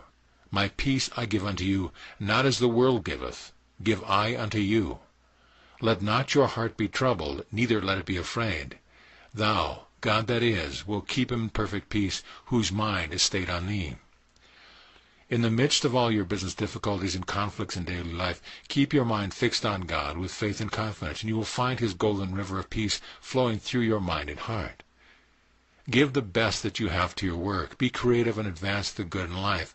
Wish for all men what you wish for yourself. Contribute your talents and abilities to some good cause in a neighborhood. You are too absorbed with yourself. Commit to memory the passage I gave you, and every morning when you go to work, close the door of your office and affirm these cosmic truths. You will find their therapeutic, healing qualities flowing through your mind and through every atom of your being. He said, "I feel better already. I know now what my problem is and what the answer is, and it is I give peace to myself by staying my mind on God and not on my problems." Last year when I visited Hawaii, I met him again, and he really is a new man. He has found the serenity of peace within himself. He has framed on the wall of his home this beautiful, soul-stirring spiritual gem. "Thou wilt keep him in perfect peace, whose mind is stayed on thee." Isaiah 26:3. How you can find complete serenity in any circumstance. Edwin Markham said, "At the heart of the cyclone tearing the sky is a place of central calm." In the midst of a great hurricane or cyclone, the aviator knows that if he flies right into the center, there are stillness and calm. In the midst of you dwells the cosmic power, which is all bliss, absolute peace, boundless love, absolute harmony, and all joy. Tune in mentally and emotionally with these qualities and attributes of cosmic wisdom, and you will find yourself spiritually refreshed, replenished, and calm. Your mind is a receptive medium for all the propaganda, opinions, and erroneous impressions coming from the world outside. Some of these impressions are good, but most are of very negative nature.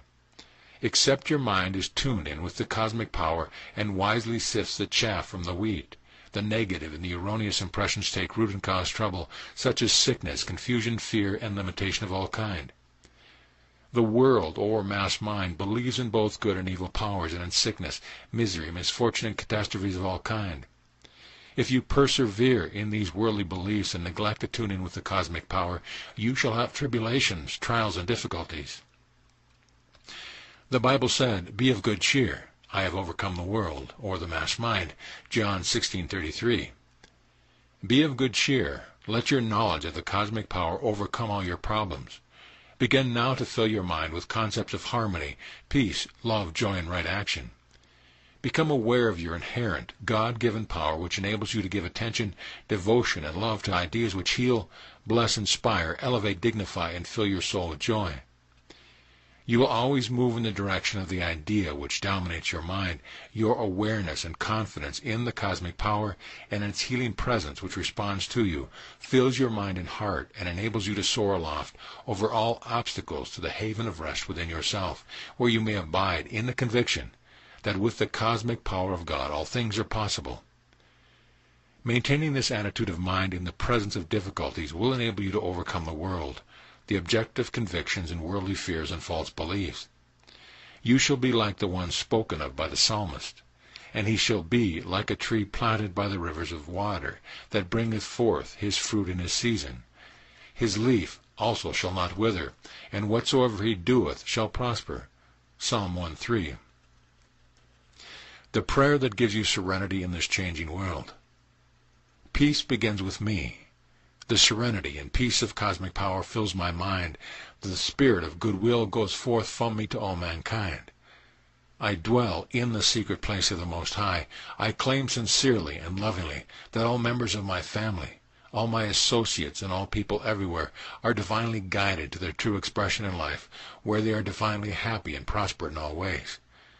The cosmic river of peace moves through my mind and heart, and I radiate peace and goodwill to all people everywhere.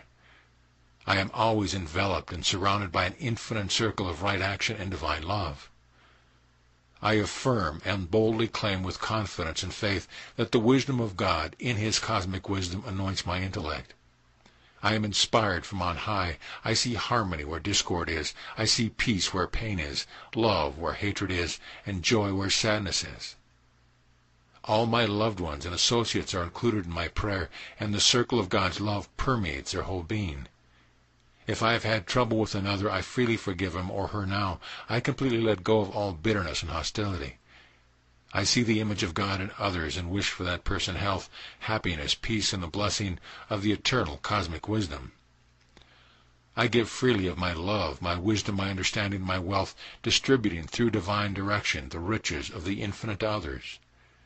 The peace of God, which passes all understanding, fills my mind and heart, now and forevermore. Change and decay all around me I see.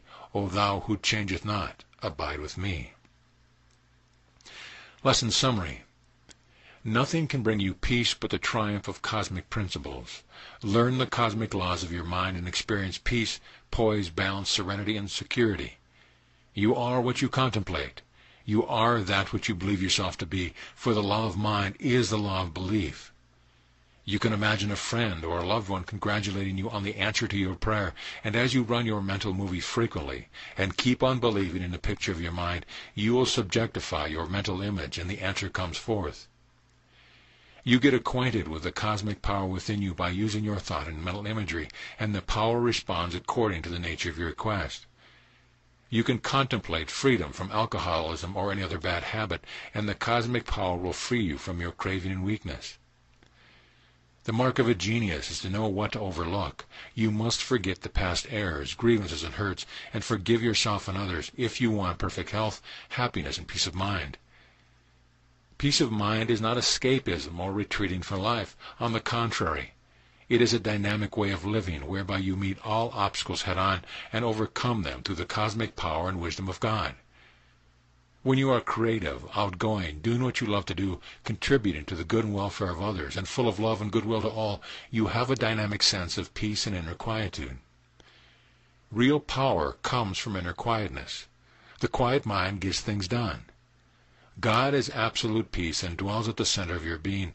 Tune in on the God presence and let his river of peace flow through you, restoring your soul.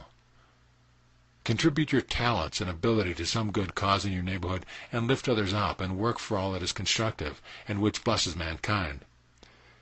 Stay your mind on the cosmic power which knows all and sees all, and which wipes away all tears and solves all problems. It is written, Thou wilt keep him in perfect peace, whose mind is stayed on thee. At the heart of the cyclone tearing the sky is a place of central calm. When troubled, perplexed, confused, and fearful, still the wheels of your mind and say over and over again, Peace, be still, and you will find a great calm. Remember, peace and serenity begins with you. You experience it by calling on cosmic peace and love to fill your heart and mind, and you will experience the peace that passes understanding. End of chapter.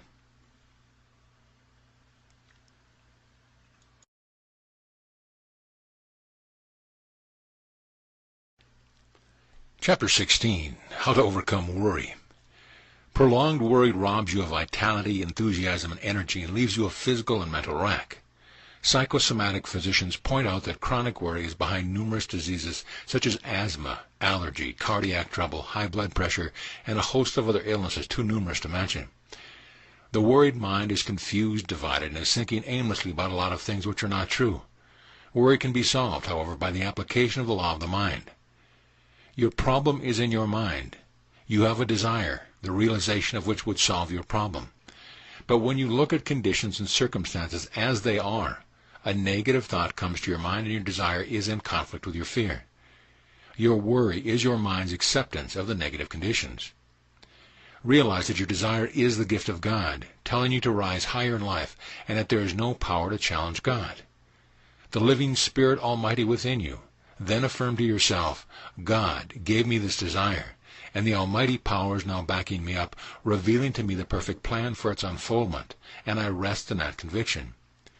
When fear or worry thoughts come to your mind, remind yourself that God is bringing your desire, ideal plan, or purpose to pass in divine order, and continue in this attitude of mind until the day breaks and the shadows flee away. How business worry was overcome.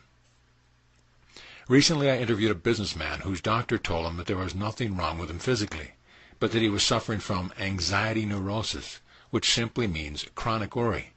This man told me, every time I pray or think about success, prosperity, and greater wealth, I start to worry about money, my business, and the future. It's wearing me down, and I am so tired. His vision of success and prosperity was thwarted by his chronic worry, and the fretting consumed his energy fruitlessly. The way he overcame his anxiety neurosis was as follows.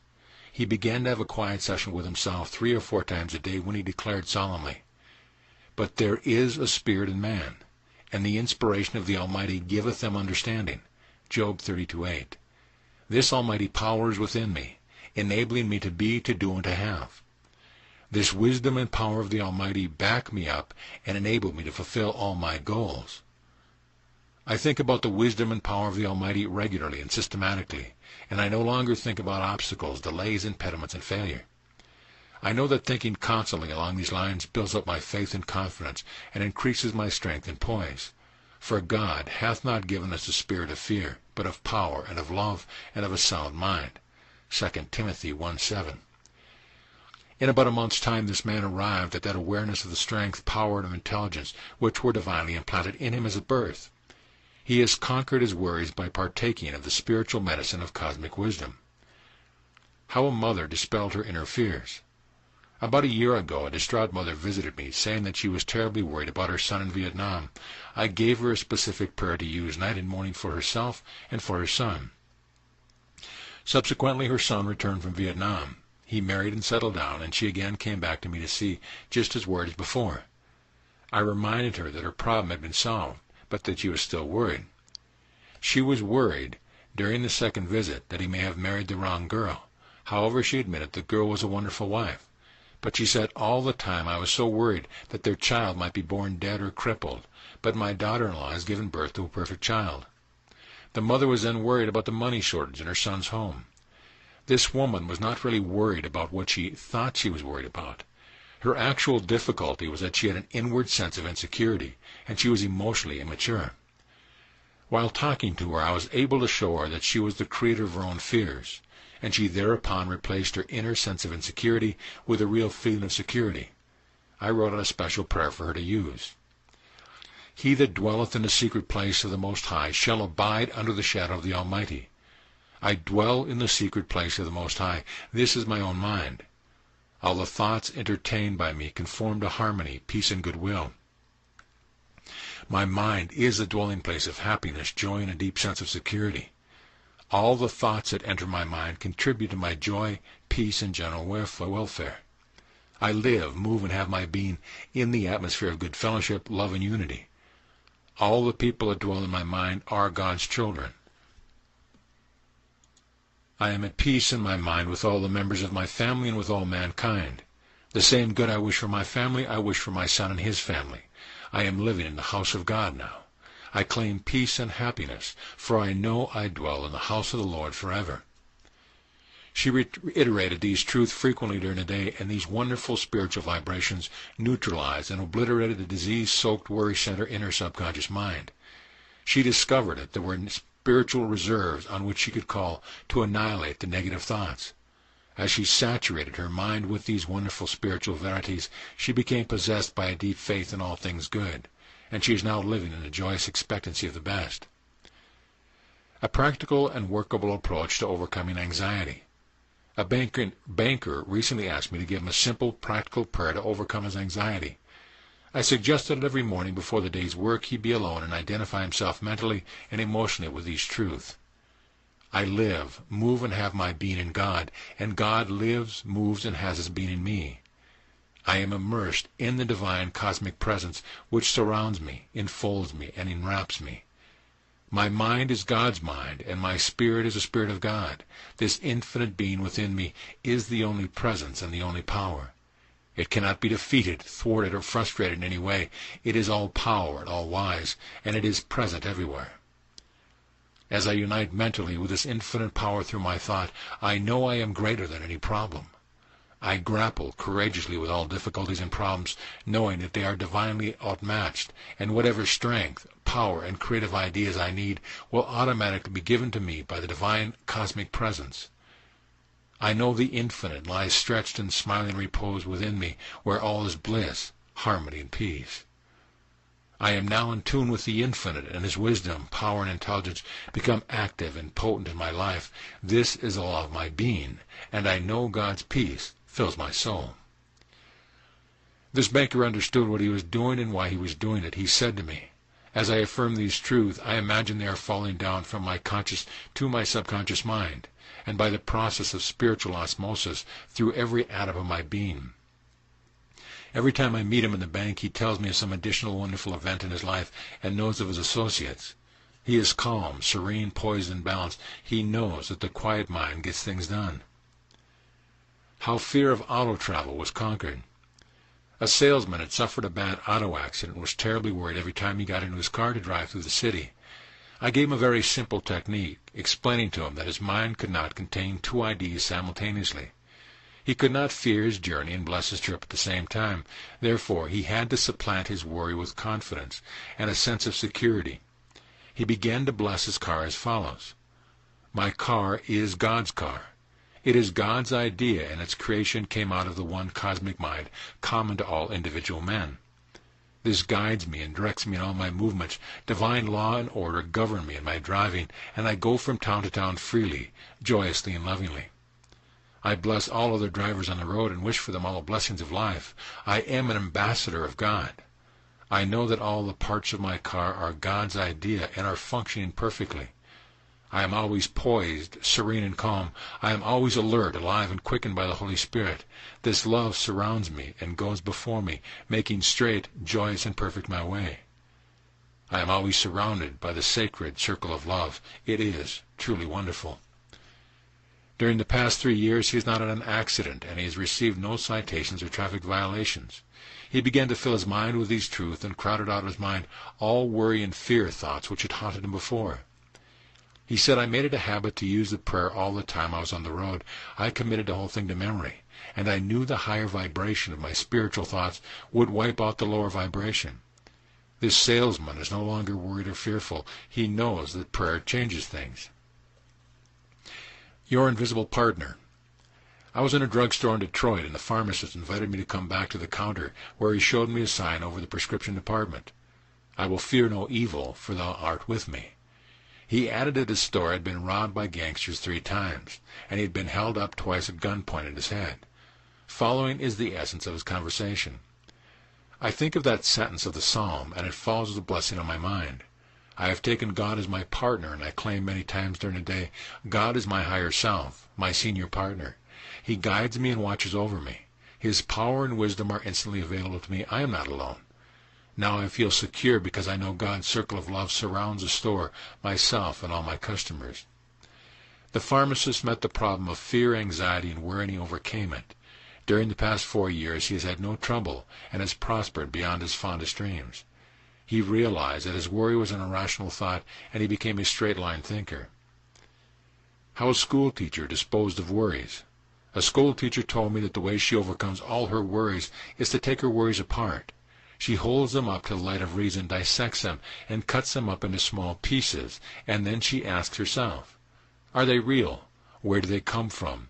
Do they have any power? Is there a principle behind them? With her cool, rational thought, she dismembers her worries and realizes they are shadows in her mind, fallacious and illusionary.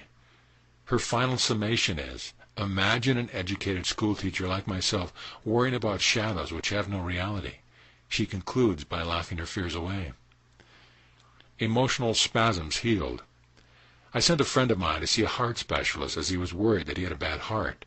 The specialist took a cardiogram and told him that his heart was normal, and that his only problem was that he suffered from emotional spasms and seemed to be unreasonably obsessed with the idea that he had a bad heart. The doctor told him that he should artfully and subtly instill in his mind the contents of the 27th Psalm until he let go of his false ideas. In a few weeks' time he broke the spasmodic grip. He practiced the great law of substitution by repeating the good idea over and over again until the mind lays hold of the truth which sets you free and serene. How worry of high blood pressure was handled. A short while ago, a man with a seemingly well-adjusted and composed personality came to see me, very worried and anxious because his personal doctor had told him his blood pressure was over 200, and that he should take it easy and relax more. He said to me, "I can't take it easy, I have too much to do, and the pressure in my organization is terrible." He was really suffering from a long-mounting accumulation of petty frustration and worries.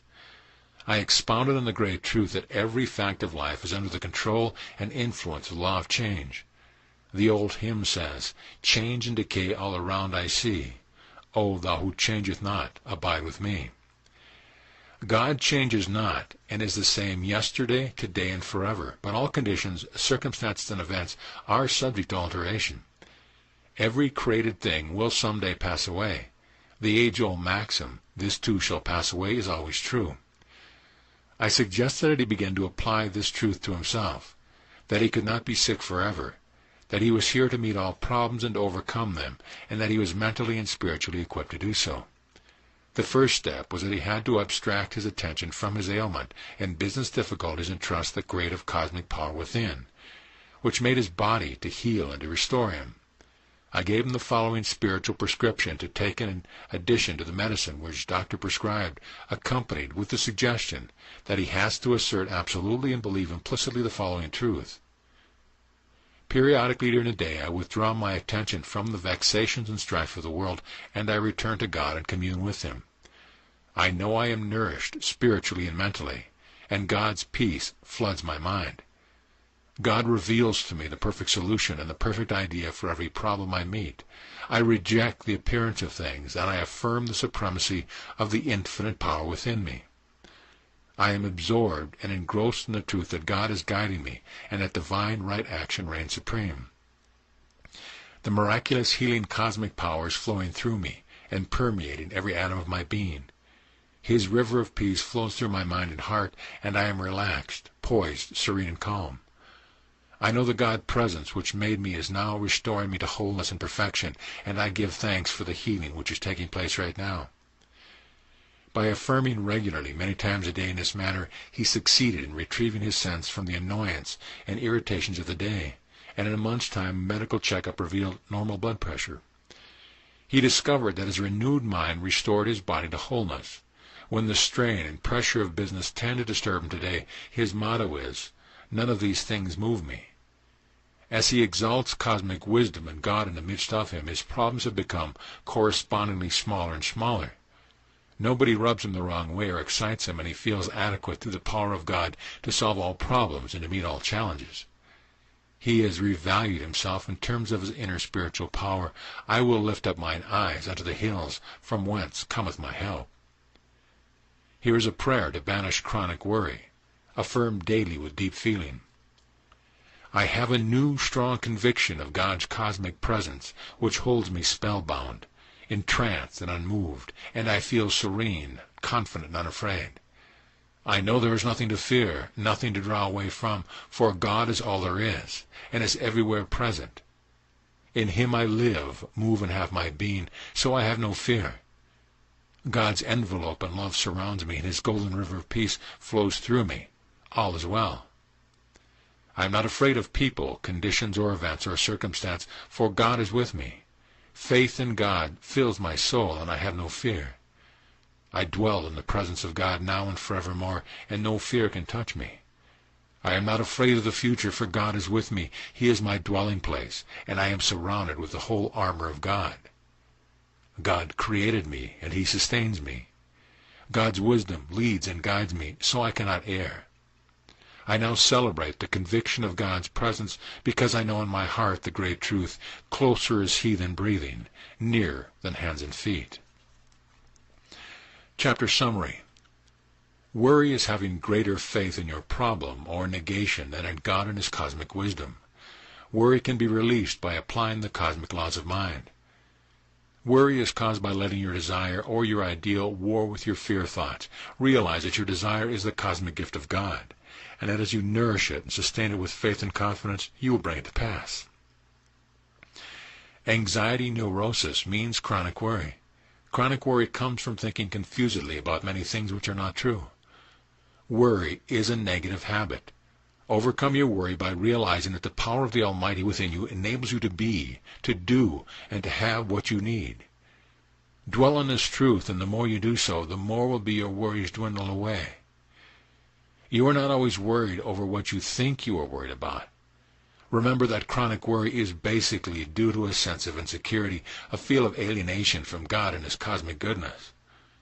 Realize that you are the creator of your worries, and you can also supplant them with ideas of cosmic wisdom. This is the great law of substitution which frees you.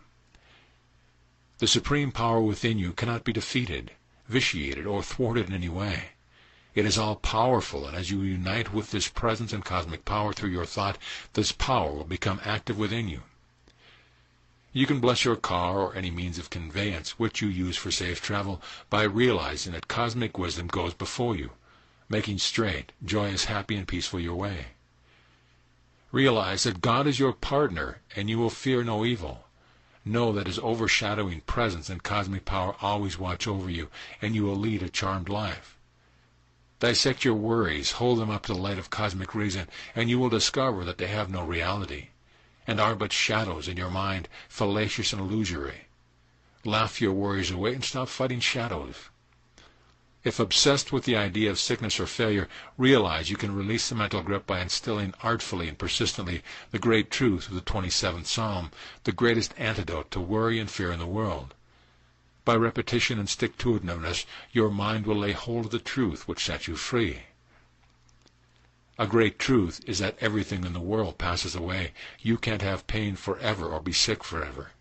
Everything changes to its opposite. This too shall pass away. End of chapter.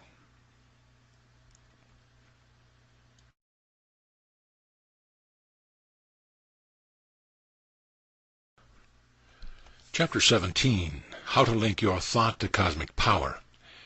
It is said that thought rules the world. Thought always finds its way into action. Ralph Waldo Emerson said, "Thought is the property of those only who can entertain it." He also said, "Man is what he thinks all day long." Learn to respect and have wholesome regard for your thoughts.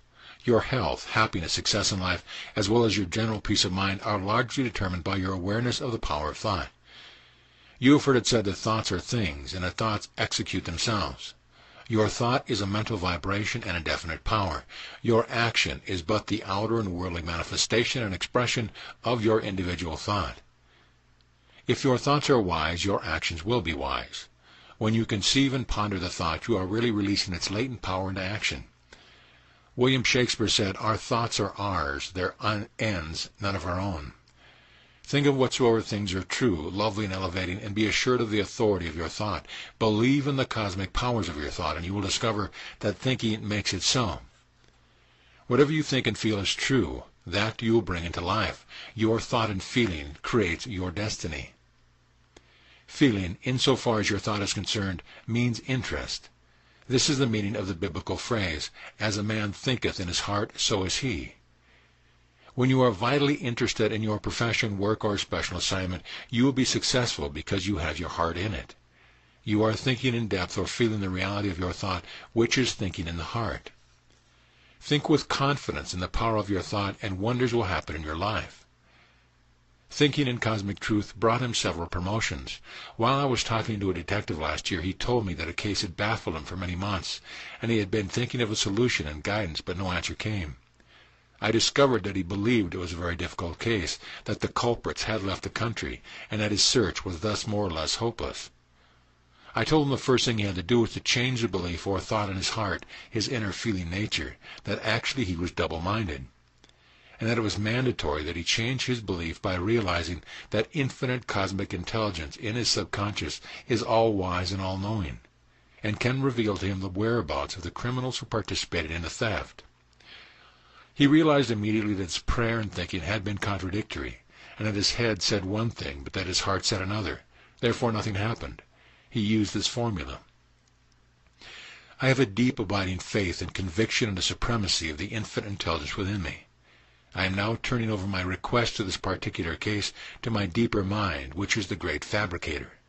And I know the answer will come automatically through my subconscious mind. I know that this belief in my heart is at this moment operating in the divine order, and I give thanks for the answer. He turned over his request to his subconscious mind each night, as if they were the first time he had done it, thereby continuously reinforcing his thought pattern. At the end of 1 week, he had succeeded in penetrating the deeper layers of his subconscious mind, and he had reached a conviction. On the morning of the 8th day, as he was shaving, the thought popped into his mind of a certain small town in Southern California. He went there with his partner and found the 2 men in a bar, arrested them, and recovered the stolen jewels. He had thereby proved without a doubt the wonders of thinking with cosmic authority. A remarkable case of a man from India. Not long ago, while I was lecturing in Palm Springs, I met a man in a spa hotel who said, "Do you remember what you told me in India about 16 years ago?" I did not recall the man or the conversation. However, he reminded me of our conversation. He had wanted to come to America, but he was thinking of the difficulties of procuring a passport, the quota system, his financial destitution, and his lack of friends in the United States. I told him that he was just thinking of obstacles, difficulties, and impediments, and reaching to environments and conditions. This was not true thinking, rather it was foolish and absurd, because the mind magnifies what it looks upon. He showed me the prayer that I had written for him over 15 years ago. Infinite intelligence responds to my thought, for its nature is responsive, and I know the way will open for me to go to the United States in divine order. I think about this quietly and with interest until I get the response which satisfies me. As I think quietly, vividly, and lovingly on the answer of my prayer, I know I am activating the subjective wisdom in my subconscious mind. It then takes time over and compels me to take all steps necessary for the realization of my desire. He remarked that he had meditated along these lines morning and night for about a month, at the end of which time he had met an American industrialist for whom he had acted as a guide to many parts of India. The American, who was highly impressed with the man, arranged for his passage in New York and employed him as his private chauffeur at a wonderful salary. This man knew what he was doing mentally, and his subconscious mind, which received the impress of his thought, had acted on the mind of the New York industrialist, causing him to fulfill the desire of this man in India. You must remember that all men and women who seem to help you to attain your objectives are simply messengers employed by your deeper cosmic mind to aid you in the unfoldment of the drama of your life. How to know if you are really thinking with cosmic power? A man recently asked me, how do I know when I am truly thinking? Well, that is a good question, and the answer I gave him is simply this. You are thinking when you are activating your mind from the standpoint of eternal verities and the cosmic truth of God, which are the same yesterday, today, and forever. You are not thinking in the true sense of the term when you are reacting to the headlines in a newspaper, radio propaganda, or from the standpoint of tradition, dogma, creeds, or environmental conditions or circumstance. This man who asked the question had been, as a matter of course, merely swallowing the thoughts of the columnists in the L.A. Times, and he was full of the ideas of local and state politicians. These are not his thoughts. Rather, they were thoughts of others and were mostly of a negative nature. He immediately saw the light and began to think for himself, taking as a spiritual yardstick. Whatsoever things are true, whatsoever things are honest, whatsoever things are just, whatsoever things are pure, whatsoever things are lovely, whatsoever things are of good report, if there be any virtue, and if there be any praise, think on these things. Philippians 4:8. Whenever any thought or ideas were propounded to him, he would reason between the two opposing ideas or thoughts and come to a conclusion in his mind as to what was true from the standpoint of spiritual principles. When the thought of failure came to him from time to time, he always affirmed boldly, "The cosmic infinite cannot fail. I was born to succeed. Success is mine now, and the infinite intelligence in my subconscious mind responds and gives me the power, the strength, and the answer I need. He is now thinking from the standpoint of what is true of God, which is true cosmic thinking. There is no longer any fear or worry in his thinking, and his mind is serene. How a mother stopped reacting to negative suggestions. A distraught mother recently came to see me worrying that her son would get polio. Also the description of cancer on television and the radio disturbed her, and she imagined that she had some of these symptoms about which she had learned. It seemed that every wind that blew affected her. She was not really thinking. She was reacting to the fears and negativity of the world. I clarified in her mind the power of cosmic thought, stating that every thought tends to manifest itself except it is neutralized by the counter thought of greater intensity and force, and that real spiritual thinking was completely free from fear and anxiety. She began to perceive that all her fears were but reactions to rumors, false beliefs, and an erroneous view of things. In other words, she was making externals the cause, instead of realizing that the creative cosmic power was within her, and would flow instantly in response to her directed thought. She came to a simple, forthright conclusion in her mind that hereafter she would separate the chaff from the wheat, the false from the true, fear from her ideal. She realized clearly that all her fears were due simply to a false viewpoint, that is, giving power to externals and the false voices and propaganda of the world. Recently this woman exclaimed, "It is wonderful to know that I am the only thinker in my universe, that my thought is creative, and that all the suggestions, propaganda conditions, and circumstances of the world are not creative but merely suggestive, and all subject to change by my creative thought. And when I think God's thoughts, God's power is with my thoughts of good." She is now a positive and constructive thinker because she thinks from the vantage point of cosmic truth. A healing secured by cosmic thinking. I had a long talk with a woman who was quite bewildered and distraught by this passage in the Bible. "If any man come to me, and hate not his father and mother and wife and children and brethren and sisters, yea, and his own life also, he cannot be my disciple." This woman had left her old traditional religion, which was that of her father and mother, and they were very critical of her. She deeply resented their gloomy pronouncement of eternal punishment for her. The explanation was the cure for her mental disturbance. I pointed out to her that the word hate in the Bible means to reject, to repudiate, and to disabase the mind of false concepts. And all that it meant was she was to start thinking for herself from the standpoint of harmony, health, peace, wholeness, and all the blessings of life. In other words, in spiritual cosmic thinking, there need be no antagonism or opposition to parents. They may have different religious beliefs, and she was to permit them to believe what they wish, and let them have their peculiarities, abnormalities, or eccentric beliefs, but she should love them in the sense that she wishes for them all the blessings of God, and she was to think kindly and lovingly of them at all times. She should, however, refuse and completely reject mentally the religious beliefs of her parents without any rancor or bitterness. I explained that Jesus was simply speaking in a parabolic way, exhorting men and women to follow wisdom and the eternal truth of life, and to reject all erroneous beliefs and concepts about God, life, and the universe. How she gained love and goodwill. She gave up all her resentment and anger towards her parents and realized that as she worshipped, honored, and gave allegiance to the God presence within, she automatically had love and goodwill in her heart for her parents and for all men and women in the world. Love is the fulfilling of the cosmic law. A case of a seemingly virtuous man deprived of good fortune. A few months ago I interviewed a man who stated, "I don't drink, smoke, gamble, or commit adultery. Yet I am plagued by losses, misfortune, and business failures, and I have been going to a psychiatrist for a mental disorder for over a year with no results. Why is God punishing me so?" He was a member of a certain Orthodox church. Apparently he followed all the rules and tenets of the church meticulously from an external standpoint. And he prayed every night and morning and believed himself to be a good man, loyal and faithful to God. Now he was grumbling and growling against God and claiming that God was not playing fair with him. I taught this man the simple workings of his own mind and gave the reasons for all his troubles by elucidating on the fact that he could keep all the rules and regulations and practices all the formal rites of his religion and still bring all sorts of limitation, trials, tribulations, and suffering on himself by wrong thinking and false concepts. His false concept that God, The supreme intelligence within him was punishing him, brought on all his difficulties by the very laws of his mind. As he thinketh in his heart, so is he. Actually, he was tormenting and persecuting himself by his false belief. Moreover, he had a fear of failure, which actually attracted failure in business and other ventures.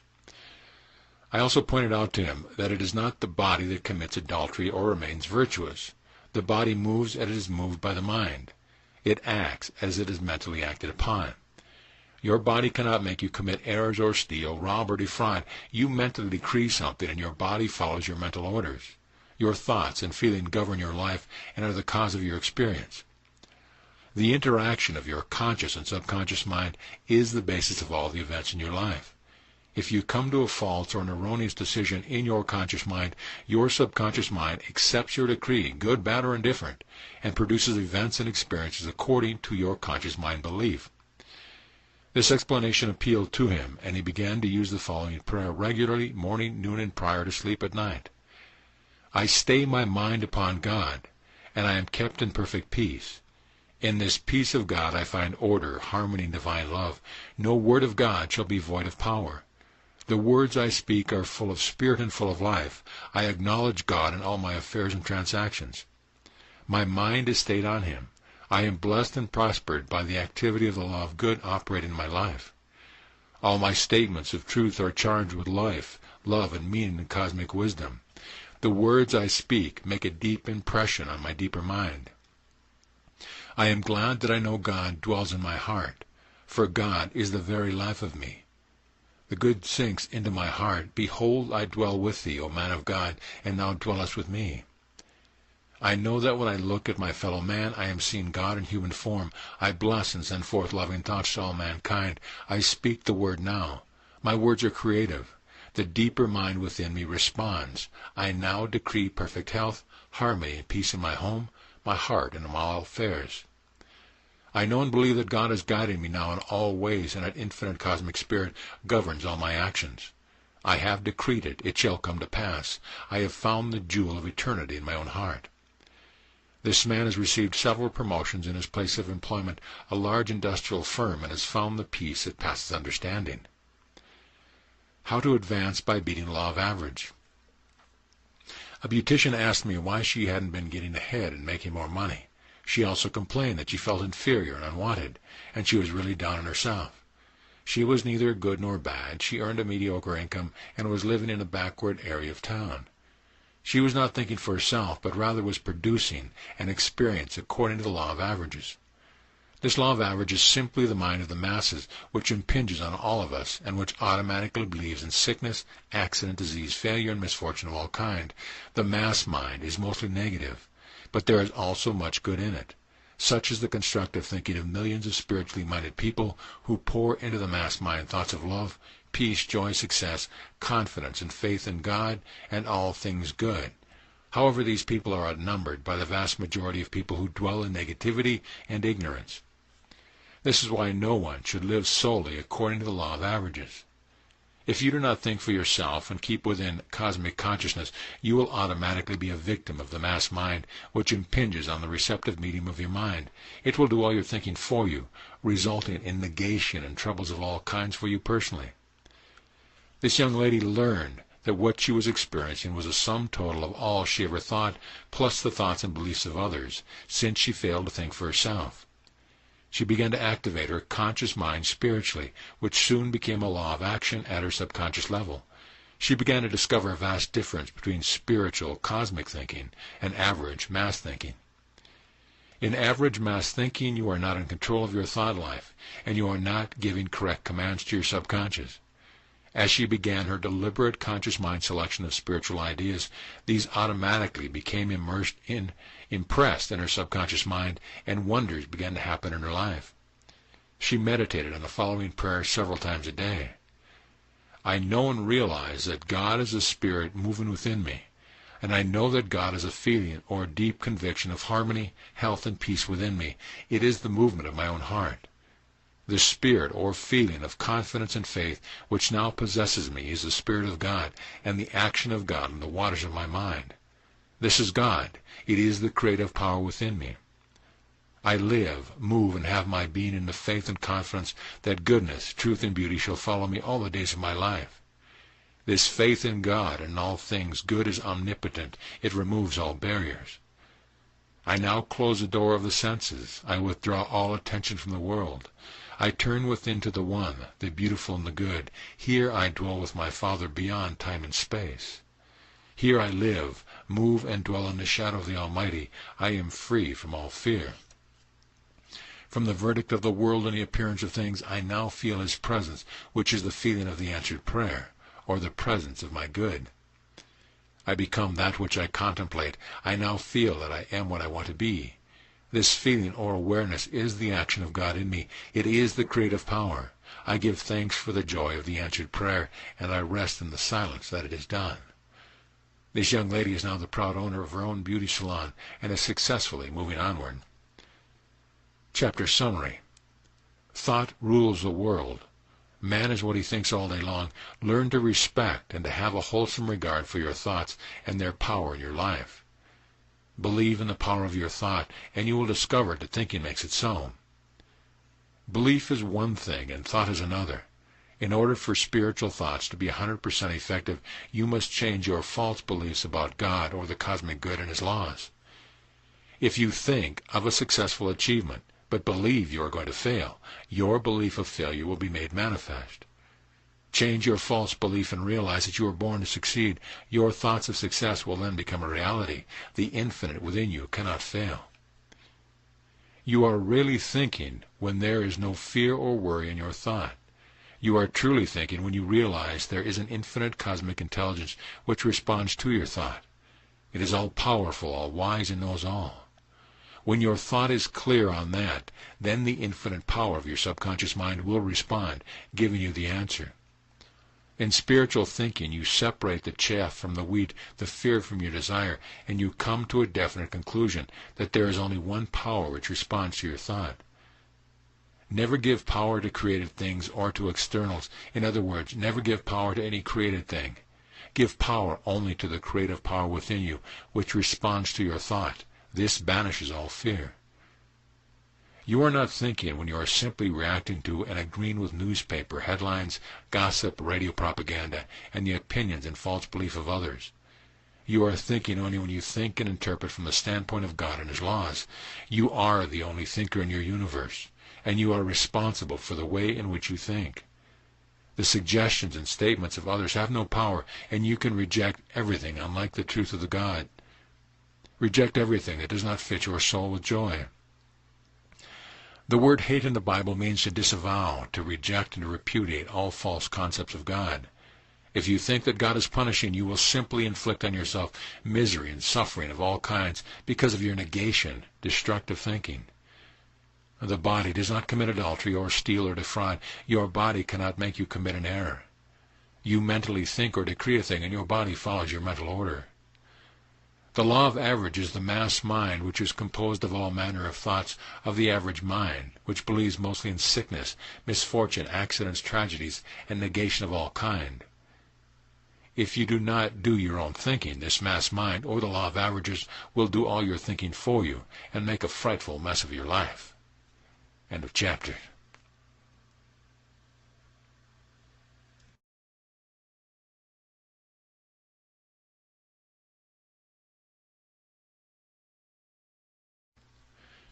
Chapter 18. Let the cosmic power work wonders for you. The cosmic law of your mind is an impersonal regulation and is no respecter of persons. When you put into simple words, the law indicates that what you think you create, what you feel you attract, and what you imagine you become. The law of mathematics, chemistry, physics, and electricity are equally impersonal and no respecter of persons. If you do not understand the laws of electricity regarding its conductivity, insulation, and the fact that it flows from higher to lower potential, you could easily electrocute yourself. In other words, it is dangerous to meddle with forces you do not understand.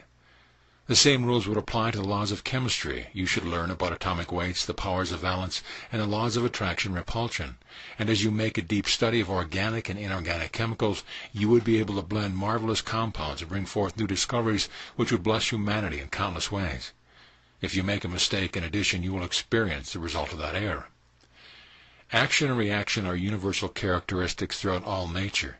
Another way of stating this is to point out that any thought you feel is true as impressed on your subconscious mind, the law. And your subconscious expresses whatever is impressed upon it, good, bad, or indifferent. If you think good, good follows. If you think evil, evil follows.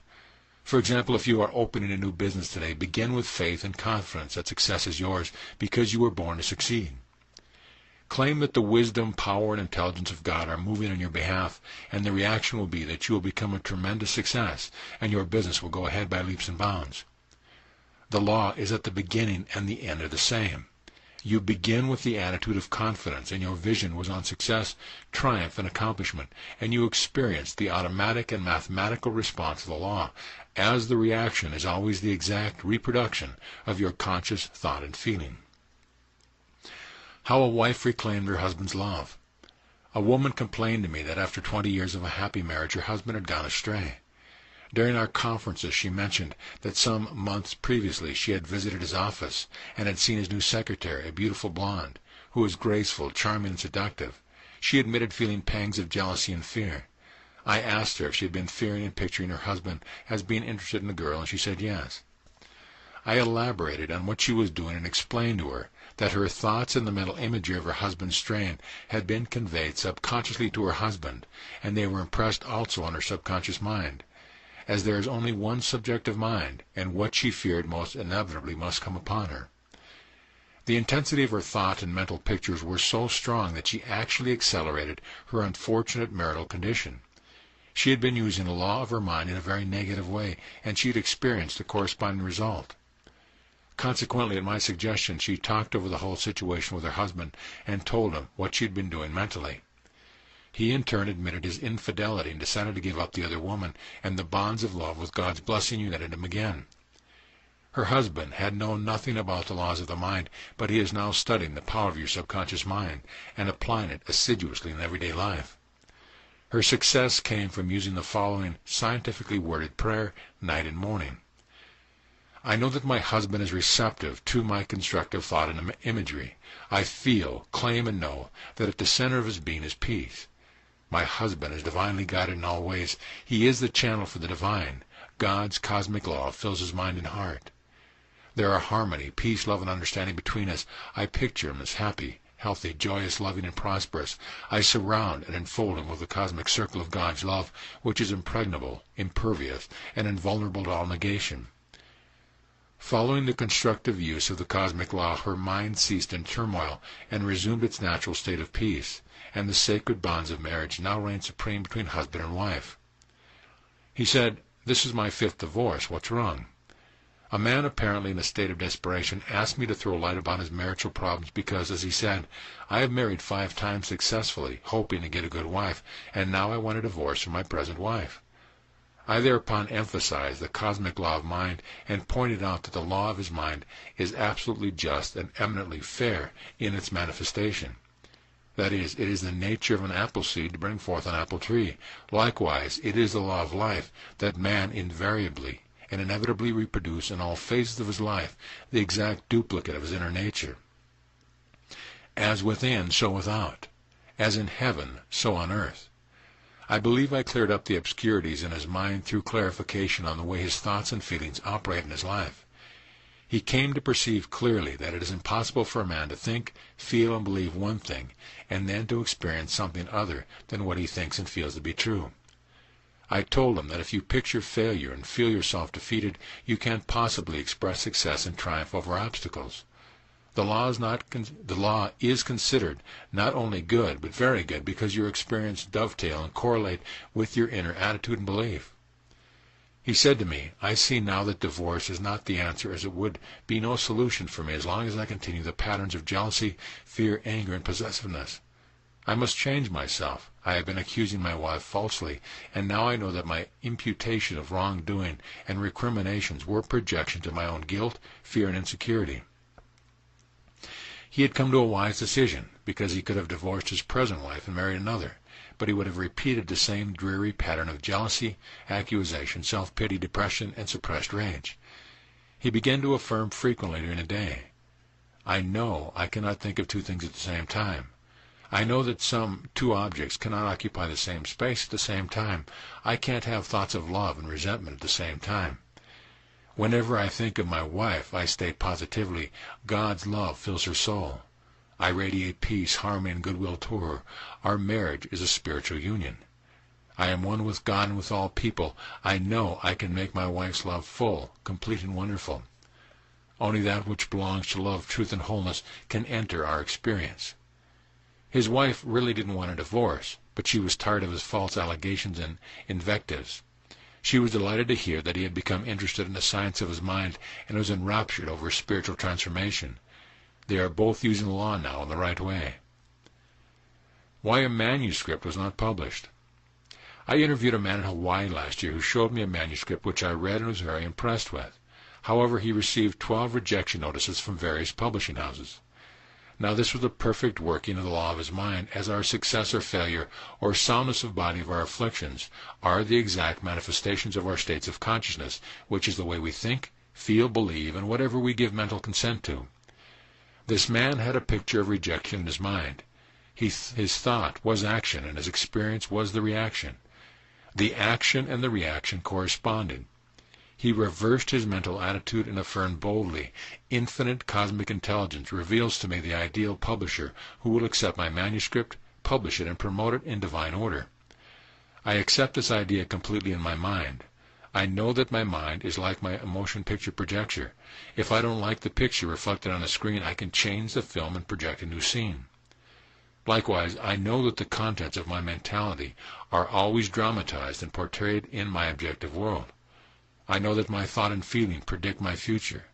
I now enthrone in my mind constructive thoughts of harmony, divine guidance, and right action. I am conscious of my true worth. And I have a deep, abiding respect for the divinity within which shapes my end. I know that the infinite intelligence of my subconscious mind responds to my habitual thinking. And whenever fear thoughts come into my mind, I claim silently, it is God in action in all phases of life, bringing all my desires to pass at the right time and in the right way. Following this cosmic reordering of his mind, he was guided to find a publishing house which accepted and published his manuscript, and it is a big success. He is now writing his second book. She believed the cards were stacked against her happiness. I had an interesting interview with a woman in Los Angeles. She was present at a lecture I gave on the amazing laws of cosmic mind power at the Wilshire Ilbel Theater. She said my life seemed to be predetermined by fate. I seemed to be under a fixed sentence by which the order of things is prescribed, like the stacking of a deck of cards. In the past 4 years I have been engaged to 4 men, and each one of them has met an untimely death just prior to the marriage ceremony. I asked her if she had ever read or heard of Ralph Waldo Emerson's definition of fate, and her answer was no. He, man, thinks his fate alien because the copula, or link of connection, is hidden. But the soul, or subconscious mind, contains the event that shall befall it, for the event is only the actualization of its thought, and what we pray to ourselves for is always granted.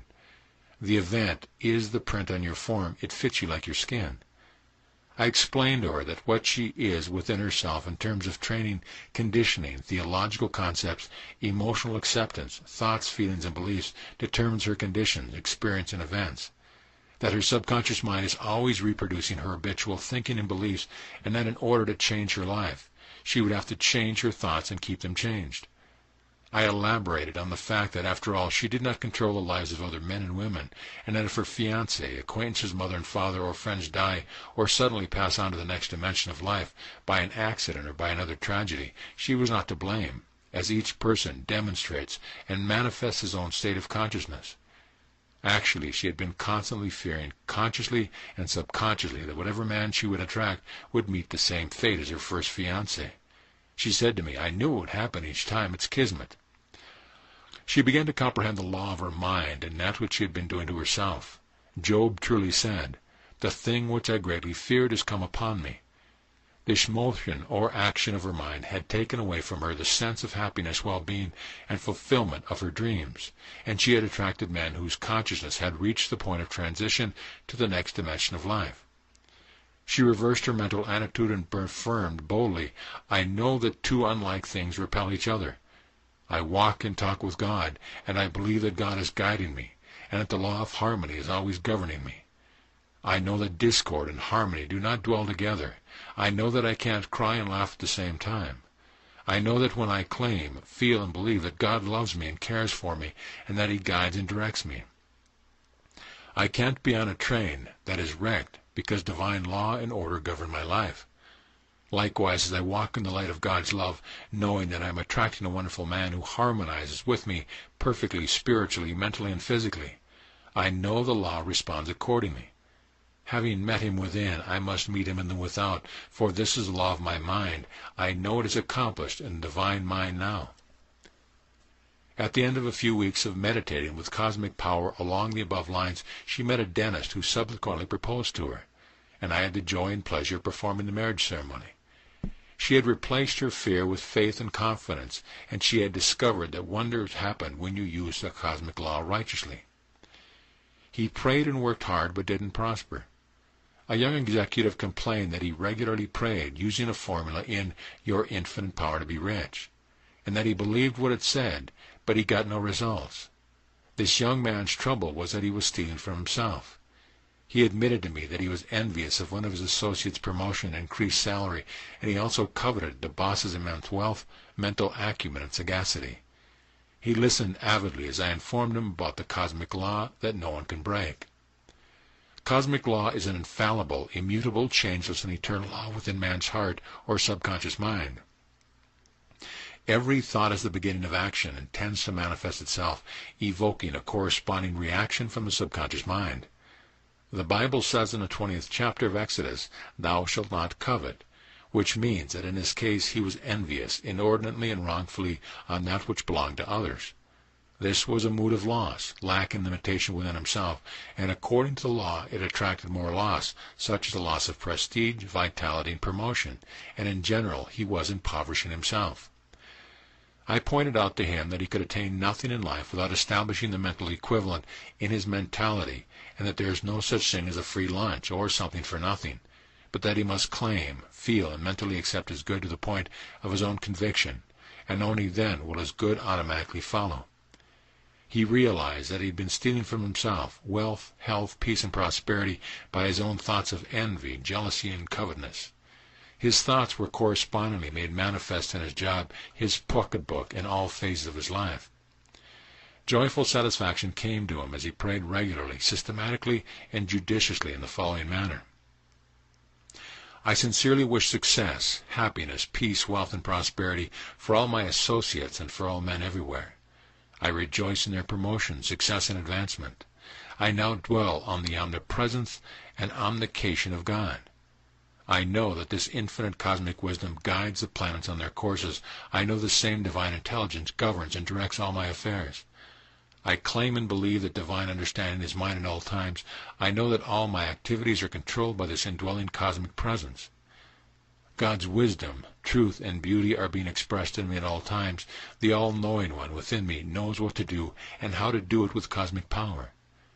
My business or profession is completely controlled, governed, and directed by it. Divine guidance is mine. Whenever the thought of envy, jealousy, or covetousness came to his mind, he affirmed, "I wish for him or her all the blessings of life." After a while, the negative thoughts lost their momentum, and he reconditioned his mind to let cosmic power work for him. He has since won a marvelous promotion. He wanted to outlaw war by passing a law. While I was giving a series of lectures recently in Palm Springs, a man in the hotel where I was staying asked me to sign a paper outlining war. He said that he had 20,000 signatures so far, and that he expected to obtain millions of signatures, that he was going to submit them to Congress and insist that they pass a law outlining war and influence other nations to do the same. All this so much balderdash and fodderall. In our conversation, I explained to him that men could sign all the documents for peace in every parliament in the world, and it would be of no avail.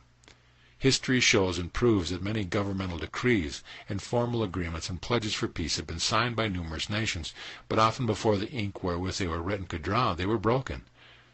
Parliaments and legislators of the world cannot legislate peace, harmony, security, abundance, or love of neighbor.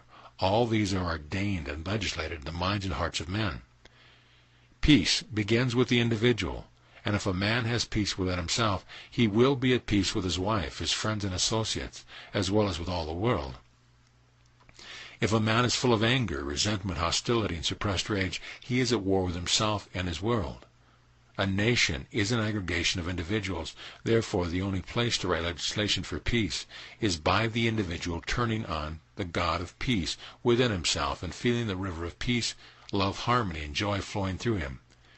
Furthermore, when man realizes that he can go to the infinite mind within himself and there claim and feel what he wants to be, to do and to have, the infinite intelligence will respond accordingly, and he will discover that he can have what he wants without hurting a hair on a living being. Furthermore, I added that war is caused by fear, hate, greed, revenge, anger, and the lust of men, and this is why man's inhumanity of man makes countless thousand mourn. Why doesn't God stop wars if God is love? This is another question propounded at one of my lectures. One woman said, if God is love, and if he is all good and all wise, why doesn't he stop war, crime, murder, and rapine? Why does he permit thousands and millions of children to die of hunger and countless others to become crippled and maimed by the ravages of war? She seemed to be angry at God. The answer is very simple. God is the universal being, the cosmic power, the supreme and infinite intelligence working on a cosmic scale, or from the standpoint of the universal. The law, simply stated, is that the universal can only act on the plane of the particular or individual by becoming the individual. In other words, God rules the world and acts solely on the cosmic plane, moving as unity, harmony, rhythm, order, beauty, and proportion. The only way God can work through you is through your thought, feeling, and mental imagery. You have volition, choice, and initiative. You have freedom to become a murderer or a holy man. Otherwise, you would not be an individual. You are not compelled to be good or holy. You have freedom to choose harmony, peace, joy, love, abundance, and all the blessings of life. You are not compelled to love your husband or wife. You said, I choose him or her from all the others in the world. Choose you this day whom you will serve. Joshua 24:15. As long as man remains emotionally immature, and while he harbors resentment, ill will, jealousy, hate, and anger, he is at war with himself and with others. Multiply the one man and you have a nation. The law of God governs the individual, the nation, and the world. God can't stop wars, crime, disease, discord, and accident. All judgment is given to the Son, which means your mind. You judge yourself by the way you think. You are the one to initiate peace in your own mind and heart, and then your world will be at peace. There is no one to change but yourself. Start now. Whatsoever things are true, whatsoever things are honest, whatsoever things are just, whatsoever things are pure, whatsoever things are lovely, whatsoever things are good report, if there be any virtue, and if there be any praise, think on these things. Philippians 4:8. And as you do this, your whole world will magically melt into the image and likeness of your concept of yourself, and your desert will rejoice and blossom as the rose. This indeed is letting cosmic power work wonders for you. Chapter summary.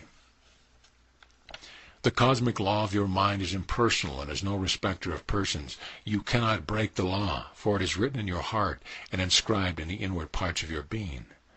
The law is, that which you think you create, what you feel you attract, and what you imagine you become. The laws of mathematics, physics, chemistries, and electricities are no different from the laws operating in your own mind. If you misuse or misdirect the principle of electricity, you will get into trouble. If you misuse or misdirect your mind by negative thinking, you will also get into trouble. Action and reaction are universal throughout all nature. Your thought is action, and the reaction is the response of your subconsciousness to your thought life. Thought and its manifestations are one. You can't think one thing and produce another. Your thought and your experience are one. A wife who pictures her husband as being unfaithful and who constantly thinks along these lines may literally experience what she fears, thus fulfilling the law of her mind, and what she fears most comes upon her. You can't express success, achievement, and victory by having a mental picture of failure. Your image of failure will be executed on the screen of space. Two objects can't occupy the same space at the same time. Likewise, you can't think of success and failure at the same time. Think success and focus the lens of your mind on success and all the reasons why you can succeed, and you will succeed. If you have a mental image of rejection in your mind, you will experience the same. As within, so without. The cards are not stacked against you. Your thought and feeling create your own destiny. Your future is your present thinking made manifest with cosmic power. Two unlike things repel each other. If you believe that God is guiding you, and that the law of harmony is always governing you, you can't be hurt on the conveyance that gets wrecked. To be envious and covetous of others is to impoverish yourself and attract to you lack and limitation of all kinds. No government or parliament can legislate peace, harmony, love, prosperity, or security. These are ordained in the minds and hearts of all individuals as they tune in on the source of cosmic power. God can't outlaw war, crime, or sickness because God is universal mind, the cosmic being operating on the plane of the universal only. And God works and functions through your thoughts, feelings, and imagery. God is not a man. God is cosmic and universal spirit. You are an individualized expression of God. You have volition, choice, and initiative, and also the inner knowledge of using the cosmic power ever available for your supreme good in all things. End of chapter. End of book. This audio presentation of the Cosmic Power Within You by Joseph Murphy has been brought to you by audioenlightenment.com. Copyright 2013. All rights reserved.